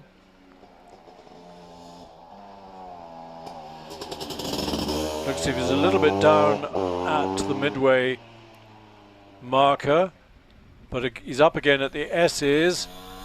So can he get in the 50s? I bet he would like to. He doesn't quite. 51.02. 51.02 for Mark. Next up, Alan Jolly. Big bike. This is the 1200cc KTM. Space frame, as it were. Again, long travel suspension.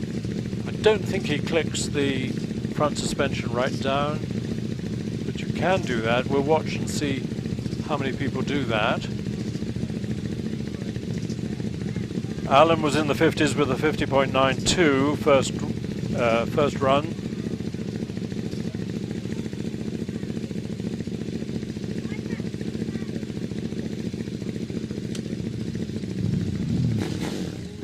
Nice boom from the big KTM engine. Really quick start, 2.14. 62 rounds Orchard, hugging the inside verge. Correct. Oh, I wasn't going to say that, was I, anymore? The late entry into Ettores, and another little hop. Mini wheelie as the car goes down out of Ettores. Beautifully round pardon.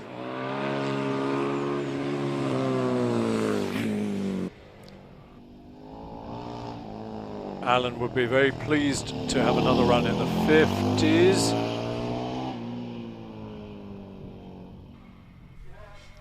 .98 at the split at the S's. 51.82. Interesting. Times are a bit slower than in their first two competitive runs. Matthew Mogridge on the line, and Matthew of course is in the big Suzuki 1080cc Suzuki. I think he did click the front suspension down, but a very good 64 feet.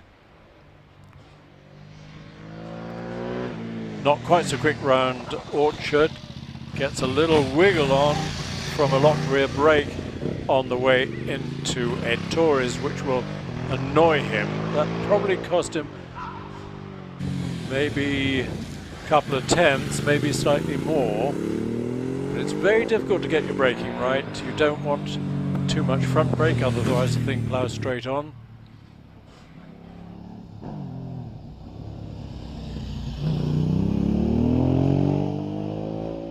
Fierce acceleration up to semicircle. We'll get a head-on view in just a second. Here it is. Qualified with a 50.62. No, that cost him more than he wanted at Ettores. He won't be happy with that. 53.29. Now, who's next? It's Patrick Dolan. And Patrick is on the Honda CR 500cc Honda.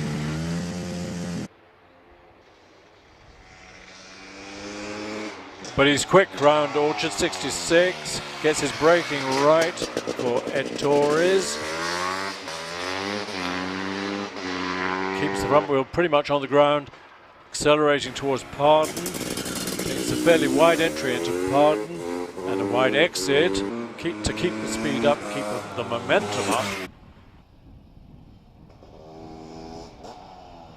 Into Tom Rote corner. We always call it the S's, but actually officially it's named after the famous engineer Tom Rote. Patrick Dolan on the way to the finish. He qualified with a 50.29, not quite as quick, but 50.43 puts him top of the leaderboard at the moment. George Hodges, Team GV CRF.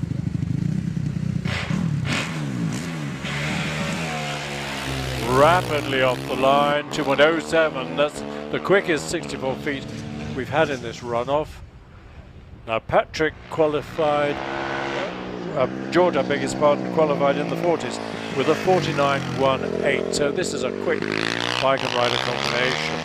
Long travel front suspension, really extends the forks on the way on acceleration. So his time is up, he's 0.71 up on the Patrick Dolan time so far. Very quickly round S's, fierce acceleration. Let's see the head-on view at semicircle. It's good, it's a 48.55. Excellent for George. Pops him into first place, and on the line we've got the KTM. We've got Glyn Poole on the KTM. Triple record holder, rapid bike, rapid driver, bit of a wheelie. What can Glyn do? Well, 900ths slower offline, won't make much of a difference. Quickly make up the time, apply the power, and then late braking for Pardon. Bike is road registered, be fun on the road. It isn't a headlight, it was the sun shining, reflecting off the front number. He's slightly down at the S's, he's slightly down at semi. Can he make it up on the run to the finish? Not quite, 48.98. Puts Glyn in second place. Jamie Mitchell comes next. Jamie on the little 500 BRC, qualified with a 48.39. So that would, if he repeats that, it'll put him at the top of the field. And he's going for it. 68 round at Tories.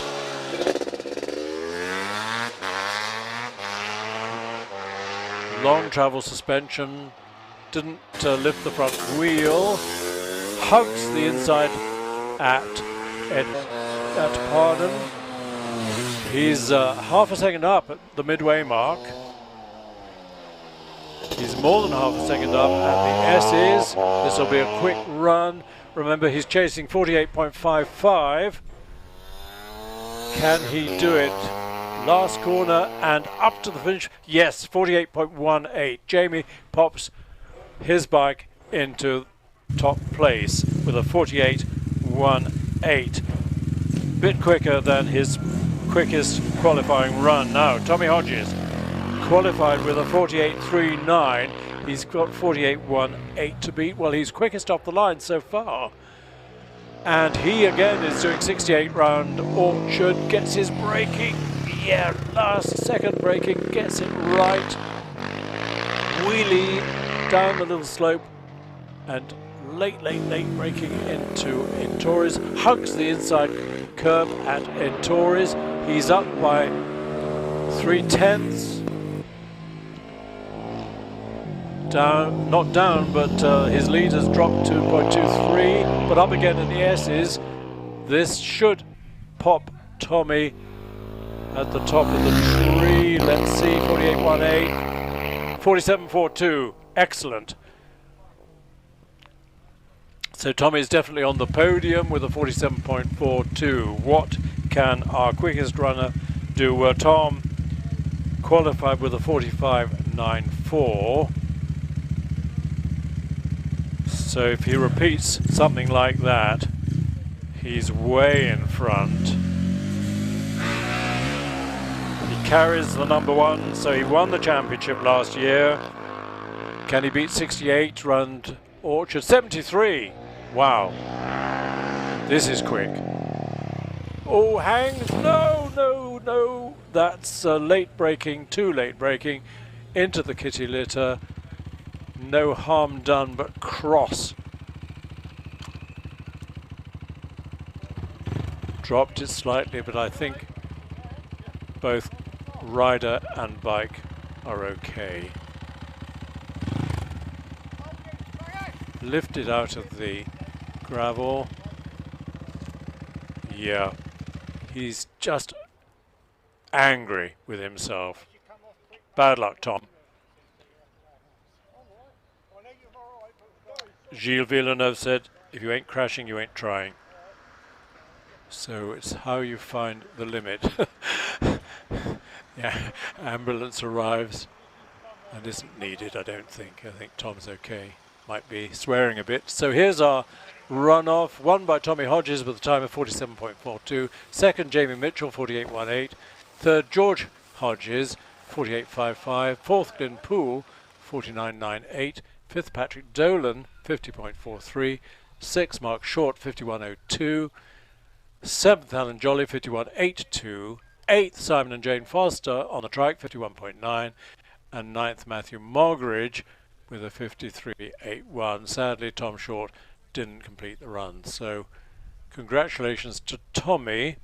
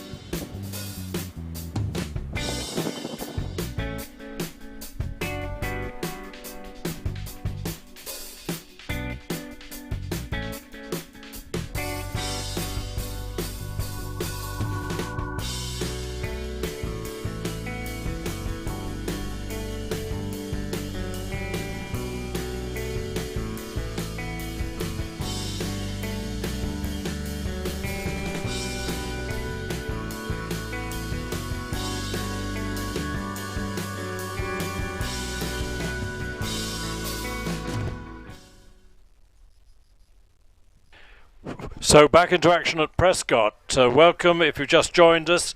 We've had a fabulous morning of hill climbing in glorious sunshine. Prescott is an absolute treat at this time of year. Blossom on the trees, leaves coming out. We've got a slightly cold breeze, and we've got some lovely cars coming to the start line. This is the home of the Bugatti Owners Club, so appropriately our afternoon runs are kicked off by three glorious Bugattis, the first of which is the Type 51 Bugatti, Grand Prix car from 1931, successor to the fabulous Type 35, but the 51 is a virtually a Type 35 with a twin cam cylinder head. It's a straight 8 engine. For some reason, Ed is being ushered off the line. Not sure why. The drivers in class, the following classes, please go to their cars and be ready to commence the game start. I hope you were watching this morning and you will have seen a very exciting top 12 runoff. N, P3 and P4. If you get ready to sit in your cars and await your master's instructions. Thank you.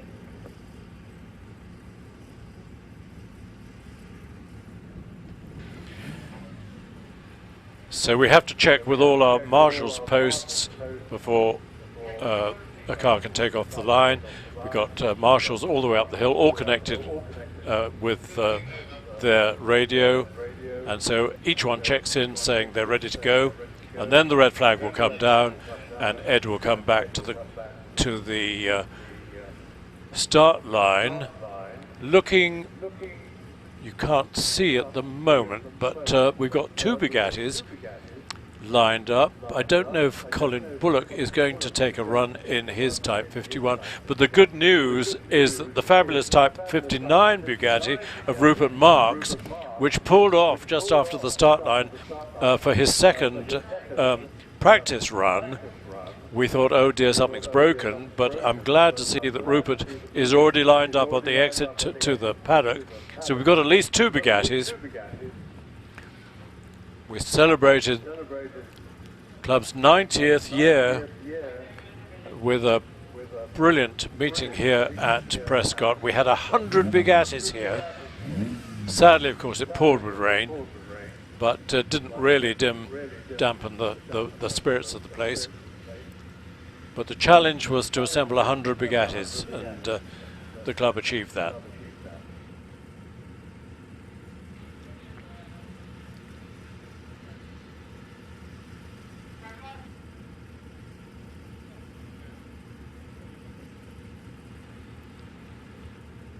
So maybe you've just joined us, wondering what hill climbing is all about. Well, you'll get a pretty good idea by the end of the afternoon. But Prescott has been in action since 1938.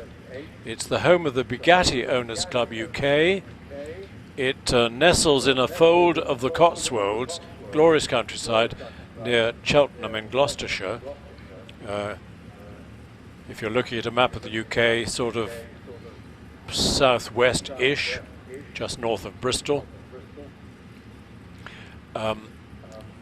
And the great thing about hill climbing is it's very relaxed, it's very friendly, it's a social event when we have spectators, but sadly, because of this crazy COVID situation, neither last year nor so far this year have we been able to welcome spectators to the hill climb, which is why, fortunately, we're able to live stream the event, and we've had a good number of people getting an introduction to hill climbing from our live stream. And this morning we've had messages from 3 cities in Australia, which is really nice. Insomniacs down in Australia. We've had people messaging from Europe, but the real action starts with Ed Burgess in this lovely Type 51 Bugatti. The predecessor, the Type 35 Bugatti, the classic Bugatti of this shape was introduced at the French Grand Prix in 1924.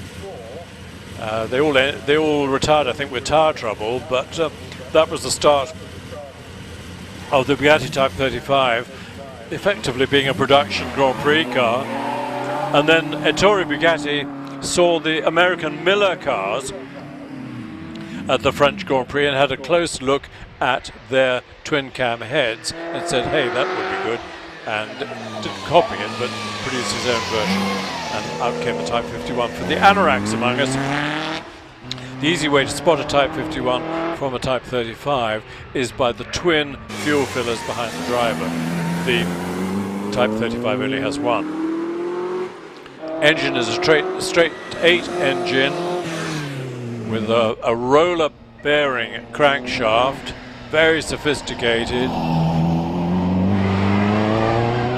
And Ed heads towards the semicircle, while Rupert Marks, you'll see very shortly in the fabulous Type 59, leaves the start line. Ed records a 53.23. Here's this Type 59, effectively Bugatti's final two-seater Grand Prix car that appeared in, I think, 1931 with a 2.8 litre engine. It was quickly bored out to 3.3, and although it was a quick car timed at 159 miles an hour, it was up against the might of the Mercedes and Auto Union, so was never competitive. And although Bugatti subsequently tried a single-seater Grand Prix car, the 50B, with a 4.7 litre engine, it never really was able to compete, of course, with the might of Mercedes and Auto Union. Our second Type 51, don't see one for years, then two come along together like London buses, is the road-equipped car of Colin Bullock, equipped with lights and mud guards, reminding us that very often pre-war these cars could race in sports car racing with road equipment fitted, then you chucked them off and competed in the Grand Prix. And the first Monaco Grand Prix in 1929 was won by a Brit, Grover Williams, in a Type 35 Bugatti. Colin Bullock finishes with a 59.82. So our quickest of the three Bugattis is Ed Burgess in the Type 51. And it brings us to three classes in the Hennies Cider sponsored championship. And the Hennies Championship is for classic cars. I can give you a detail in a second. It's for road cars pre-1977, racing cars and sports racing cars pre-1972. But before they come, we've got all three Bugattis again. This is a tradition of the Bugatti Owners Club that the Bugattis that are competing have two practice runs just before lunch and two competition runs straight after lunch. So here's Ed Burgess back on the line with the Type 51. It says 2,262, well, I suppose 2.3 litres it's always known as, the capacity of the Type 35, Type 51 engine. To the left and back for the external gear lever, you saw Ed engaging first gear. We've got a speed trap at the just before the first left-hander Orchard corner, call it bridge, and Ed's through there at 66, which is quick. They are very quick cars, these Type 35 and Type 51 Bugattis. Maximum speed somewhere around 130 miles an hour, although bouncing around a bit you probably wouldn't enjoy it. But here's the fabulous Type 59 3.3 litre straight 8, the final of the sort of traditional Bugatti racing cars, the epitome of the 1920s, early 30s Grand Prix two-seater racing car. And two-seater, even though at that time you didn't have to race with a riding mechanic alongside you.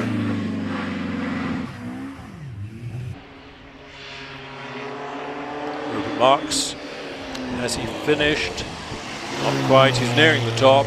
Colin Bullock round Ettores Bend, named after, of course, the great Ettore Bugatti, who designed and built these fabulous cars at Molsheim in Alsace, starting in about 1910, and struggled on after the war and finally packed up in about 1947. Rupert has finished with a 57.21 in the Type 59. Colin Bullock is just entering the semicircle. There it is. Our final right-hand hairpin and over the finishing line. And Colin's time is a 59.32. So Ed, by some margin, the quickest of our three Bugattis. Brings us to Mike Bainbridge. And Mike, I think, is competing in the Hennies Cider Championship for classic racing cars and saloon cars. Mike Bainbridge in the Brabham BT35 is nearing the finish. Here's Carol Nichols driving the Nike Mark IV, built down in Devon by her dad, and a time of 47.88 for Mike Bainbridge. Ken Nichols built endless chassis. If you had a Lotus 23 and you bent it, you didn't go back to Colin Chapman, you went to Ken Nichols down and he would build you a new space frame for it. But Carol, with a degree of caution out of the S's, she's not going crazy. Her time will be in the 60s probably. She gives way to Martin Jones in this lovely Elva Mark 7 sports racing car with a twin cam Ford engine. A lot of them went to the States and had BMW engines fitted. Elva, built down in Hastings on the south coast by Frank Nichols. I don't think any relation of Ken Nichols, who built the Nikes. But Elva built all sorts of race cars, road cars, even built Can-Am cars under license. And so Martin hits for the finish, and we focus on the lovely MG Special, an amalgam of MG parts, MGA, front and rear suspension, and a body like a Formula 2 car from 1951. This is in the hands of Mike White. Similarly, Jeremy Rivers Fletcher in his self-built Triumph Special with a Triumph chassis, a 2.5 litre straight six engine out of a Triumph GT6. And Jeremy told me just this morning, chatting to him, he would have liked to have had a Cooper Bristol to race, but it might have cost him 20 years ago, it might have cost him over 100 grand. So he decided to build his own. It cost him 3 grand, which is quite a sensible move, I think. I was lucky enough to race a Cooper Bristol, but that was much earlier. That was 20 years earlier, so it was still a reasonable price. Jeremy finishes his run with a time of 53.671. Here's Joe Mackrell sharing the Tigger SF83 sports Super Ford, not Formula Ford, Super Ford, Formula Super Ford.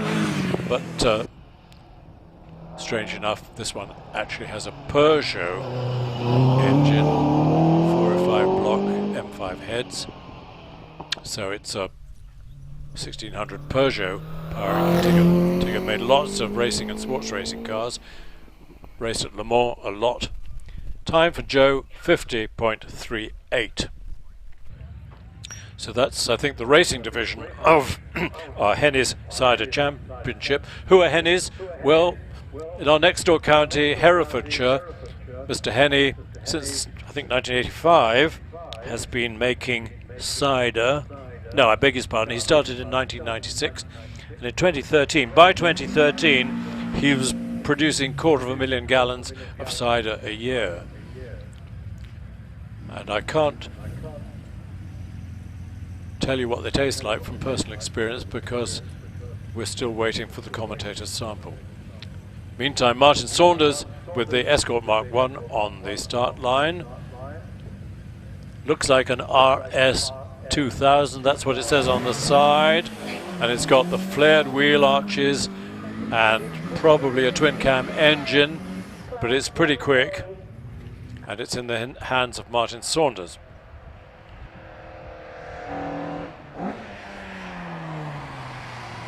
It's a handicap, the 12 or so rounds through the season of the championship.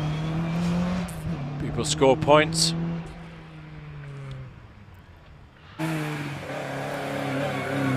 And I think the last round is here, back here at Prescott in October. The Escort is followed by Andy Clark,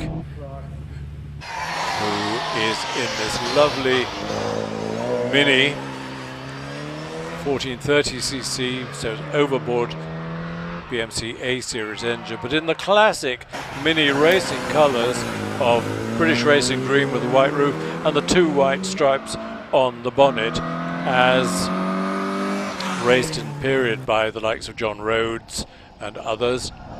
And if you've watched the Goodwood Revival, you'll have seen some fantastic Mini racing there.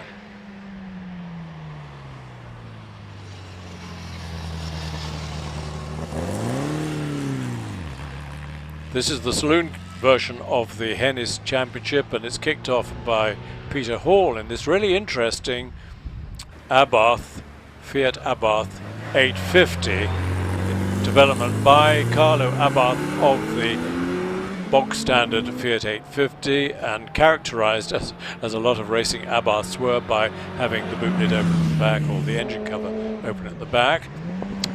And there was a time when people, I think it was in the very early 60s, about 62, 63, powers that be decided in their wisdom it would be good to have a Formula 4. We've got a Formula 1, Formula 2, Formula 3.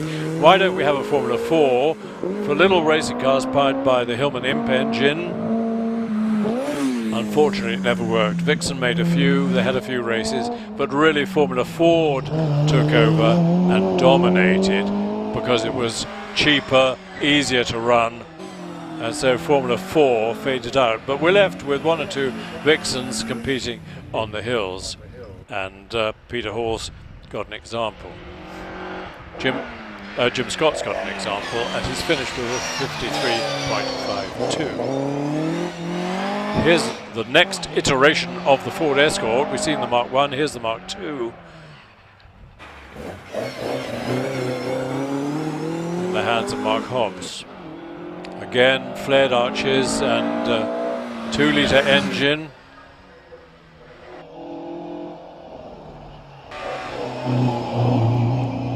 Going nicely, rounding the exit of S's, which we call Tom Rolt corner.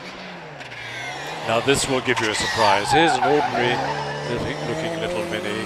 Nothing exciting about it, but my goodness, it's quick. It's a very early one. It's so early that I think it's got the Austin 7 script on the back, on the boot lid.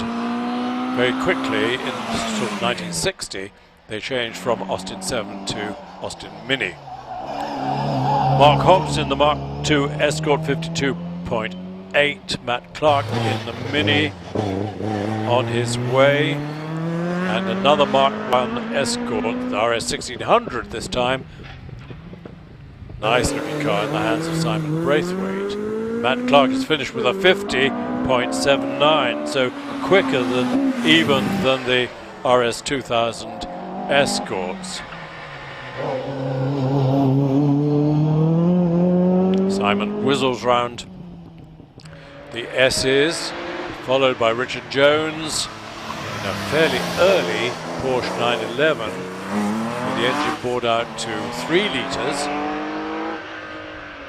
So the 911S came in, when did the 911S come in? In the 68, 69.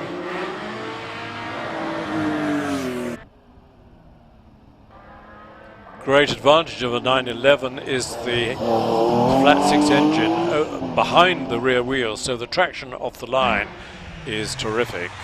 Here's Mike Henney. Now I think this is Mr. Sider himself in the Lotus Elan. Nice Lotus Elan with the engine bored out from 1600 to 1760. Time for Richard Jones in the Porsche, 49.88.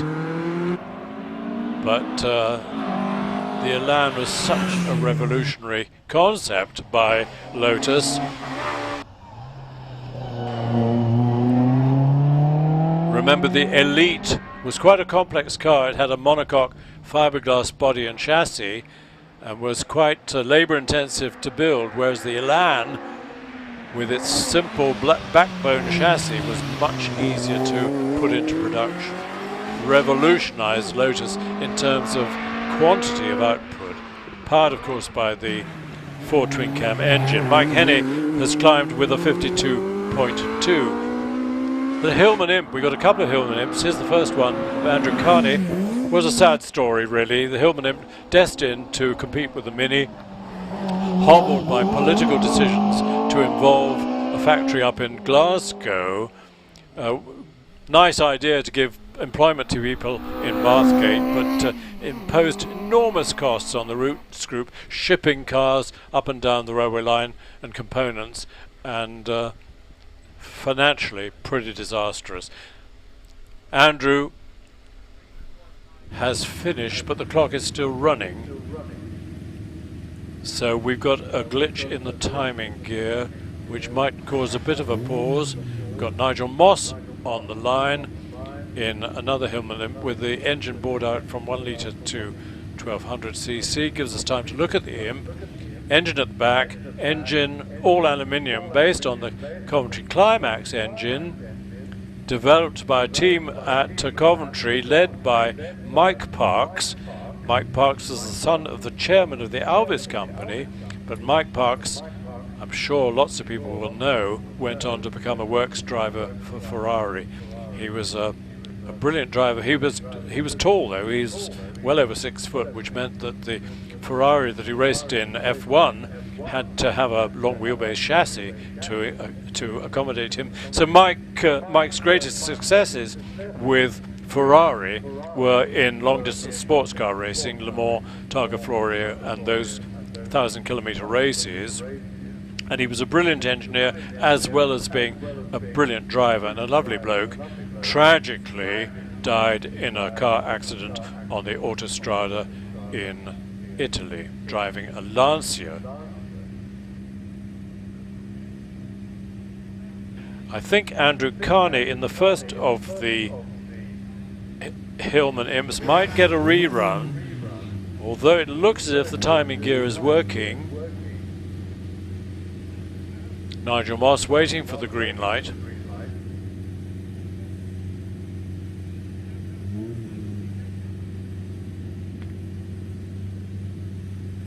Yep, we're back in action, so the green light goes. Nigel gathers his wits and then shoots off for the 124th time. I'll explain what the significance is of the 64-foot timing beam after the start line. 2 seconds to 64 feet is 1g, 1 force of gravity acceleration. We always note that, and 1.8 or so, which a lot of people, a lot of the top runners do when there's plenty of grip off the start line, is a very rapid start. The fastest I've ever seen, I think, was 1.59. Here's Nigel. Swing axle front suspension on the Hillman Imp. It was designed to understeer. If you wanted to go quickly around corners in your Imp, you put a bag of cement in the front boot just to tie down the front suspension. Here's the Tigger again, this time in the hands of Robin Johnson.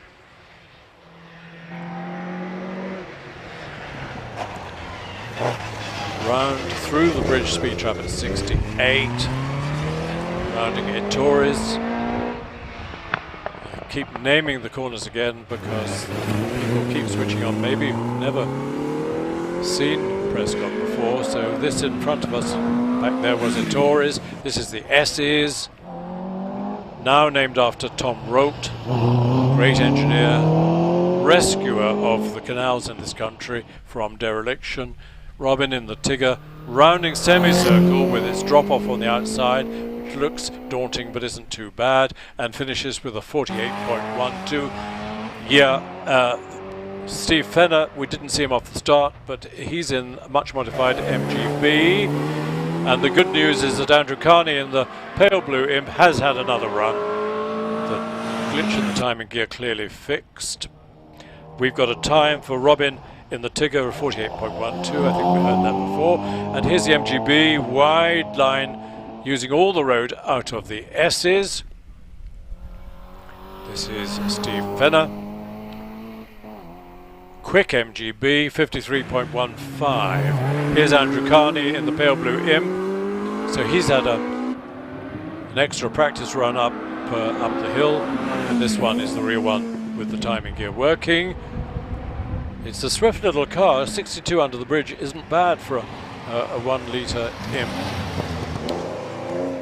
We leave him to get on and finish, which will be soon, and focus on the first of our Reliant Scimitars in the hands of John Louch. This is the 3 litre Ford Essex powered Reliant, with that effectively just about the first sports car with a hatchback, although there was of course the Aston Martin DB24 in the mid-50s, but Reliant was a practical car. You could chuck the dog in the back with some luggage, you could still have a couple of kids on the back seats, and John finishes with a 52.89. Another much modified MGB, the MGB GT of Brian Ashley. Yeah, he managed to roll a little bit forward before engaging the clutch, and of course that really costs a second or so, so his 64 feet time was probably half a second longer than it needed to have been, maybe 3/10 or so. But now he's really got it going. You can see that it's much lighter than standard, got special wheels, and the 2 litre MGB engine, the B series engine, is capable of being tuned quite a lot to give quite a lot more power. So Brian Ashley on his way.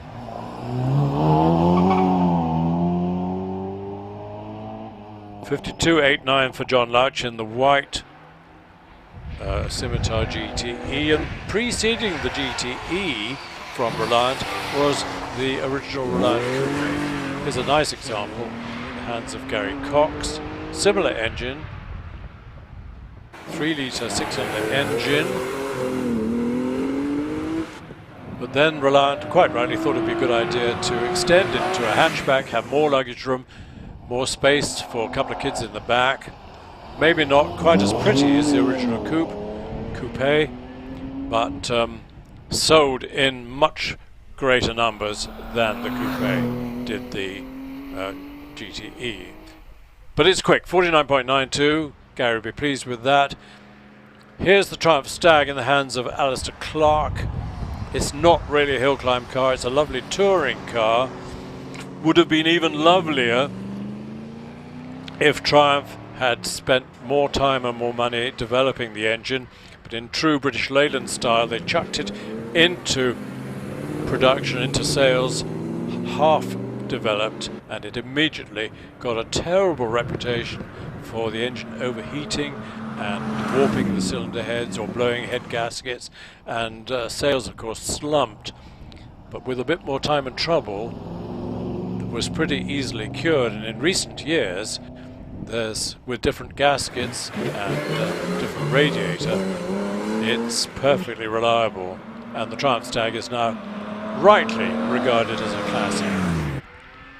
And Alistair finishes with a 69.01. Here's Ian Moss with For All the World Like a Works Rally Austin Healey 3000, except it hasn't got the extended boot lid, under which the works cars had a couple of spare wheels and tyres. But big beefy car. Imagine Pat Moss hustling the big Healey to win the Liège-Liège rally. Here's Charles Bolton, whose MGB is deceptively quick, and Charles has had this car for many years, taken a lot of weight out of it, given the engine more power, and it's always rapid, always nicely presented, nicely prepared. But I love this. I'm trying to describe this colour. It's sort of greeny grey, isn't it? Metallic greeny grey. It's a lovely colour. This is Roger Beard's Scimitar Coupe, and on the line also we've got another one, which is a metallic beige. They are pretty cars. They make the right noises too with that Ford Essex 6-cylinder engine. So Charles in the white MGB, Charles Bolton's time was a 55.89. Rounding Ettores, keeping off the grass and keeping out of the kitty litter, is Terence Cox in the third of our Reliant Scimitar Coupes.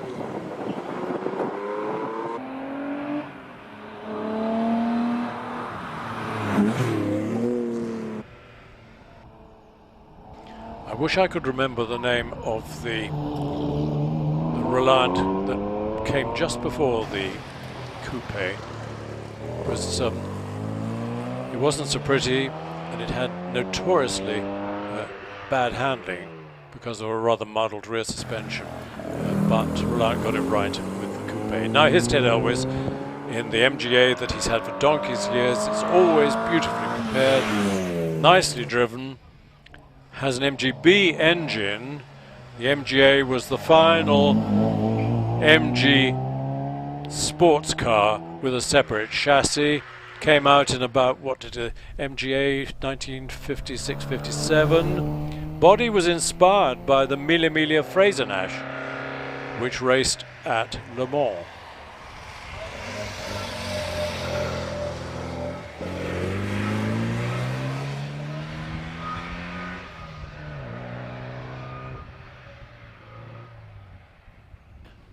Yeah, my friend John has just reminded me the predecessor of the Scimitar was the Sabre. I knew it was a sword of some sort. Now I've lost my thread. Ted Elwes in the MGA, 57.38. Mike Fisher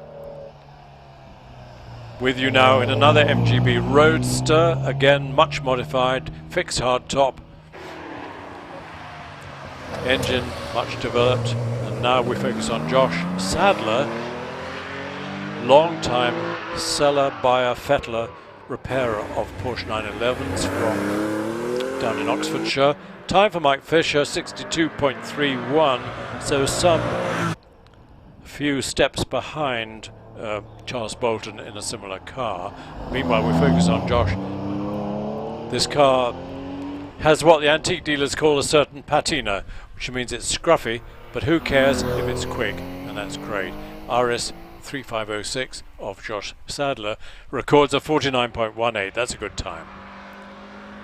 David Garnett in the Renault Clio from 1998. I think it's an early one, 172.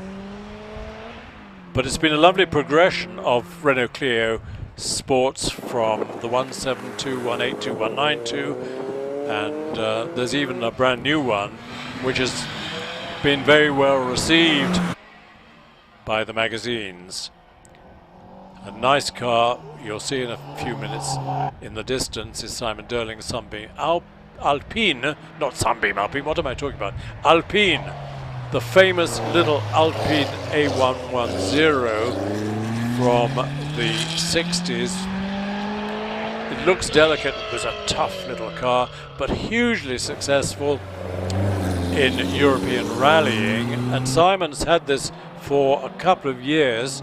It used to smoke like crazy, so this winter, Simon's had the engine rebuilt, and it's looking and sounding lovely, and it's going quick as well. Jean Ragnotti was the famous Alpine Works driver. Mixed views on whether the Formula One Renault team should be called Renault or Alpine, but they've decided that Alpine is the sporting branch of the Renault company, and good luck to them. So Simon, who lives at the top of Chelsea Wharf, records a 57.3, and Michael Thompson, we're just catching a glimpse towards the end of his run in this Honda S2000, the famous S2000 that revs its little socks off and goes like a stink if you can get the revs up to about 8,000. But it's quick, 50.18, that's not bad at all. Slight contrast to this little Renault Twingo, but appropriately Alpine Works colours, but in the hands of Tom Margherossi. This car appeared, I think, last year or maybe in 2019. But Tom often has a co-driver, but really enjoying this little car. The latest Twingo, I think, is made in conjunction with the Smart factory, and so it's a rear-engine car. But this is the last front-engine Twingo. Chris Tabor with the Riley Special. We had a Mr. Tobor sending us a message from Poland, didn't we? I don't know if he's a relative of Chris. But it's a very pretty Riley Special, beautifully built. 1500cc engine. Started life as probably as a little Riley saloon.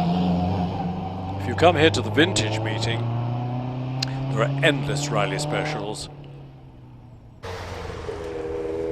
So he's rounding Ettore, heading for the finish, and he's followed by Sebastian Cartwright in a fixed head Mazda MX-5.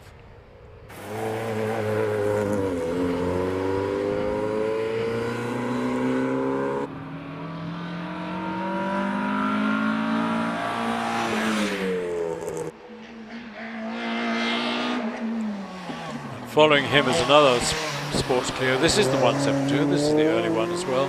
Still it's a 2-litre.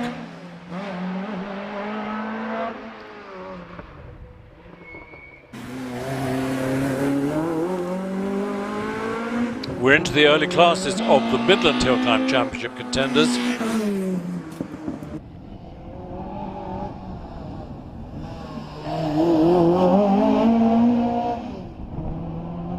Which has lots of classes. It starts with series production road cars up to 2 litres with 2-wheel drive, over 2 litres with 2-wheel drive, 4-wheel drive of any capacity, then specialist production cars, which tend to be things like Caterhams and Westfields. But at the moment we're into the series production cars in the shape of this lovely Peugeot 205 in the hands of James Kerr, Robert Marwood in the Clio 50.96. That's a good time. And here's Dave Warner in a much later Clio with 197 horsepower, 197. So it should be quick. It's an R27, which is the special version even. So a Renault Sport with a few extras, including horsepowers. Is it quick? Well, it's okay, 52.57. Robin Holden in a Mazda Roadster, which I think most of us would say is an MX-5. Went into Ettore's very fast with a locked brake, but it got away with it. Let's see how he gets on in the S's, but he's certainly giving it the beans, extracting whatever is extractable from the MX-5. Well, he's heading for the finish and it records a 52.37, so that's respectable. Robert Wilson runs Ettore's in 1900cc Peugeot 205. These are cars that, if kept in good condition, are extremely valuable now. They're very collectible.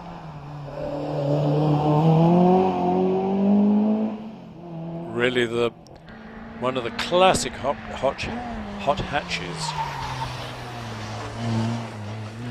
And we look at this Exige with rather mixed feelings, because Lotus have finally stopped production of the Elise and the Exige after so many years. I think the first Elise came out in 1996 with the Rover engine.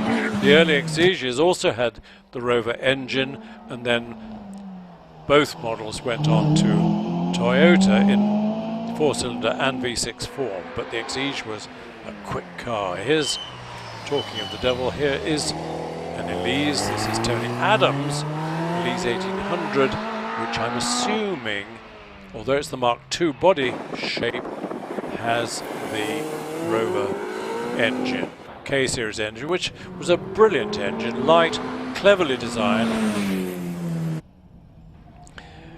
Got a bit of a reputation because it was designed for the Metro, where the radiator and the engine were very close together, and when they were separated by some distance, as they are both in the MGF and the Elise, could lead to overheating problems and blown head gaskets. But pretty soon they sorted it all out, and I know an Elise that hill climbs with, I think, over 200,000 miles on the clock and no trouble at all.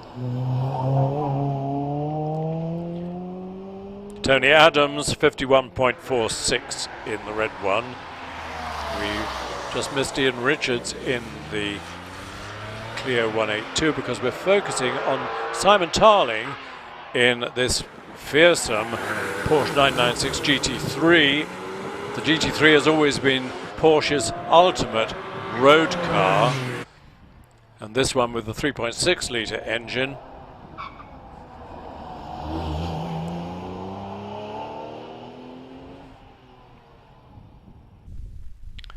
So I guess we're in the class for series production cars over 2 litres with 2-wheel drive, and then we come to series production cars of any capacity but with 4-wheel drive. So Simon Tarling in the Porsche's finished with a 49.94, and here's John Maycock in a rapid Mazda MX-5, very rapid through the S's. So Simon Tarling in the Porsche 49.94. Let's see what John Maycock can do. 49.16, close. But here's another Porsche. This is 997 GT3, so another 200cc in the engine. I think they're now up to 4 litres in the hands of Richard York. John Maycock in the MX-5 is quicker than the Porsches. He records a 49.16. That's terrific. Richard York finishes, and pretty soon I hope we'll have a look at a really interesting car. Coming round Orchard is David Lovers in this very early, I think 1949, Allard. Sidney Allard built these cars in the South London. He won the Monte Carlo Rally in about 1951 in a saloon version. They all were powered by V8 engines. This one's got the Mercury flathead V8. They had swing axle front suspension, and they were very popular and continued in production till about 1957, I think. They raced at Le Mans, one Le Mans race. The first lap was led by an Allard with a Cadillac engine. But David Lovers drives this everywhere. Been all over Europe with it. 62.48. Before him was Richard York in the Porsche, did a 55.23. Now we got this nice Alvis Firefly Special with a 3.5 litre straight 6 Alvis engine. Caught a glimpse of that, but we focus on David Meek with the VX220 Turbo, developed by Vauxhall, or by Lotus for Vauxhall, on the basis of the Lotus Elise, but with a Vauxhall engine in either unblown or turbocharged form, and its own special body. And they sold well. I don't think they sold as well as the Elise, but for a time they sold really well. They were, if you like, they were a better cruising car, less frantic at high cruising speeds than the Elise with its little K-Series engine. David Meek takes the VX220 over the line in 52.13. Who's next? Well, I think next is this very pretty Porsche Cayman in the hands of Philip James, with its flat 6 3.4 litre mid-engine. Slight staggering off the line in 3.12, didn't get it as quick as he would have liked, and it's cost him speed at the bridge as well.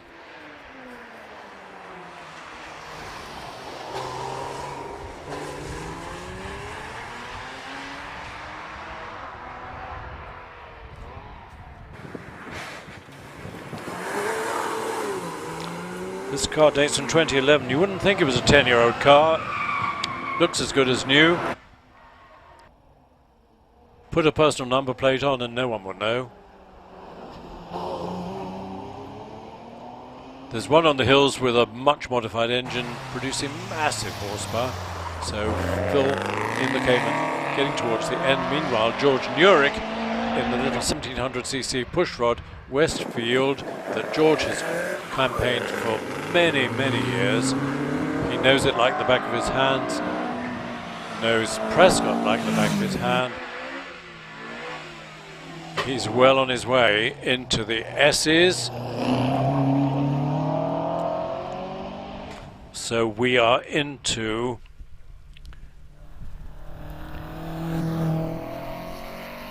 Sports Libra cars up to 2 litres.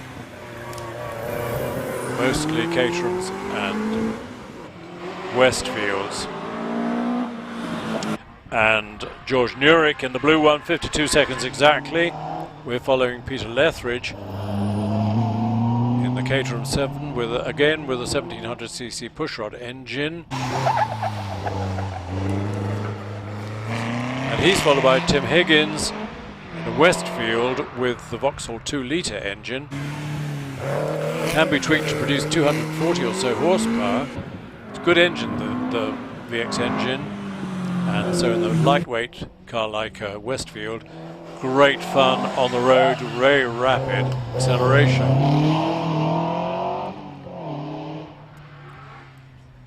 He disappears around the semicircle, and he's followed by Ollie Sargent. This is shared by a couple of sergeants. It's the Opel version of the Tigra. Vauxhall produced theirs as well, same car, but this one's been modified. I don't know why it has such a small rear window. The road car has a, if you like, a wrap-round rear window, but this is a very much modified for hill climb, and it's quick as well. But hill climb aficionados will recognize this car. This is the famous Netta G15 of Andrew Russell that Andrew must have been campaigning, I don't know, 30 years or so. Always immaculate. Had a bit of a rebuild a couple of years ago, but it's quick. Imp engine at the back, 1120cc. And Andrew has great fun and wins lots of trophies with it. As you can see, right on the limit on the exit to S's. We'll pick up his time in a second. Meanwhile, we focus on the little Peugeot 106. Andrew's time 50.14. Little Peugeot 106 of Gavin Neat. Modified hot hatch. Has he made it round a Torres? It looked for a minute. Yes, he has. I thought he was in danger of skirting with the gravel on the outside, but he was okay. He's using every inch and then a little bit more. Andrew Russell in the G15 Ginetta, 50.14. Gavin Neat in the Peugeot, quick time. I told you it was quick, 47.84. Paul Howells in an early 911 RSR. Inside wheels on the grass, taking the shortcut at Torres. 3.8 litre RSR, early-ish Porsche. pure Porsche.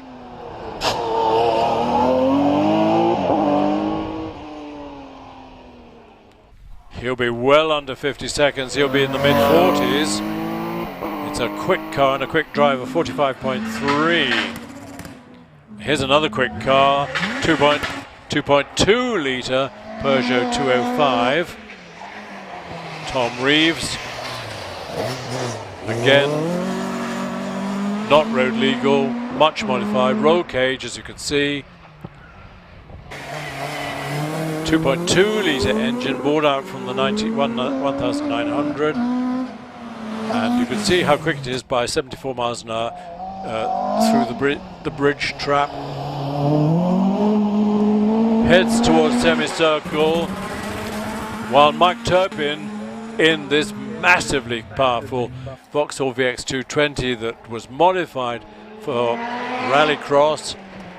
Mike has had this for some years, drives it with enormous gusto. It was rather scruffy for a while, but now it's absolutely immaculate. Tom Reeves, 46.71. What can Mike Turpin do? Can he get under the mid-40s mark? I think he can. It'll be probably in the early, mid-40s, I think.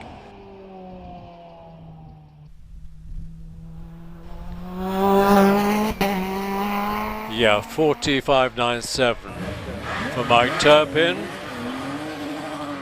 Another fearsome Porsche, the 997 Cup with its 3.6 litre flat six. It's still an air-cooled engine in the hands of Peter Turnbull. Look at that big whale tail sticking out the back.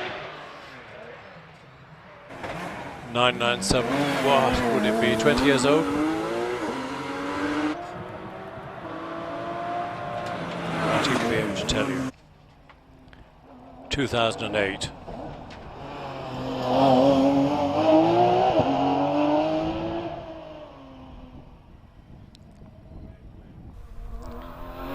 So Peter runs semicircle over the line, 47.35.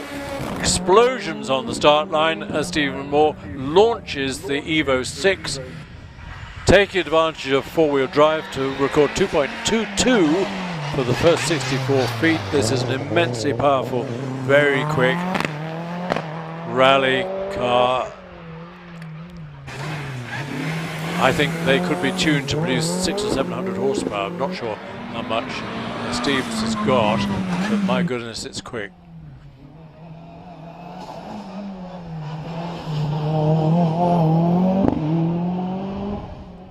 I don't know if Stephen has competed much at Prescott. Maybe it's an early trip for him and he's still really learning the course, but nevertheless it's a 45.07. But on the line, Damien Bradley in an earlier car, the Legacy, blowing masses of smoke out of the back, hurls off the line in 2.35.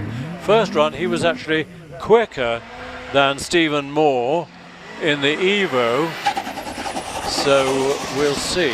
What did Stephen do? He did a 45.07. Let's see what Damien can do in the Legacy. Legacy rallied by the works before the Impreza came along. Did Colin McRae rally a Legacy? I'm not sure.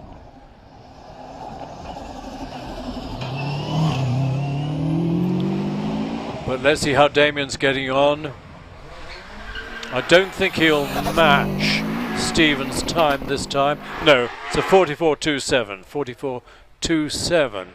On his way, Phil Fisher. Here he is in the 2-litre Westfield. If the exhaust is out the left-hand side, which it is, it means that I'm pretty sure it's a Vauxhall engine.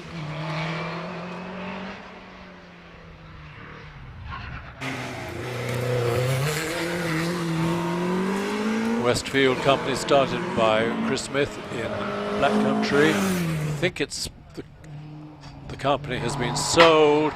Not sure who owns Westfield now, but they're continuing the good works. Always fierce competitor for Caterham. Caterham has just been bought by their Japanese distributor. Phil finishes with a 49.78. He'll be thrilled. to be under the 50 mark. Tom Price in this beautifully prepared and vivid green Caterham with its 1440cc motorcycle engine.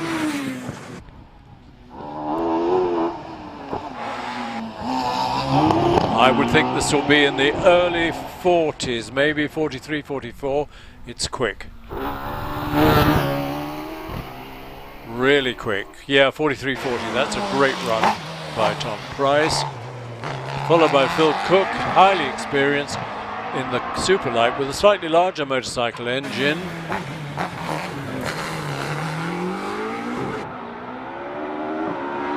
He was a similar sort of speed, not quite as quick under through the bridge trap at 75.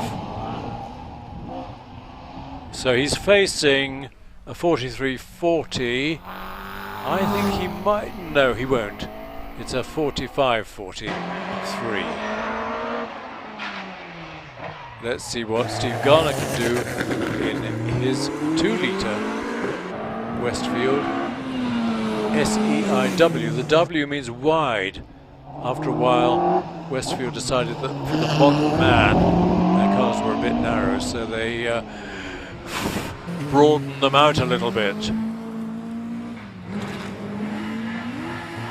So Steve Garner, 45.02, 45.02, and Phil Cook, 45.43, 45.43. This is Ray Law, long-time competitor, lectures at Oxford University. This car hasn't got the power of the bike engine cars, but still pretty effective, and Ray's a long-time, very experienced hill climber.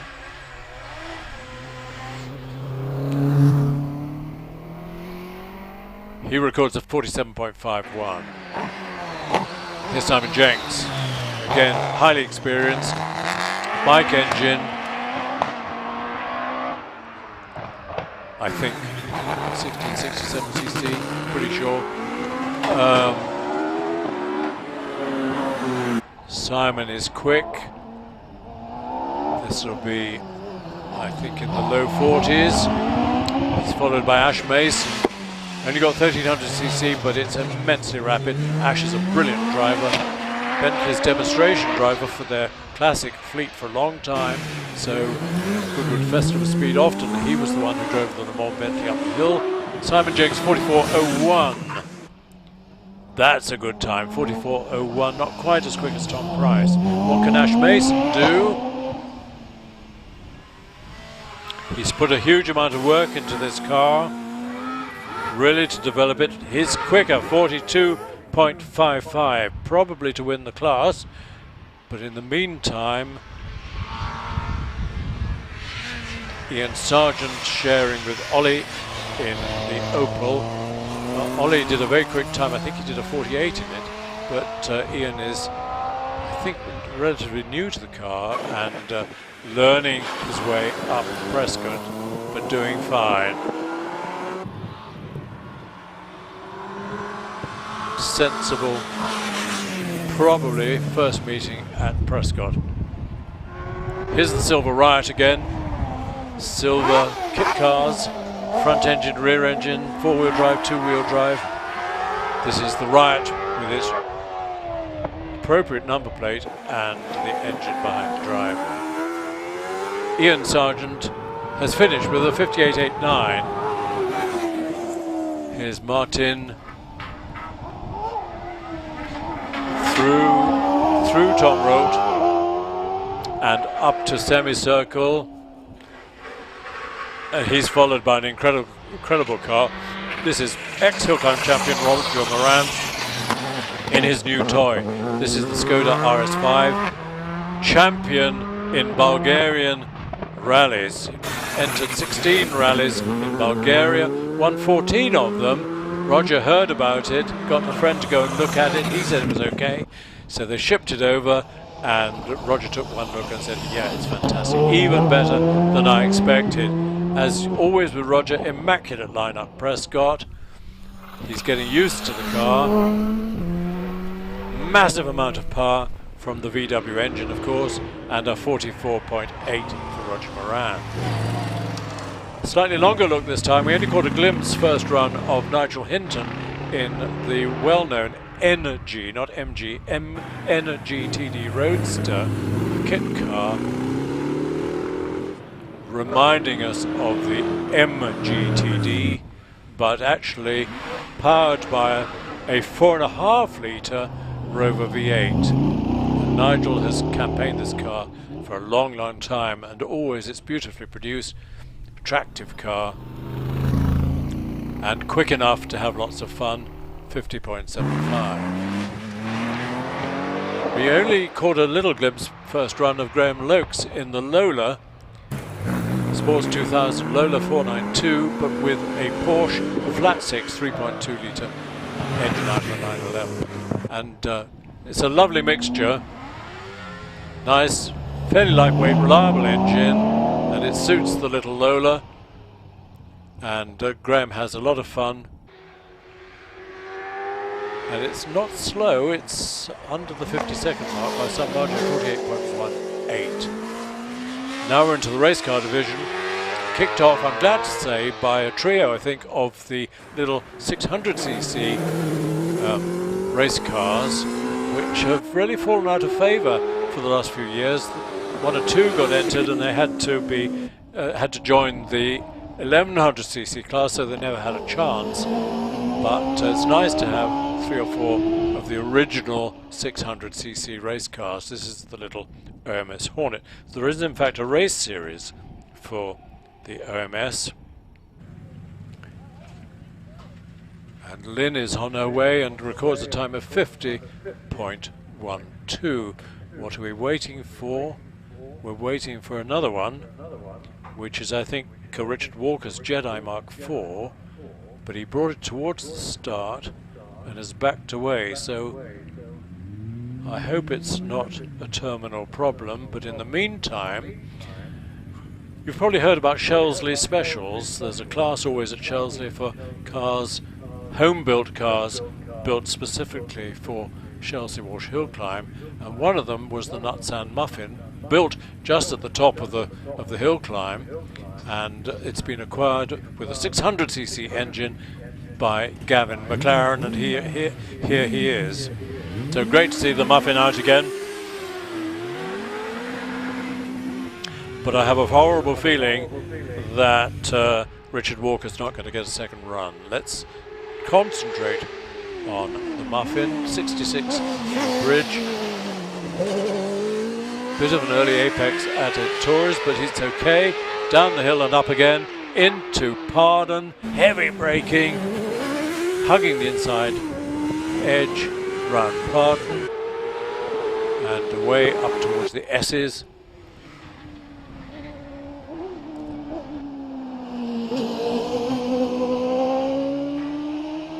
Nice line out of the S's. We might see him, yes, head on at semicircle. Look at that lovely sky and the Cotswold Hills in the background. And Gavin records a good time, 49.49. He'll be pleased with that. Ben Fisher in a 2-litre Westfield, not road registered, very much a track car.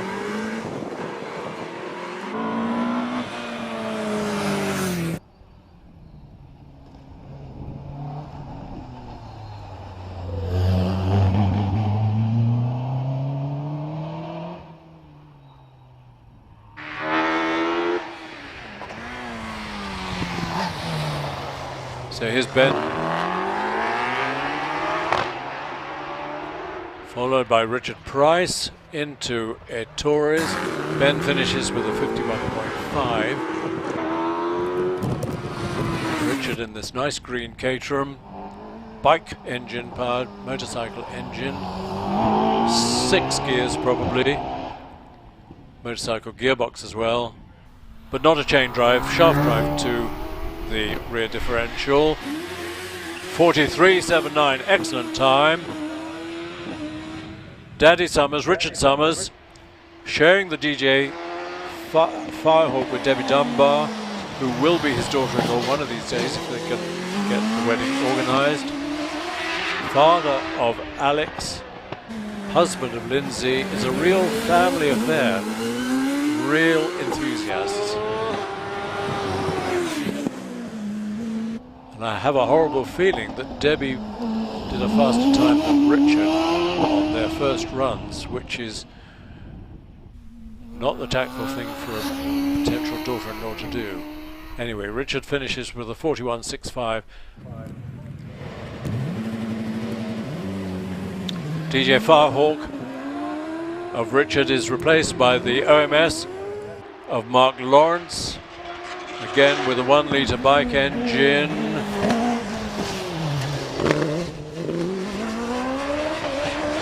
Carbon fibre tub, lightweight, enough power, nimble handling. What more could you want for hill climbing?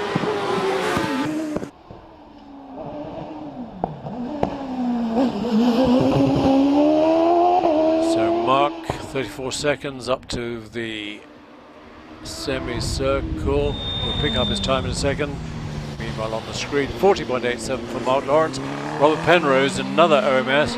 This one called a CF04. Again, 1 litre bike engine.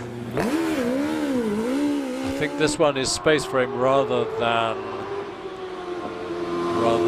carbon fibre tub, but I could be wrong. I am wrong because it's CF04. That means carbon fibre, I'm sure.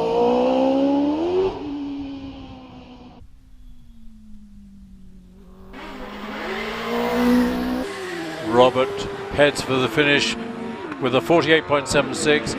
Adam Greenan takes off in this rapid Empire Evo. Almost overdid it at Orchard, got into grass on the edge of the track on the outside, but no hesitation. 96 through the bridge trap. This is a quick run. Will it qualify for the runoff?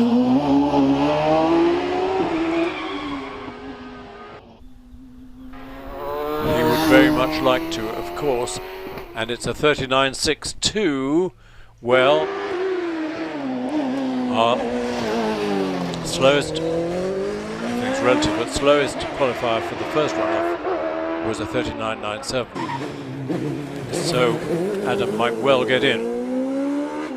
Let's focus on Greg Barton in the Empire 00, again 1 litre.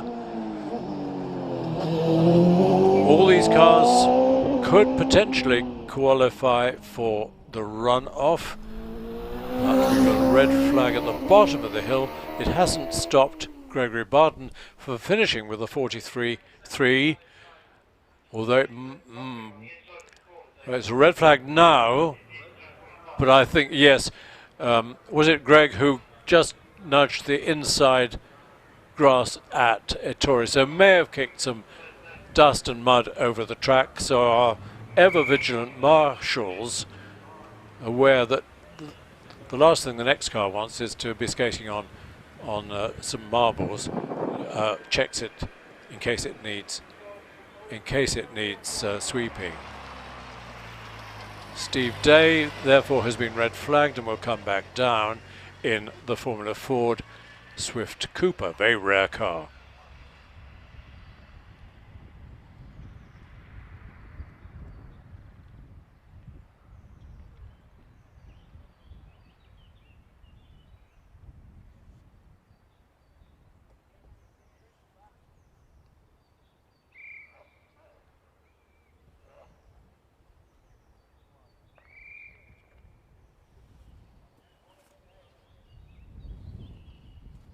So Steve Day comes back into the paddock through the side gate.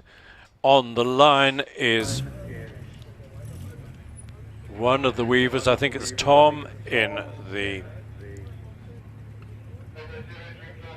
Van Diemen 1991 Van Diemen Formula Ford. One of the founders of the Van Diemen Company came from Tasmania, which in the early days was called Van Diemen's Land. Our clerk of the course is going up the hill, not sure why. So Tom will have to wait on the line for a bit.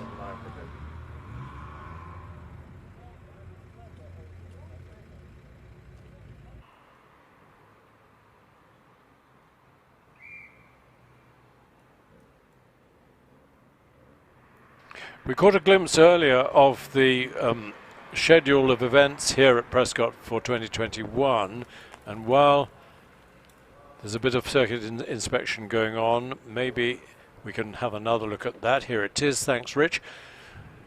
So our next event is a Saturday, a one-day event, which is the Prescott Mini Festival. Hundreds of minis are going to descend on Prescott, and I'm not sure if some of them are taking competitive runs, but that'll be fun for mini fanatics. For fanatics of Italian cars, of which I'm one, Sunday the 30th of May is a day for the diary. Prescott Italia, celebrating Ferrari, Maserati, Alfa Romeo, Fiat, all those lovely Lancia Italian makes. Then Porsches at Prescott. Porsches have their day here. Again, I don't think it's competitive, but lots and lots of Porsches of all shapes and sizes. Then we got a competitive day on the 20th June for the club members, Club Hill Climb, and the 3rd of July is the members meeting. Then, hooray, hooray, the British Hill Climb Championship come to Prescott on the 24th and 25th of July.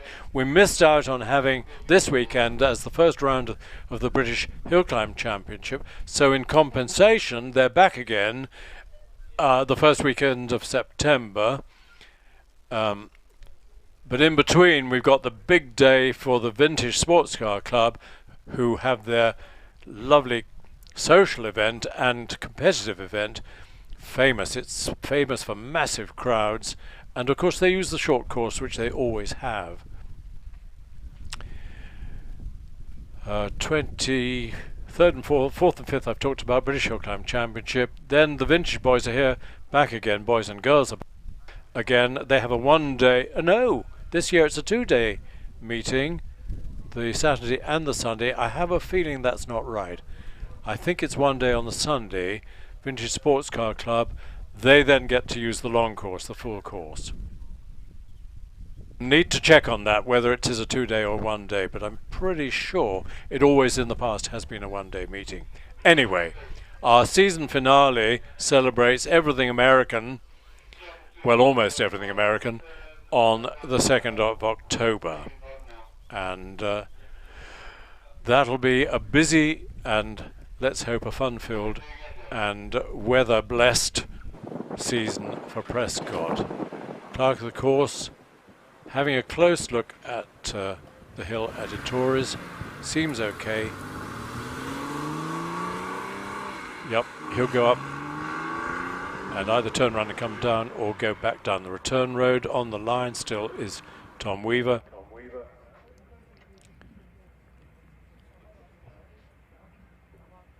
I'm not sure how many meetings Tom has done, but it could well be that this is his first time at Prescott.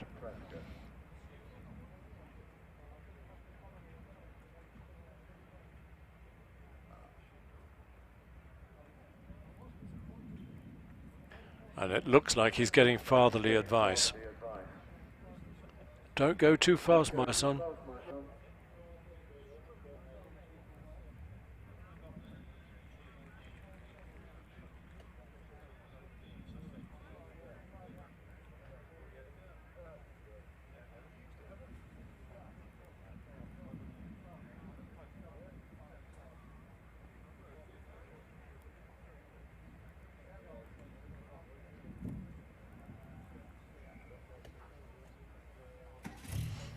So Richard unplugs the battery. Tom lowers his visor.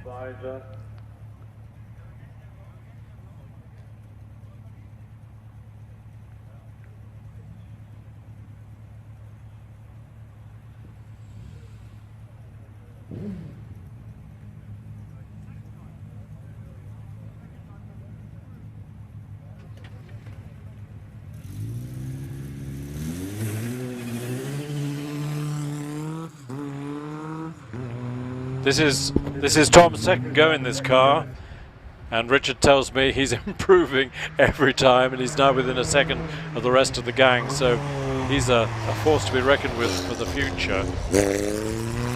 This is, if you've been to Shelsley Walsh and seen a car needing recovery, well, that was Richard Weaver with his famous flatbed truck, hoiking cars very rapidly onto it. He decided after years of manhandling other people's racing cars to have a go himself, and then his son Tom said, "Oi, Dad, I'm going to have a go as well," and here he is.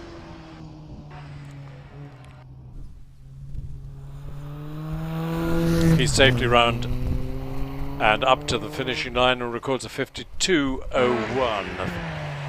Meanwhile, Nicky Cottrell,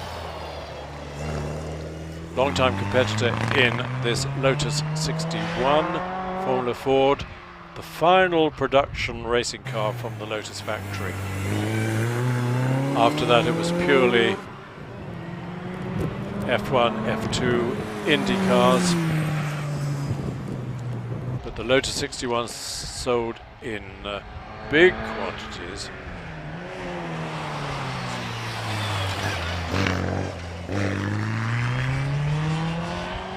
And Nikki is up the top of the hill. She's followed by Stephen Day. She records a 52.65. Stephen Day rounds Ettores in this rare Formula Ford Swift Cooper.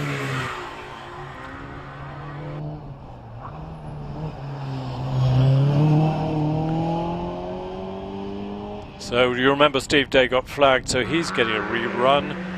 Tom did a 52.01. Nicky wasn't quite so quick, 52.65.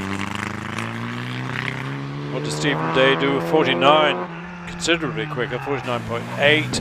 And now we've got Les Buck in the rare Pringett Mistral that Les has campaigned for a long, long time. Pringett made, I think, 14 of these cars for Formula Ford. And this, I think, is the last one still competing here on the mainland UK. I think someone told me there's possibly one in the Channel Islands. But Les gets a 50.13. So second quickest of the Formula Fords. Chris Howard-Harris in the Hornet. I think completes are maybe, no, they're sharing, aren't they? This 600cc OMS.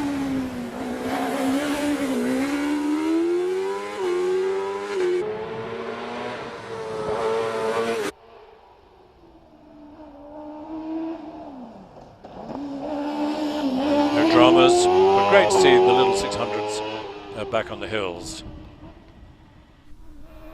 Jedi had a production line for them, and a lot of them have their own series on the circuits. But a good time by Chris of 46.1.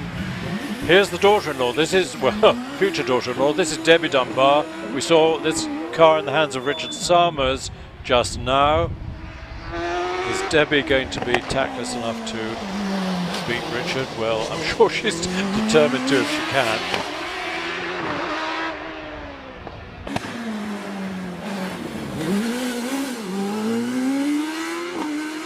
She's got lots of experience, very quick driver.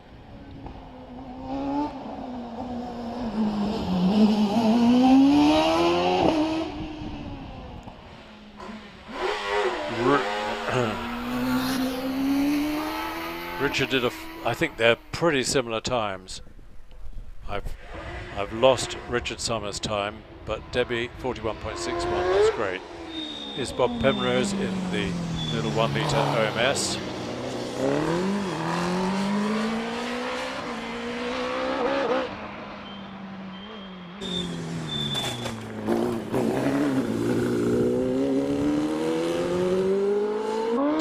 There's two Penroses, one's a Bob and one's a Robert. This is Bob.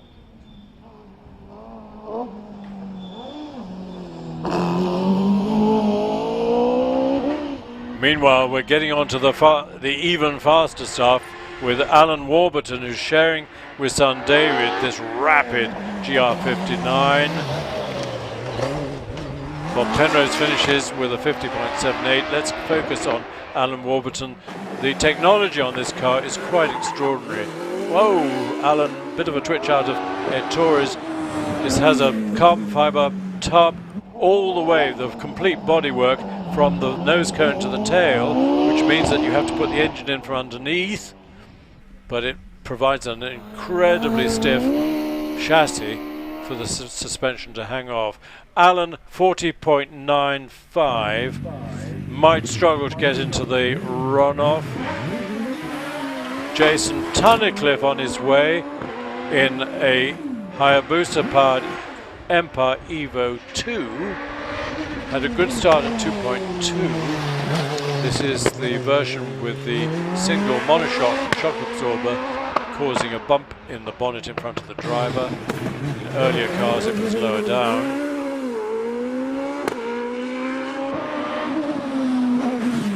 But Bill Chaplin must have decided this was geometrically a better place to put it. How can Jason get under 14? No, it'll be 42, 41 and a half, 41.55. Good run though. Similar car in the hands of Steve Morgan, so it's a mega battle between them. Steve marginally quicker for the first 64 feet. Not quite so quick top speed through the bridge trap, but it's very close to run thing.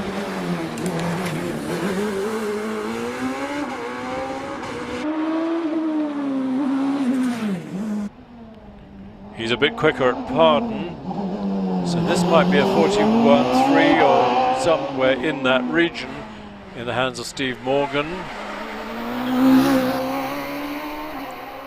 It's a 40.56, good run. Followed by Bill Chaplin, Mr. Empire. Could call him an empire builder, which is exactly what he is in the Wraith. Might be a brand new car. I haven't seen Bill in this car before.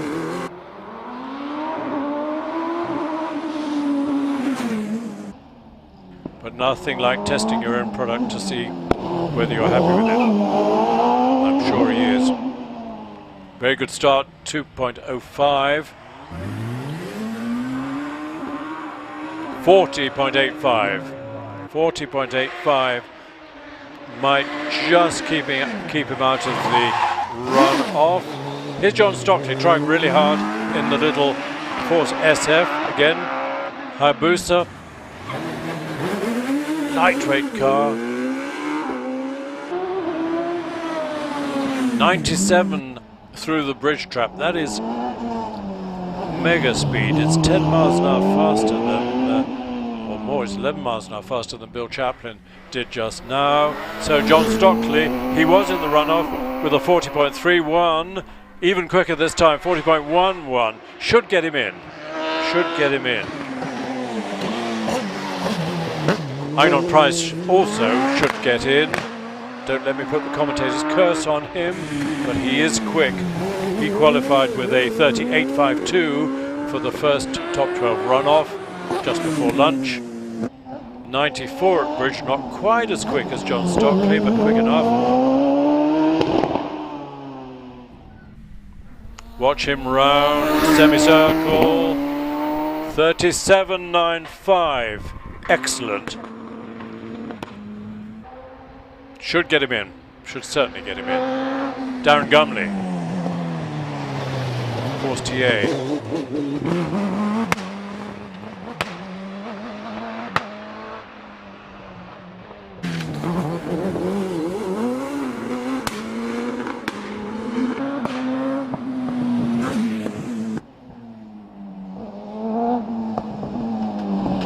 No dramas.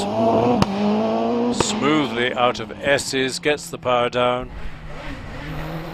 Tucks it close in round semicircle. 42.84 for Darren. Liam Cooper, who's sharing with his wife. Quick at bridge, 91 through bridge. That's brave and quick. And a goodish start of 2.32. Pretty colour, this car. Slight locking front wheel as Liam slows it for Ettores.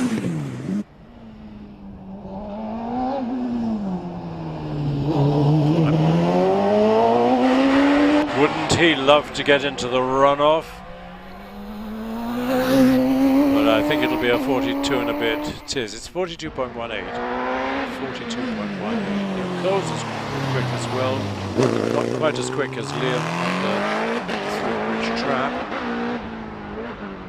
But it's an OMS again, Hayabusa powered. Most people who wanted a bike engine seem to have decided the Suzuki Hayabusa is the best one to go for. Eminently tunable.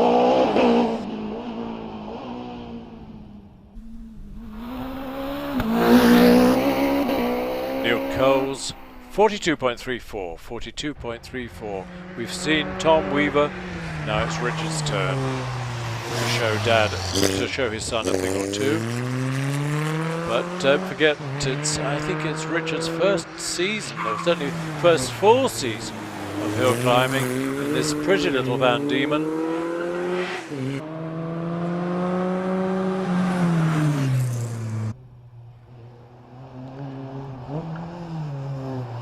He knows Prescott pretty well.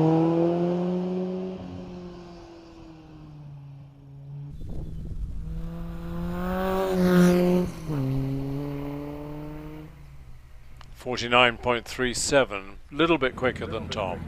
Now then, David Warburton, 10th in the championship last year, qualified for the first runoff in 39.97. I'm sure David can do better than that in the fabulous Gould.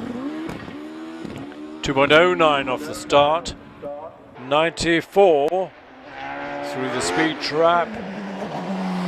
Neatly, nice braking, no lockups on the way into Torres. Gets the power down early out of it, Torres, so a slight twitch, hurls it into Pardon. This is pretty quick.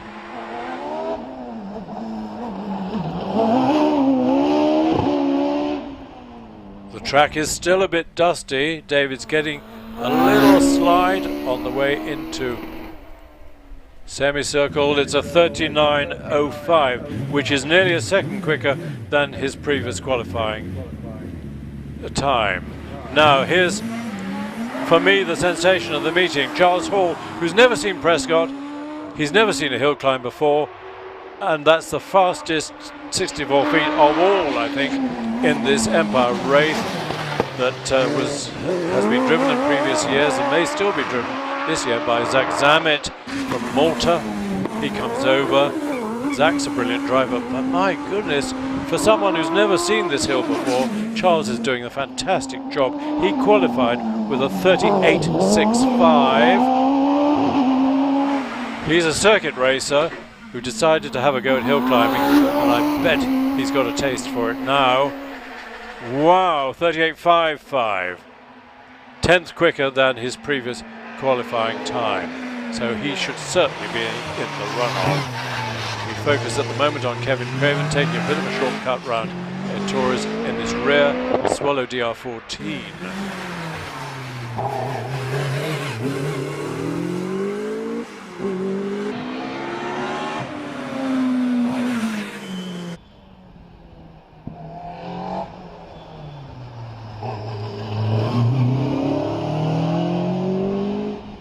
No dramas for Kevin.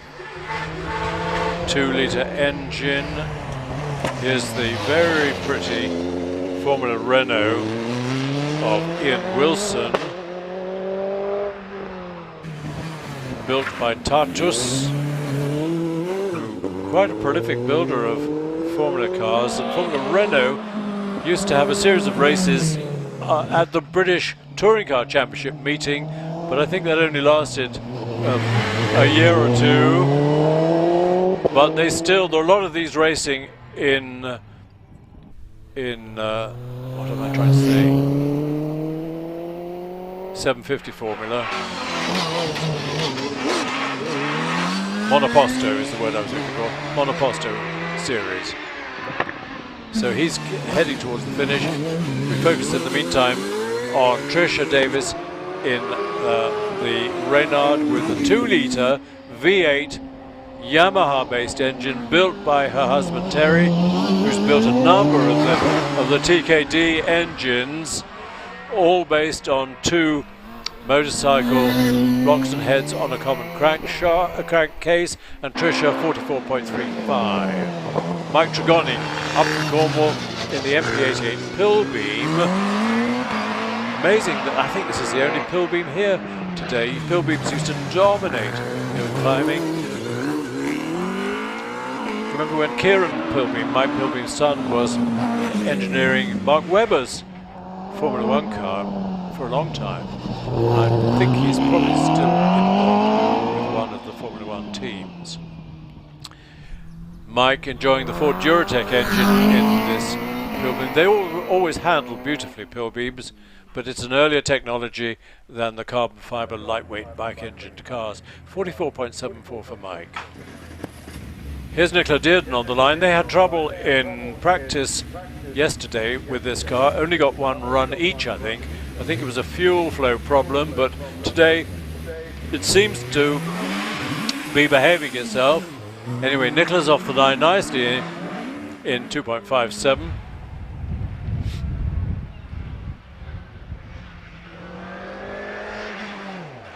Taking it fairly sensibly round bridge, down a couple of gears for Ed Torres. 2-litre Vauxhall power in this car.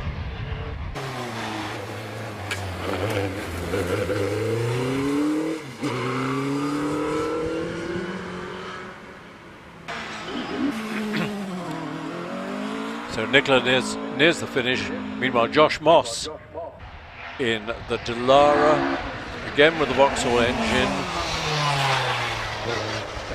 Early-ish Dallara Formula 3 tub, dating from 1999, but they didn't change much. Later Dalaras had lower and narrower noses for a bit of aerodynamic advantage, but they look pretty much the same. This one in beautiful condition. And, this orange colour suits them really well. I think we've got 2 orange Dalaras here today. 40.48 for Joshua. That's okay, that's a good time. We saw Liam Cooper. He did a 42.18. Here's Olivia. Olivia Cooper. Family battle.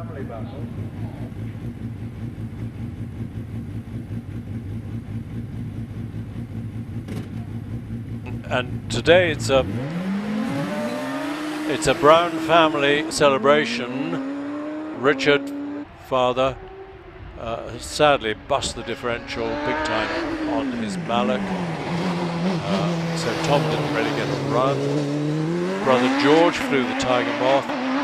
Sister Olivia sharing with Liam in this course TA.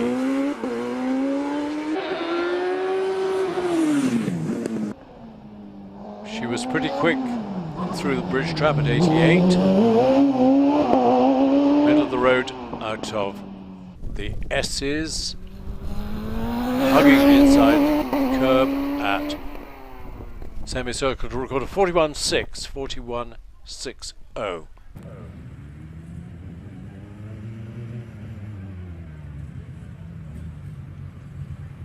Olivia is followed by Paul Alexander, sharing this Force PC.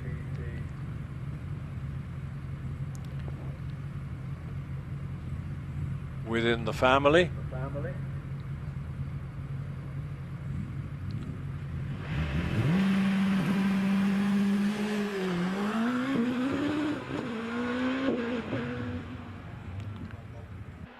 And this is Dad Paul.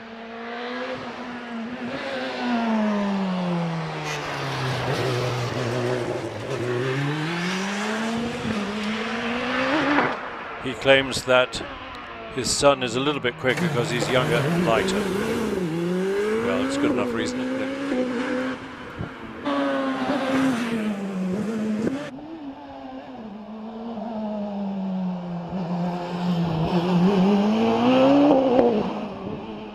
So the Force PC at the hands of Paul Alexander will rack up good run in the mid-40s, 45.93. Simon Moyes is loving this GR59. Simon and his dad hill climbed together for a long time, locked up her front wheel. Luckily it didn't go straight on into the gravel at Ettores. He managed to get off the brakes and turn it in just in time.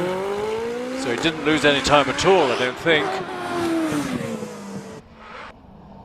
102 through the bridge trap is immensely quick today. I mean, we have seen 110, 113, but not on a dusty track like this. It needs to rubber in a bit. But 38.91 for Simon. He's qualified first runoff in 38.52, but he still should get in with a 38.91. On the line, Kelvin Broad. Hill climbed for a long time in all sorts of cars. I think he's had this Force TA since 2018, but enjoys it. Nice simple car to run.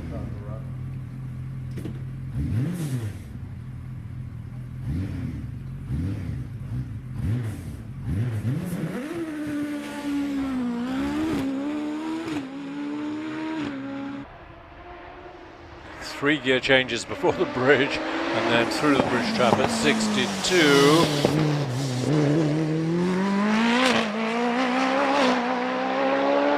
Kelvin knows his way up these hills. He's been at it for quite a while.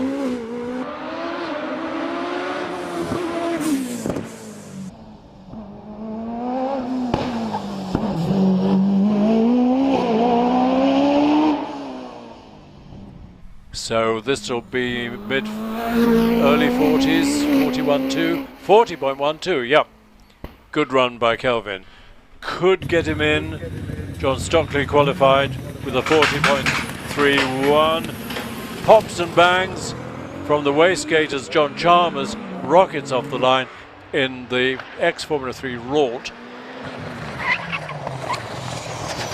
with a powerful bike engine.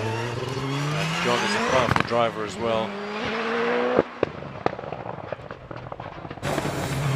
Flames from the exhaust on the overrun into Ettores.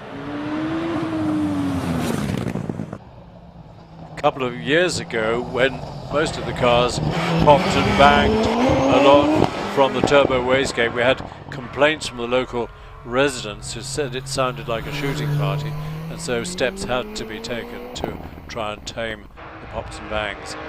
John, 42.35. Here's this really interesting Lancia Aurelia of Dominic Hentel.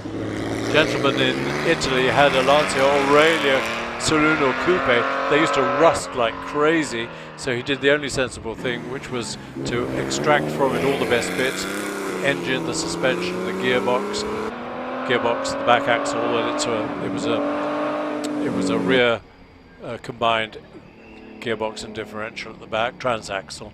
But because it had to have a bit of a drive shaft between the engine and the gearbox, it's resulted in a very long chassis. So it looks rather long, but it's quite an effective car.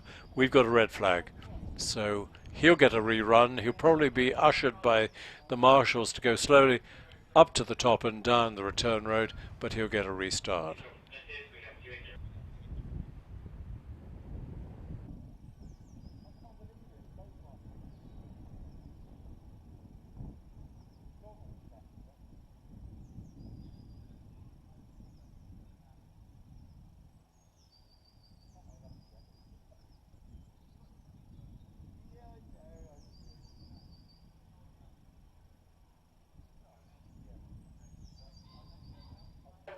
We're not red flagged because of any accident, because John Chalmers finished with he was the previous runner, so maybe there's some gravel or litter on the track that needs sweeping up.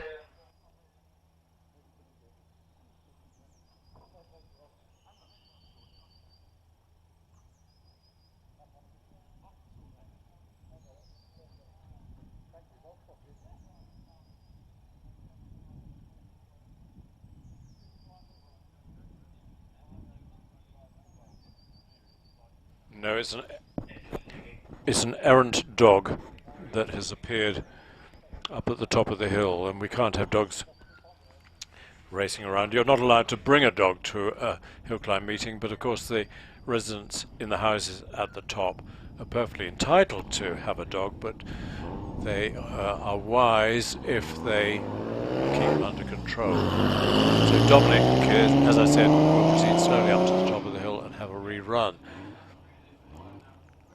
Here, first lot of results from our classes. Class A2, serious production cars over 2 litres.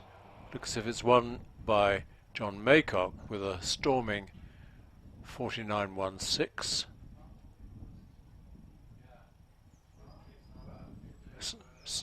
Just heading Simon Tarling in the Porsche. Class B, road-going specialist production cars, which is all Caterhams and Westfields. Winner was Timothy Higgins. Don't forget, are these handicaps? I think it's on scratch. He did a 49.84.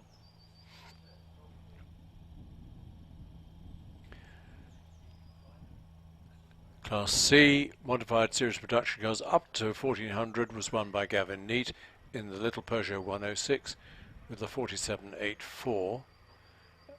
And Andrew Russell in the orange Ginetta was in second place. Ollie Sargent in the Opel Tigra on the bottom step of the podium. But we are back in action with Pete Tatham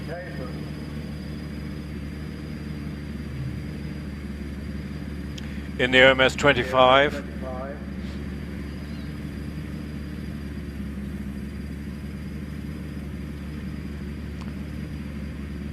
Remember the fashion for high nose and a lot of the aerodynamics, a lot of the airflow going underneath the nose.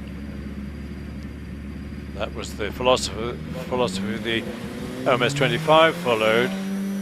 The 28 not quite so marked. Oh wow, he almost had a tank slapper after he changed gear. Oh wow, and he's being adventurous, Pete, this time.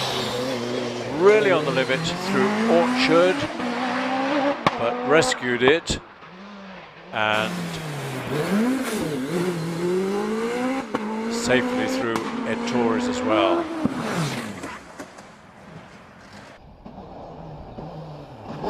Call this a determined drive. I think it is. So what does it result in? A 41.63 for Pete Tatham. Now Richard Spedding. Richard, 4th in the Hill Climb Championship when it was last run in 2019. Immensely rapid GDR Raptor built by Graham Wright up in the north of Scotland. Featherweight car. You can lift the front with one arm. But masses of power from the Hayabusa. Found that the supercharger belts were slipping, so last year, even though he was 4th, he wasn't getting maximum power. He's pretty sure that he's sorted the problem out, and this is going to be a quick run. It is. Wow, 36.68 for Richard. Remember, he didn't qualify for the first runoff. So he's certainly been it now. He's followed by Jonathan Evans in the little Swallow DR14. That was a great run, adventurous run by Richard Spedding. 105 through the bridge speed trap.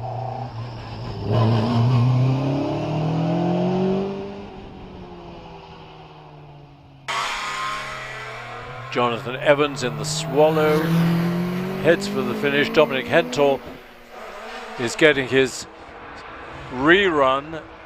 Jonathan does a 50.07. Here's Dominic in the Lancia Aurelia single seater. I'm not sure what the Lancia company say about that. I probably don't know and don't care.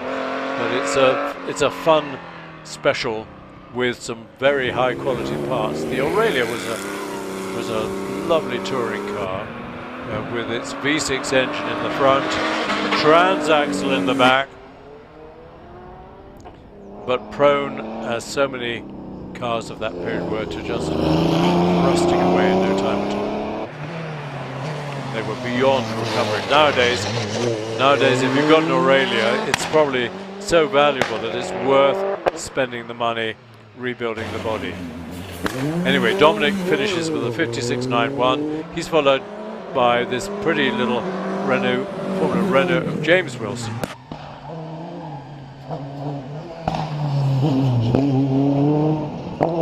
We saw Ian Wilson in this car just now. This is James, waiting for him. Here he is, going round semicircle to record a 44.95. Respectable time indeed from a Formula Renault car. Terry Davis, we saw Tricia just now. Here's Terry road testing his own engine, the TKD 2-litre V8. Lovely engine. Brilliant engineering.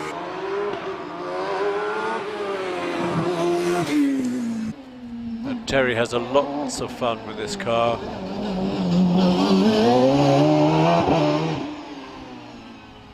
Unlikely to qualify, but he's enjoying himself, and it's a good family competition between himself and Trish. 42.33. Andrew Henson in the Delara went off the line and then stopped. Did he stop, or did he stop himself, or was he stopped? Everything's all right now. Gets the green light and off he goes.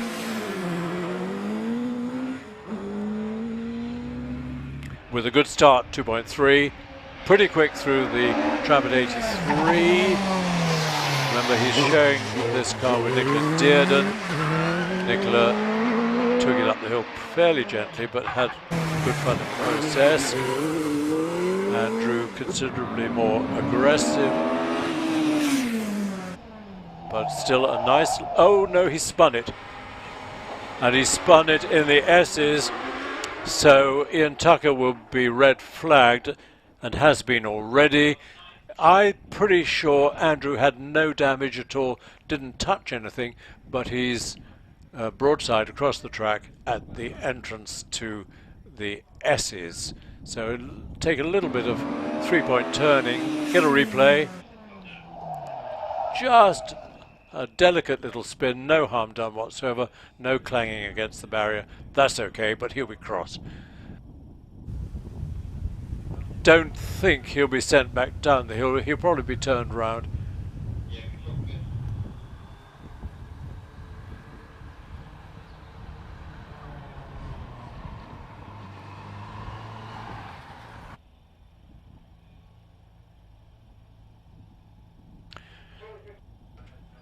So he was followed off the line by Ian Tucker in the white OMS, who has got as far as the straight between Torres and Pardon, but will be sent back down the hill. The question is, will Andrew be sent down? I think he will, because I don't think he's probably got an onboard battery, so he won't be able to start the engine, but he should be able to coast it down from there.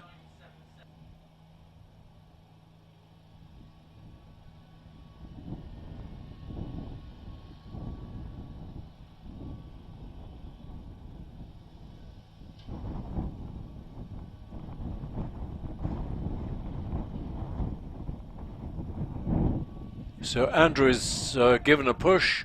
I think it'll be gravity. I don't think he'll bump start it. It's a Vauxhall engine. Belt driven camshafts don't take kindly to being bump started. They tend to jump a tooth. So maybe he'll need another bit of a shove. But he's still using gravity to get back to the paddock.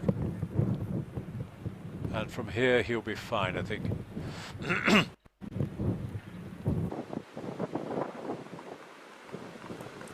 Probably a few Anglo-Saxon words being spoken inside his helmet.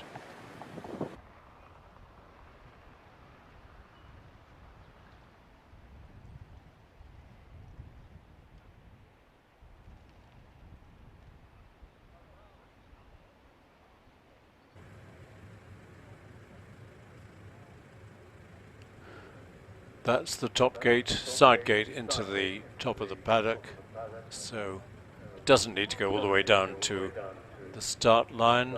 We've got an Owen, I think it's Lynn, it is Lynn, waiting at the pre-start line, so she'll be next up. And Ian Tucker, who got red flagged, will have another run, of course.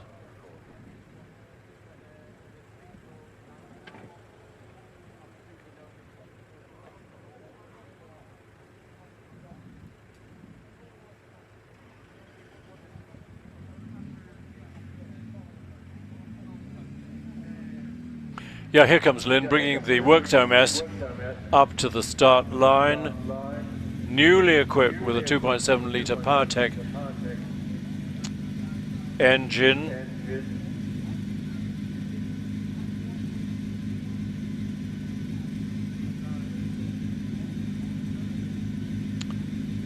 OMS 28 RPE is its official title. Nicely controlled start by Lynn, 2.3. Then relatively cautiously round Orchard Bend, 73 miles an hour. Neat and tidy into and through Torres.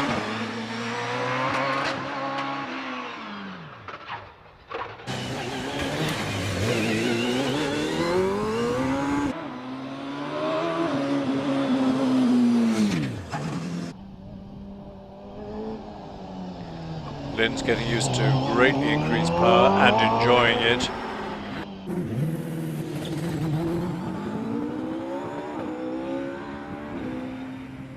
And finishes with a good time of 44.63, followed by Bernard Kevill in a similar OMS 28, 2.8 litre engine this time.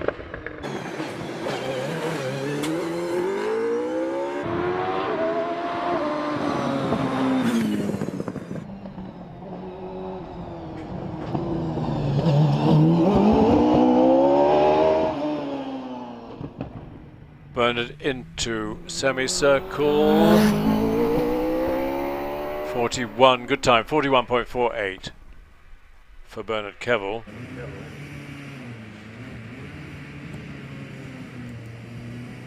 Simon Andrews in this car will follow pretty shortly.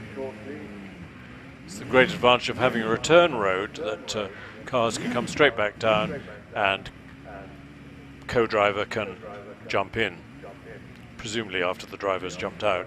Now then, we've got Graham Wynne coming towards the line. He's got a fairly low sun, pretty much. Where's the sun? Oh, it's okay, it's not too dazzling, but certainly he's got sun in his eyes.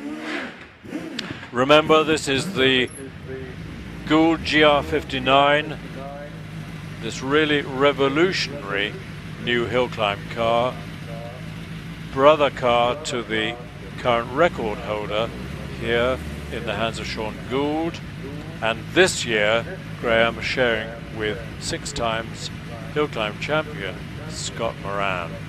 And so Scott, I think he finished 5th or 6th in the first runoff, so he's still getting to grips with this car, getting used to the very different handling characteristics.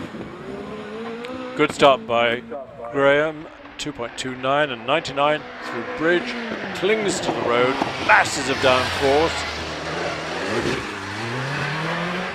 very lightweight, and a 4 litre Judd engine producing nigh on 700 horsepower. So a power to weight ratio, crikey, 1400 to the ton, or more, 1500 probably. Graham neat and tidy. He's in his 70s, so he's not going to go crazy. But nevertheless, it's a 39.41. Very similar time to his first runoff, which was a 39.42. So he should be in. Mrs. Summers, Lindsay, sharing the car that finished second in the championship in 2019 in the hands of son Alex, who's here and will be in this car very shortly. So it's a big responsibility for Lindsay. She enjoys it, really loves the car, but conscious all the time that she's got to bring it back Safe and tidy for Alex to drive.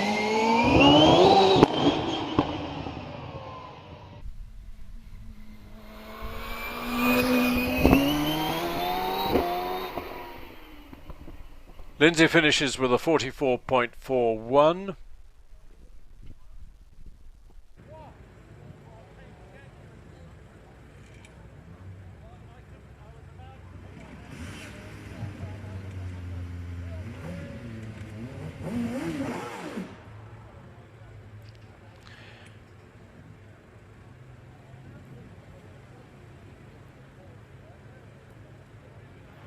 Coming to the line is Jack Cottrell in this really interesting new car to him. This is the Dallara, Formula 3 Dallara, with the Cosworth XD Indy engine. 2 3/4 litres. Engine run in the States by the Paul Newman team, Newman Haas in Indy racing. Unfortunately, it keeps stalling on the way to the line.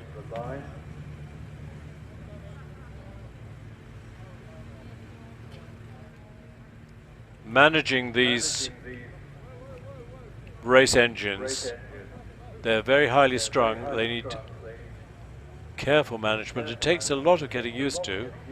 Jack's getting there. Doesn't the car look good? Another orange Dallara.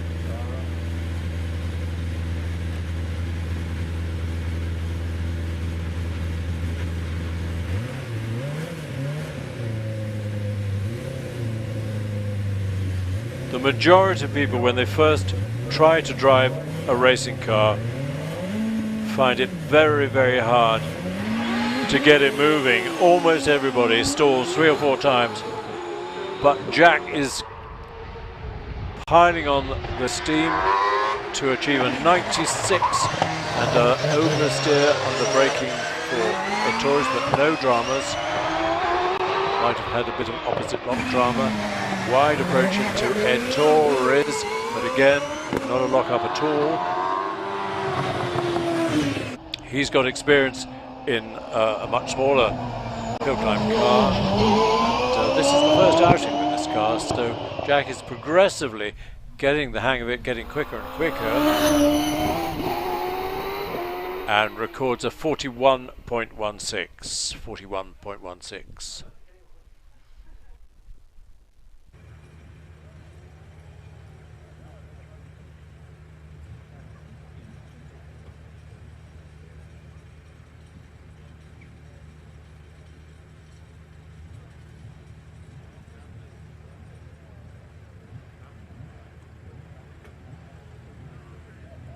So we've still got our front runners in the Hill Climb Championships to come. First out of the paddock is Steve Owen in the Works OMS 28. We saw Lynn just now. Steve again relishing this new burst of power, new wings on the OMS 28.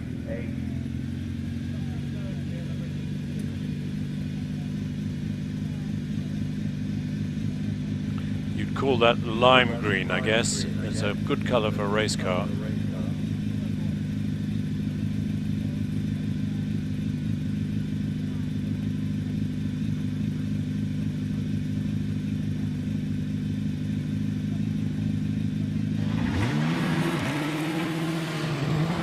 Nicely controlled start, 2.32. 86. Through bridge, but the right late entry, later apex at Torres.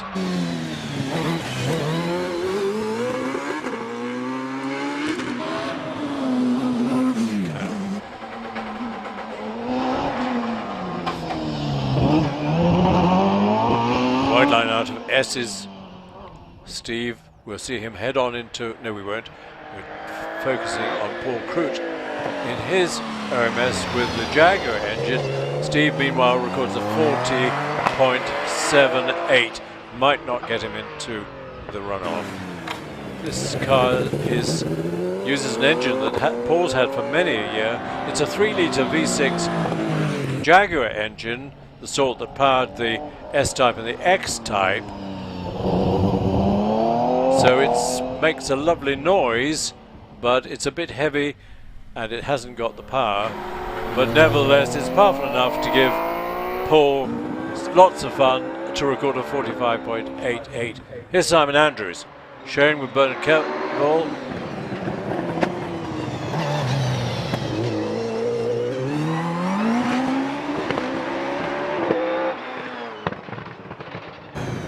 They frequently do qualify for runoffs. Let's see what happens today.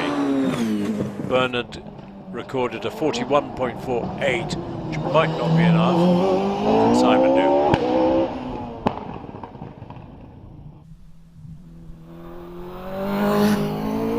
He heads for the finish. It's a bit quicker. It's a 41.02, but still I'm not sure that's going to get him in to the runoff. Now then, Scott Moran. I wish we could have a full crowd of spectators here. It's going to be a fascinating battle throughout the year with Scotty in the GR59. Once he gets really tuned into this car, looks as if it's happening pretty quickly. 102 through the trap. Scott knows his way around a Torres, is really enjoying the car, just getting used to the differences between this car and the earlier GR61 with which he won the championship, which is a very different beast altogether, bigger, heavier, and this one's got the 4-litre Judd, 37.33.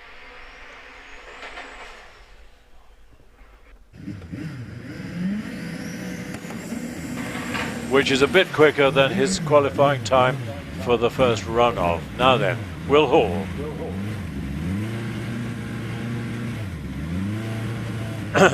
Will took a very courageous decision to develop this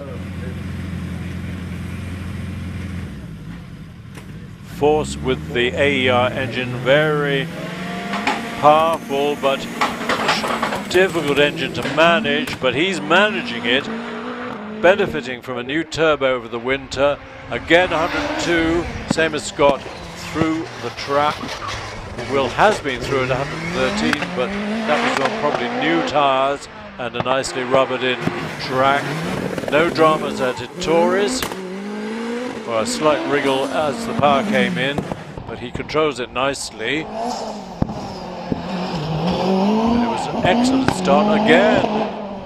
Dusty trap, gets a bit of a tank slapper out of S, but might have cost him a little bit, but nevertheless it's a 37.24, so he's quickest so far.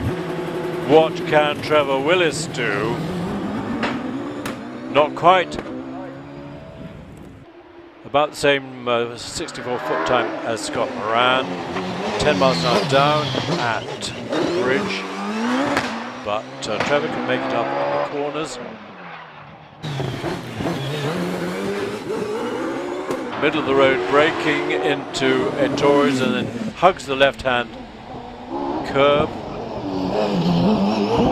Drives the car through S's. There's still, it's pretty dusty on the exit to the S's. Lots of people having a bit of a challenge there, but he's quicker. 37.1. Excellent. So our three top runners so far are within 0.2 of each other to go into the runoff. Now, what can David Uren do? Well, he was in the low 37s last time with the 37.32, so he might split this lot, or he might even be quicker than Trevor's 37.1. Let us see.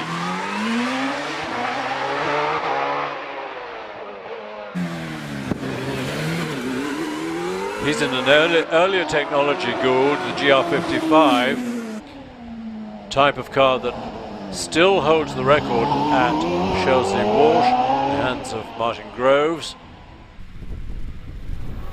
But this one with the 3.5 litre V8 engine, 37.83, still in the 37s, but not down there with Trevor Willis. Alex, now what can Alex do in the DJ Firestorm with his Cosworth engine? Well, he could do a run into the 35s.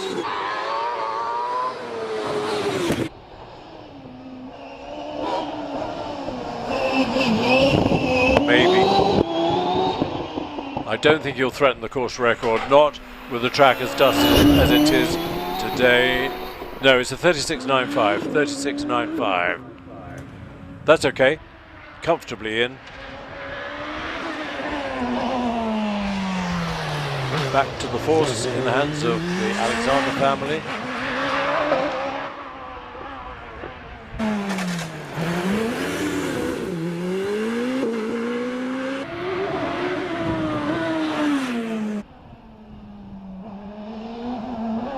This is son Richard. We saw Paul a bit earlier on. According to Paul, Richard has his bunch of lightweight and youth. Well, it's a 40.96, which is a very similar time to what Paul did. Getting a rerun is Ian Tucker in the OMS.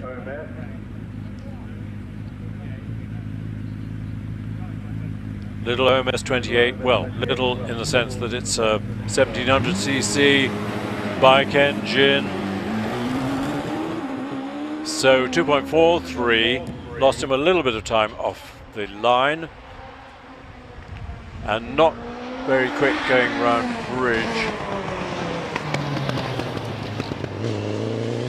I get the feeling Ian is really getting the hang of this car. And so probably got lots of potential for the future.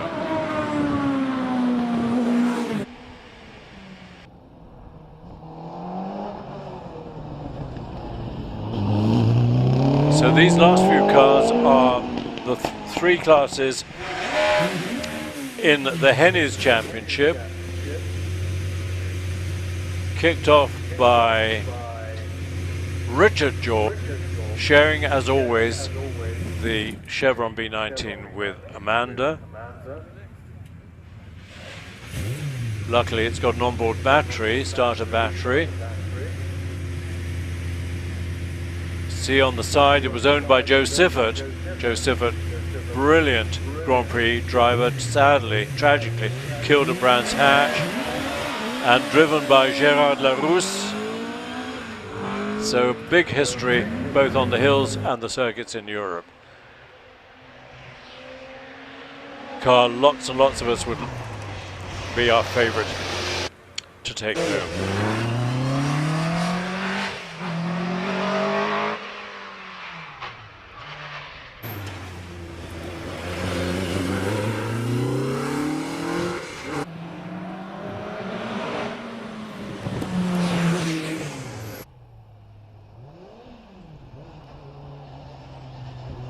Just admire the lovely lines of this B19 Chevron. Cosworth FVC engine, Hewland gearbox, and a 50.6. Richard taking it relatively gently. Andy Tippett in this fascinating Brabham BT30X with its enormous history in the hands of all sorts of people, including Mick McDougall and David Fife up in Scotland. And now with Andy Tippett. And Andy is researching its history, so if there's anyone listening who knows more about this car than Andy does, please get in touch with him. He'd be fascinated to hear from you. He finishes with a 47.4. He's followed by the smaller Brabham BT35, younger and smaller, with a 1600 engine.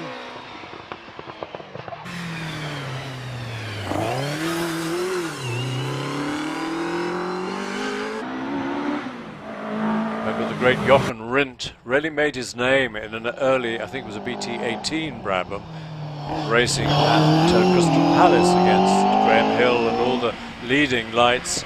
This young whippersnapper from Austria came along in his Brabham and beat the lot of them. and that was the start of a great career, tragically cut short at Monza. Time for Mike Bainbridge, 47.06. Here's Carol Nichols again in the car, built like her dad. Carol enjoys competing in this car all around the country, drives hundreds of miles.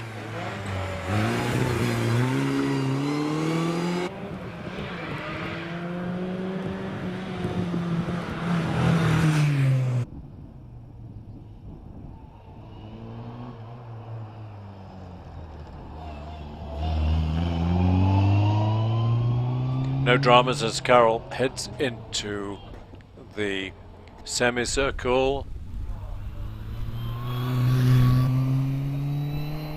Dappled sunlight, can't really see, but Prescott House is just at the end of the line there, and we turn our focus. Well, we missed out on seeing Jim Scott in the Vixen, but in the meantime the pretty shape of the Elva in the hands of Martin Jones. Great competition for the Lotus 23, lots of them sold, lots of them built down in Hastings and powered, many of them, as this one is, with a Ford twin cam, but lots of them, particularly in the States, with the BMW 2-litre or 1800cc engine.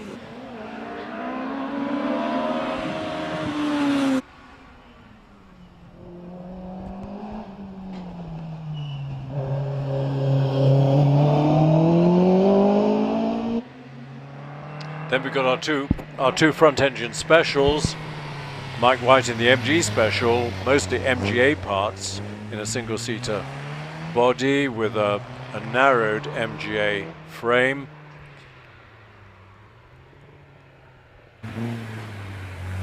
Shades of 1950s Formula 2. Similarly, Jeremy Rivers Fletcher, you'll see in a second in his self-built Triumph special.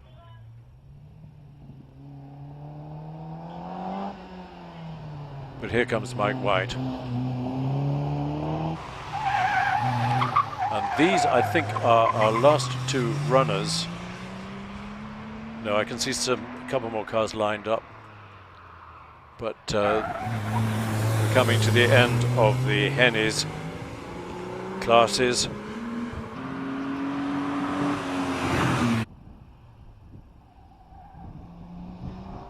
Mike White and the MG Special 62.98. Is Jeremy Rivers Fletcher considerably faster? We'll see. His dad, Rivers Fletcher, started as a gopher for the Bentley boys and accompanied, I think, Barnato in a Bentley around Brooklands, and then became the PR person for BRM. So a big history.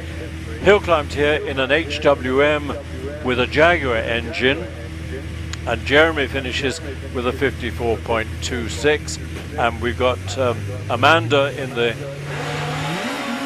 B19.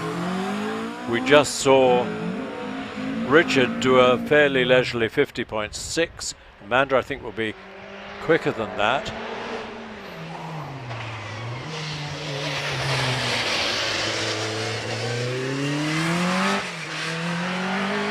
I think they live down in Kent somewhere, so it's quite a slog back all the way down there on a Sunday evening.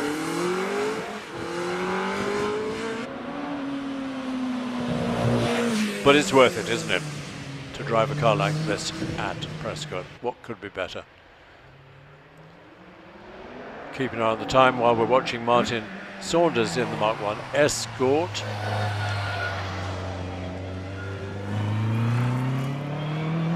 .22, so she's fractionally quicker than Dad, so he does the washing up tonight. It's Martin Saunders in the Mark 1 Escort.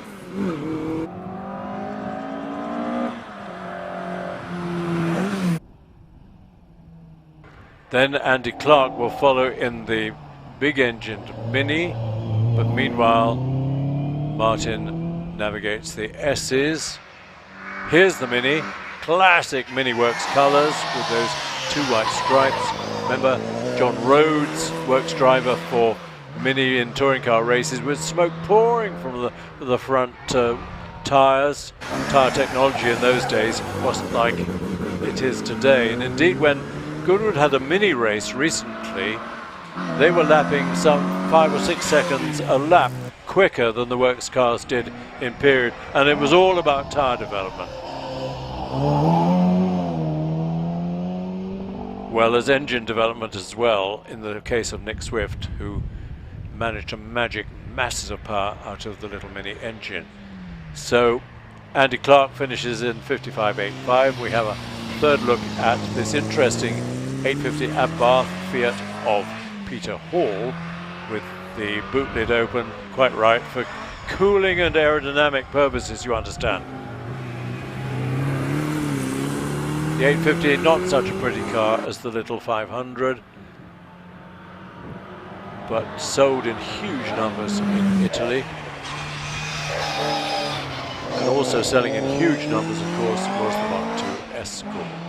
This one in the hands of Mark Hobbs with a 2-litre engine.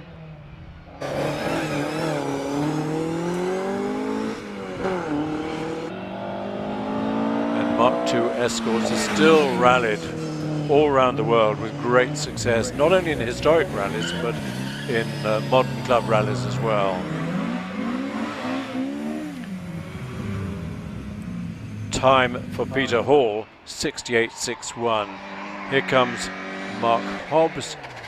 He's finished with a 52.62. Now, this surprising little Mini, surprising because it looks like Granny's just driven it to the shop, so my goodness, it's quick. Mind you, it's got a big engine, nearly 1500 cc, so it's been a series engine, but clearly bored and stroked to get the capacity up to nearly 1500, and it shows in the speed of the car. Matt heads for the finish. Might even be under the 50 mark. No, 50.58. Nevertheless, it's quick. It's as quick as the Escort. Let's see how it compares with Simon Braithwaite in the RS 1600 version of the Mark I Escort.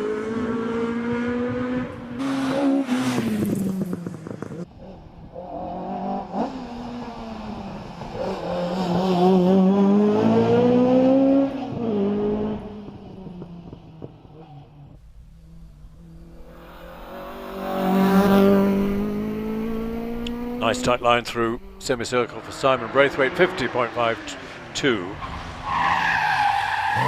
Fractionally quicker than Matt Clark in the little red Mini. Here's Richard Jones in an early and fearsome Porsche 911. 3-litre flat 6 engine.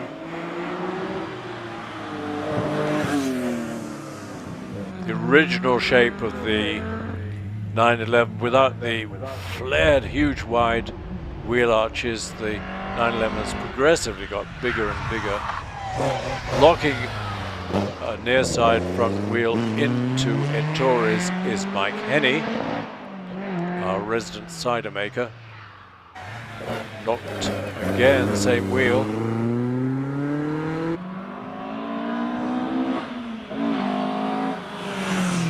But our time for the Porsche of Richard Jones, 49.85. 49.85. What can Mike do in the little Elan? Unusually, I think it's the only Elan we've had here this weekend. We had a blue one yesterday, didn't we? 52.02 for Mike Henney.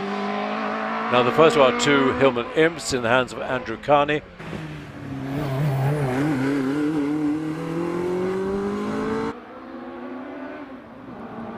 Both this one and the following one with slightly oversized engines. Little Coventry Climax designed engine sitting in the back, lightweight engine, all aluminium. So the Imp engine has been used successfully in all sorts of competition cars, as well as in the Imp itself. There was a coupe version of the Imp, wasn't it, called the Stiletto. And Andrew records a 54.23. Nigel, I think, on the first run wasn't quite as quick as that. We'll see.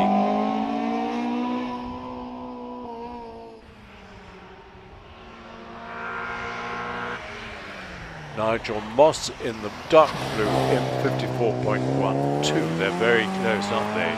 Within a tenth of each other. Steve Fenner in the much modified MGB, but still with the original engine size, hasn't been pushed out to 1950 or 2 litres. Is followed by John Louch in the first of our Scimitar GTEs, rather lurid martini type of paint, looking pretty dramatic. Steve Fenner, MGB 53.51, 53.51.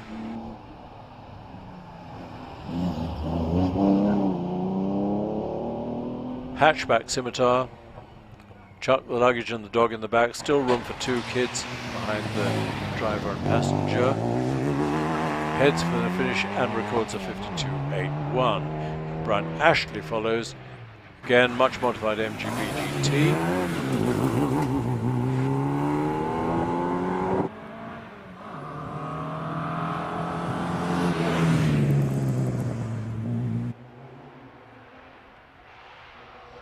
So quickest car in the class so far is Richard Jones in the early Porsche.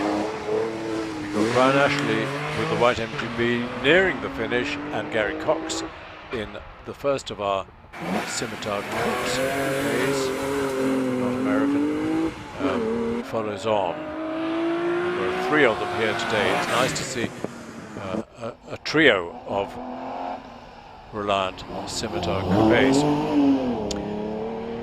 Time for Brian Ashley of 54.9. 54.9. Gary Cox about to finish, followed by Alistair Clark in this lovely Triumph Stag. Really not the most appropriate hill climb car, because it's very much on road suspension, but they handled nicely on the road. They were a good cruising car. Should have been really popular. Should have really made their mark, but the classic British Leyland style, they rushed it into production without developing it properly, and it quickly got a reputation for overheating and warping its heads and head gaskets, and that killed it in the market. Tragedy. Why didn't they get things right?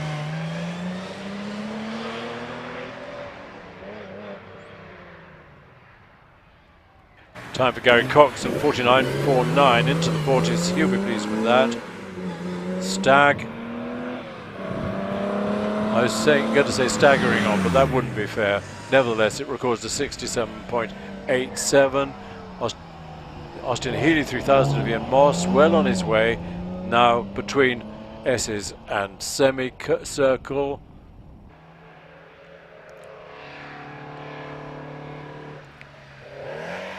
Our final MGB in the hands of Mike. No, we've got Charles Bolton to come. 58.69 for Ian Moss in the Healey 3000. We're following Mike Fisher, and Charles Bolton has just left the line, so we'll catch up with him pretty soon.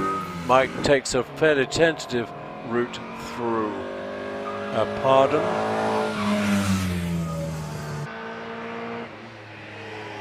Here's Charles Bolton.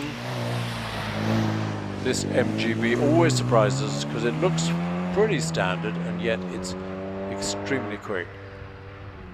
Mike Fisher looks like he's heading for the finish in the pale blue MGB. It's a 60.37.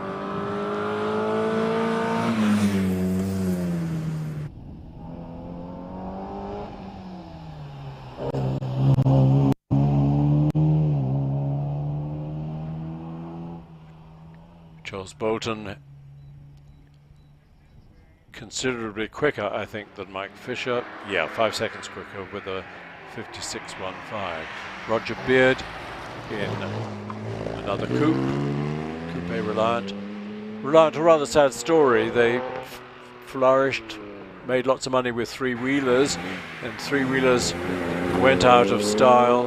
They weren't cheap. They were undercut by simple little mass-produced four-wheelers, and so that market pretty much disappeared. And they really didn't have a sports car success after the Scimitar GTE. They had the little SS, but I'm afraid the styling really didn't do it any favors. And although it was a nice little car, particularly in turbo form and quick, really it never sold in sufficient numbers.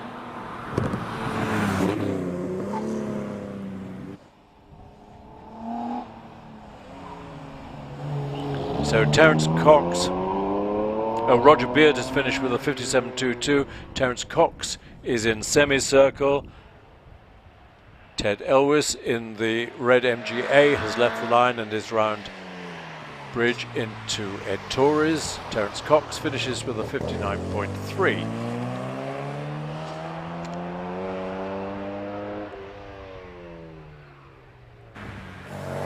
Here's Ted with the pretty little MGA. There was a coupe version of the MGA which also was very pretty but rather cramped and very hot inside on a hot day.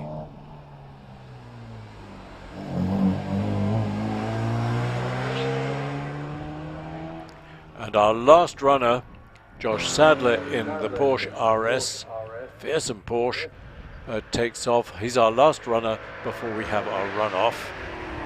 So I think I'm right in saying, so pretty soon I can tell you who our runners are for the second Midland Hill Climb Championship round 2 runoff. Top 12 runoff sponsored by Wynn Developments, which is Graham Wynn's company, and appropriately enough he has qualified for the runoff. Here's Josh, meantime, rapid 9:11, 49.51, 49.51.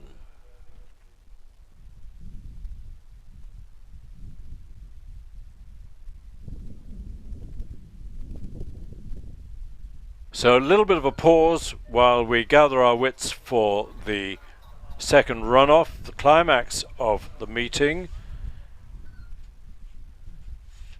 The winner might do what we call a tour d'honneur, another run up the hill with his helmet off for the massed crowds to wave at him. Sadly, we don't have massed crowds, so yesterday the tour d'honneur didn't take place, and I'd be surprised if it takes place today, sadly, but there's no one to wave to.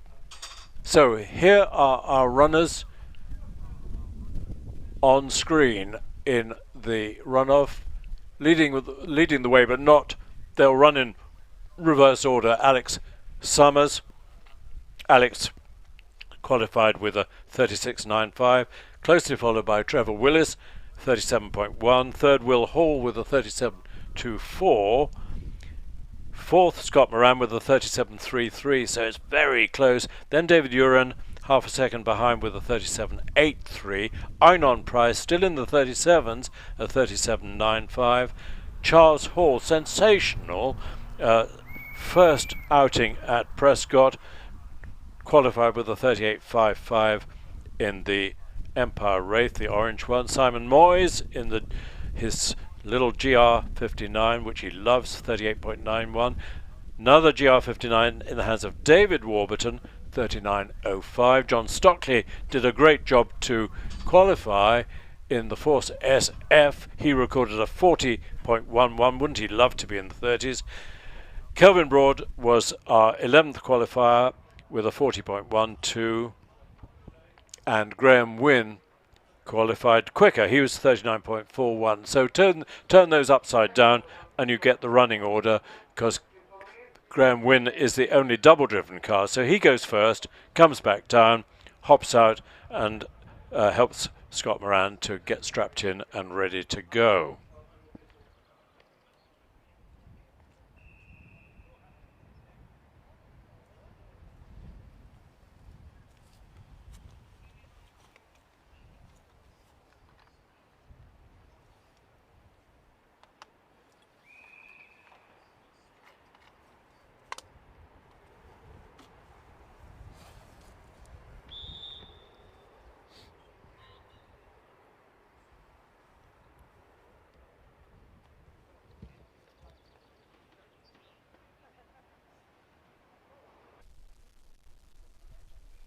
Kath, nice to hear from you. Prescott looks lovely. It is lovely. It's quite some time since I managed to visit. Hoping to get back. Will do in the not too distant future. Yeah, Prescott, even in the pouring rain, is lovely, but in the blazing sunshine, it just can't be beaten. Andy Franklin, hill climbed years ago in a Mark II Escort. Now a drag race, but thinking about buying a car to do some hill climbing. Well, do. You'll have to get used to going around corners, Andy. But I expect you're used to that in a Mark II Escort.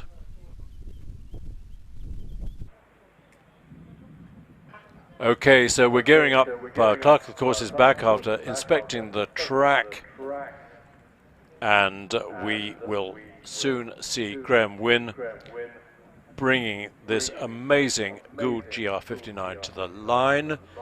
If you've only just switched on, you're just in time for the climax of our meeting. Our fastest 12 runners in the class runs are now going to have their runoff, and the first of them to emerge from the paddock is Graham Wynne, who sponsors the runoff in the GR59 Gould that he acquired in 2019. Had a few runs in 2019, had no runs at all last year, tucked it away.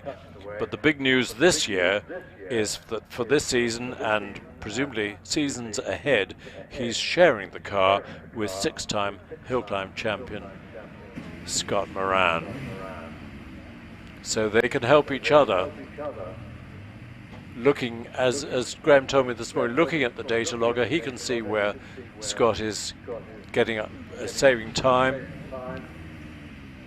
And indeed, Scott looks after the car, which means that for Graham, it's an arrive and drive.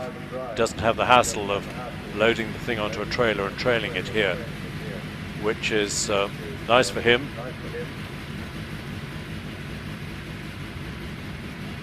I don't think today I've mentioned the black knife that sticks up on the front of these cars. The purpose of that, of course, is to cut the timing beam, because the nose of these cars is so low nowadays that the beam goes above them. So all cars have to have a black timing strut. That's been the case for, oh crikey, since the, well, didn't have to when I was hill climbing in the 60s, but certainly late 60s we've had timing struts. Graham, 2.43 off the line, through bridge at 95, fairly steady braking, nicely rounded Tories, not hanging the tail out. 600-700 horsepower powers him down to a Tories and out of a Tories and into the S's. Conscious all the time that Scott is waiting to get the car. Again, another car gets an oversteer twitch out of the last S, but he finishes with a 40.01. Not quite as quick as his qualifying run. Now, Kelvin Broad in the little Force TA with only a 1300cc engine, very experienced competitor, and of course it's a supercharged, it's a blown 1300 bike engine. 2.44, not quite as quick as Graham for the first 64 feet, but 90 through the trap in this tiny little car, Force TA.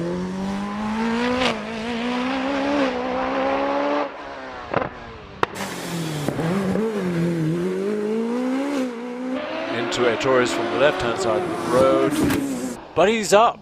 But midway, he's ahead of Graham's time, but only by 200ths at the S's, 800ths a semicircle. Will he be in the 39s? No, 40.07 just, but puts him in second place, just behind Graham's 40.01. Close run thing. Next up, John Stockley in the Force SF. Does that mean space frame? Whatever it means, it's quick. John qualified with a 40.11. That's a quick start, 2.18. in the 90s through the bridge? No, 78. Gets Torres absolutely right with a late apex. 2 or 3 gear changes between Torres and Pardon. Yeah, he's up by 10th or so at Pardon, by half a second at Midway, by 0.4 of a second at the S's, and maintains that at the semicircle, just in the 39s. Yeah, 39.81. Good run by John. Top of the tree for the moment.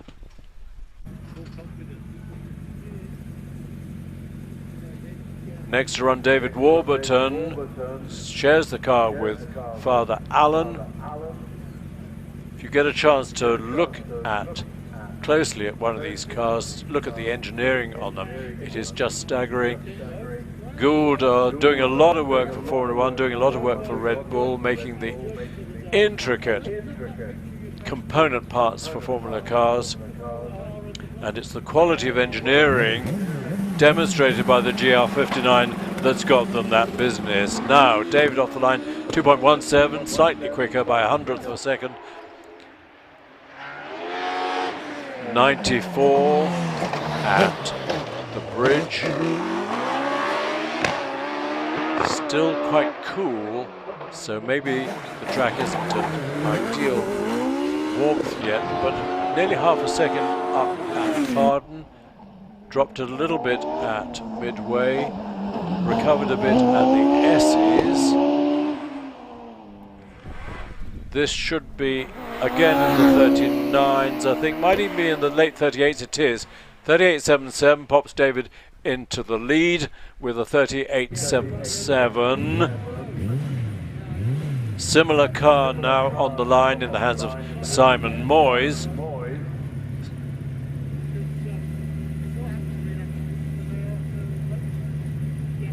Different engine technology from the Warburton car. Same body, tub, suspension. Single carbon fiber monocoque from the nose going right back to the tail, which means that to get the engine in, you have to shove it up from underneath. So this will be an interesting battle between Simon and David. Not quite as quick off the line, and I think something's broken. I sense that Simon, I think he's going to just slowly make his way to the top, but it's not a competitive run. Something has gone wrong. Very sorry to see that. He certainly lifted off when he got to the bridge.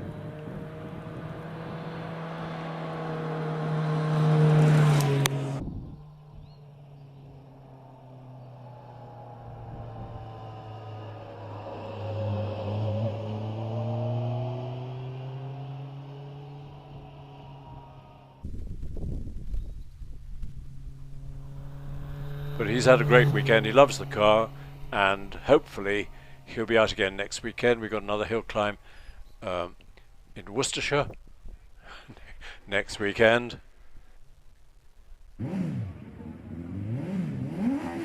So, bad luck, Simon, but this for me is the man of the meeting, because this is Charles Hall having his first visit to Prescott. Indeed, his first hill climb. He's a circuit racer, but he's having a go in Zach Zamet's Empire Wraith. I don't know if he's renting it or bought it, but anyway, he's having a go in it, and what a go! To qualify 5th fastest, and your first ever visit to Prescott is just sensational.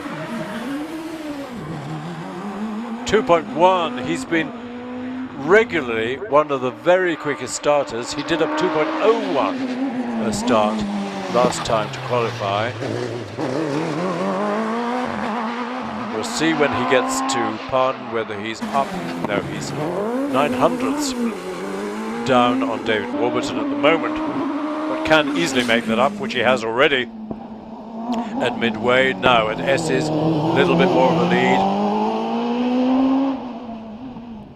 Little bit more at semicircle, so should pop. Oh, crumbs! He managed to keep it on the island, but he'd lost a lot of time out of semicircle and goes into second place with a 38.9. We'll see that again. Gosh, he was so close to the Armco there. Little heart going flutter.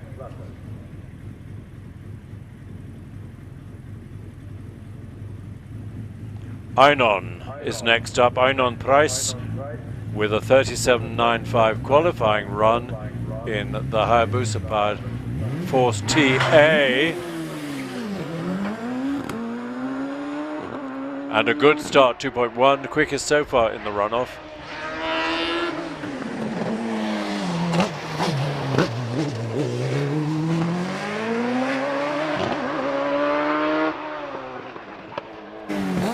Late braking for Torres, but it's gained him. He's a quarter of a second up at Pardon, half a second up at Midway, a little bit more at the S's. Again, a slight twitch coming out of the S's. It's dusty there. Increasing his lead, and it's a 38.15 for Einon. Puts him at the top so far, but we've got David Uren to come. David qualified fractionally quicker than Einon with a 37.83. Can David get in the low 37s or even into the 36s? It's a tall order. They're not on the ultimate tyres, which they keep for British Hill Climb Championship runoffs, and it's still a bit dusty on the hill, but we've had some fantastic times. Remember, the record is 35.41.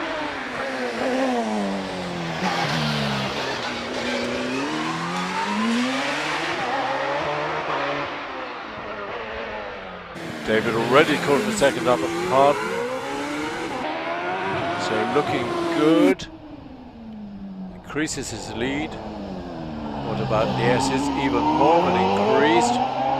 Beautiful line out of the S's, rounding the semicircle, maintaining his lead just about. Yup, top of the tree with a 37.56, quicker by 3/10 than his qualifying run.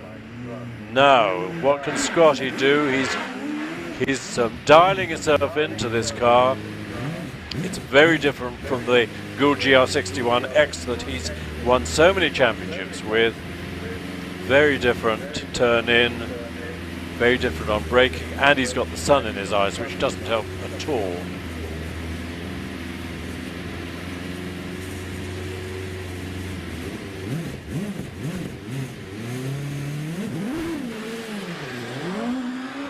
Just remind you, this is the car he's sharing with Graham Wynn. Graham already has had a runoff run with a 40.01, not quite as quick for 64 feet, but I guess he'll soon catch that up. We'll see if we get a green mark. No, he's caught the second down at Pardon.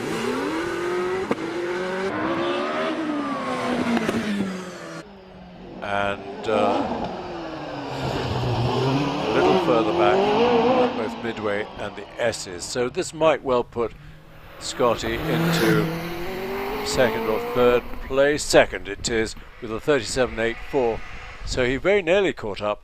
He's only less than 3/10 behind David Uren. Next we've got Will Hall in this amazing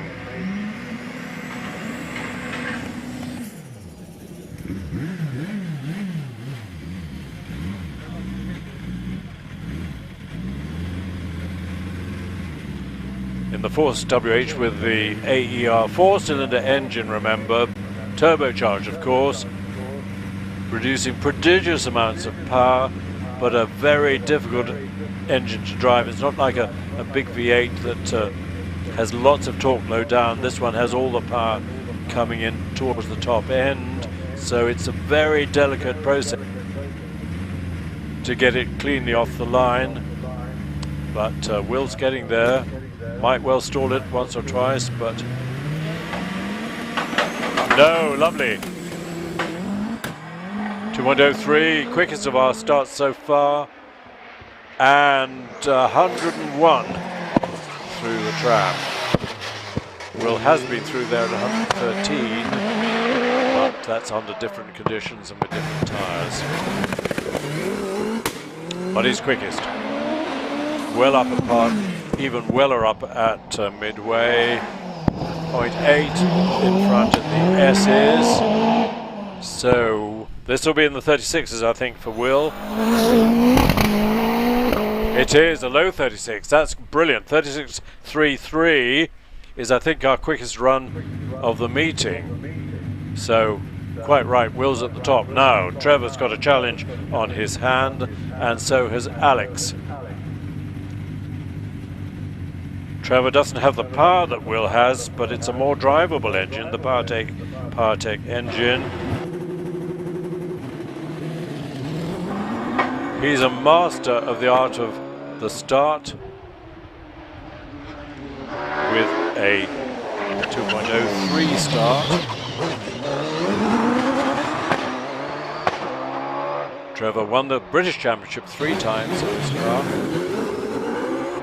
He's a little bit down, 4,000ths down, 1,000th down at midway. Can he make it up between the S's and semicircle? Yes, he can.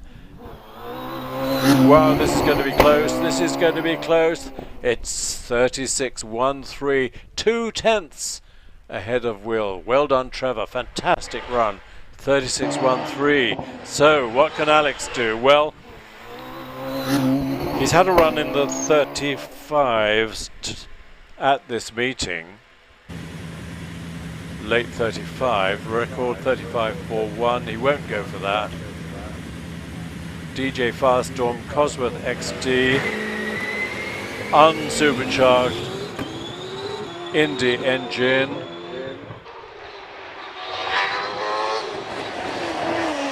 103, fractionally quicker than Will through the speed trap. 2.09 start. He's up already by a quarter of a second. Makes that the same. 0.27 at midway. Same at the S's. This is consistently quicker. Oh, it's getting closer and closer. Can he just? 36.17. 0.04 of a second behind Trevor. So Trevor Willis wins the runoff with a brilliant run under the conditions. It's still a dusty track of 36.13, followed by Alex Summers 36.17, Will Hall 36.33. Told you it would be close. David Uren 37.56 into fourth. Scotty in the GR59 37.84. He'll soon be up there with them. Einon Price, brilliant run in the Little Force TA 38.15. David Warburton 38.77 in the GR59. Sensational run by Charles Hall, 38.9. He would have been quicker but for a slight excursion just before the finishing line, but a brilliant introduction to hill climbing for him. John Stockley in the Little Force, 39.81. Graham Wynne sharing the car with Scott Moran, 40.01. Kelvin Broad, 40.07. Then poor Simon Moyes had a technical problem and had to creep up the hill. So we won't mention his time. He'll be quicker next time. I don't think we'll have a Tour d'Honneur. There's not much point when there's no one to wave to, but it has been a sensational weekend at Prescott.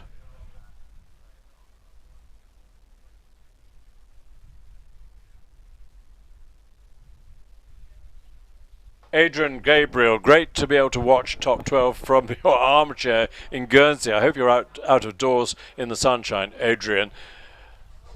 Last bit of news, man of the meeting, Charles Hall. Well deserved, a fantastic introduction to hill climbing.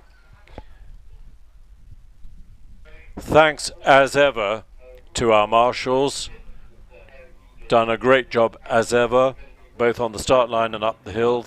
Thanks to our timekeepers who've kept time beautifully.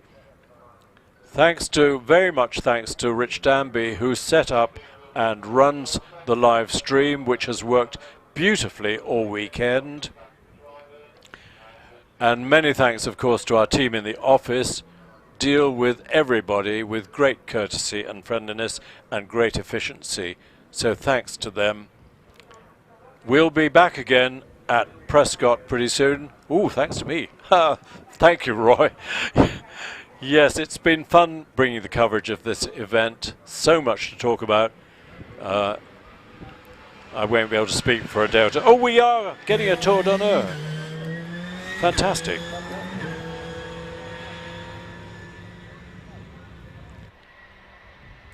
So if there was a crowd, they'd be waving like hell as Alex brings the car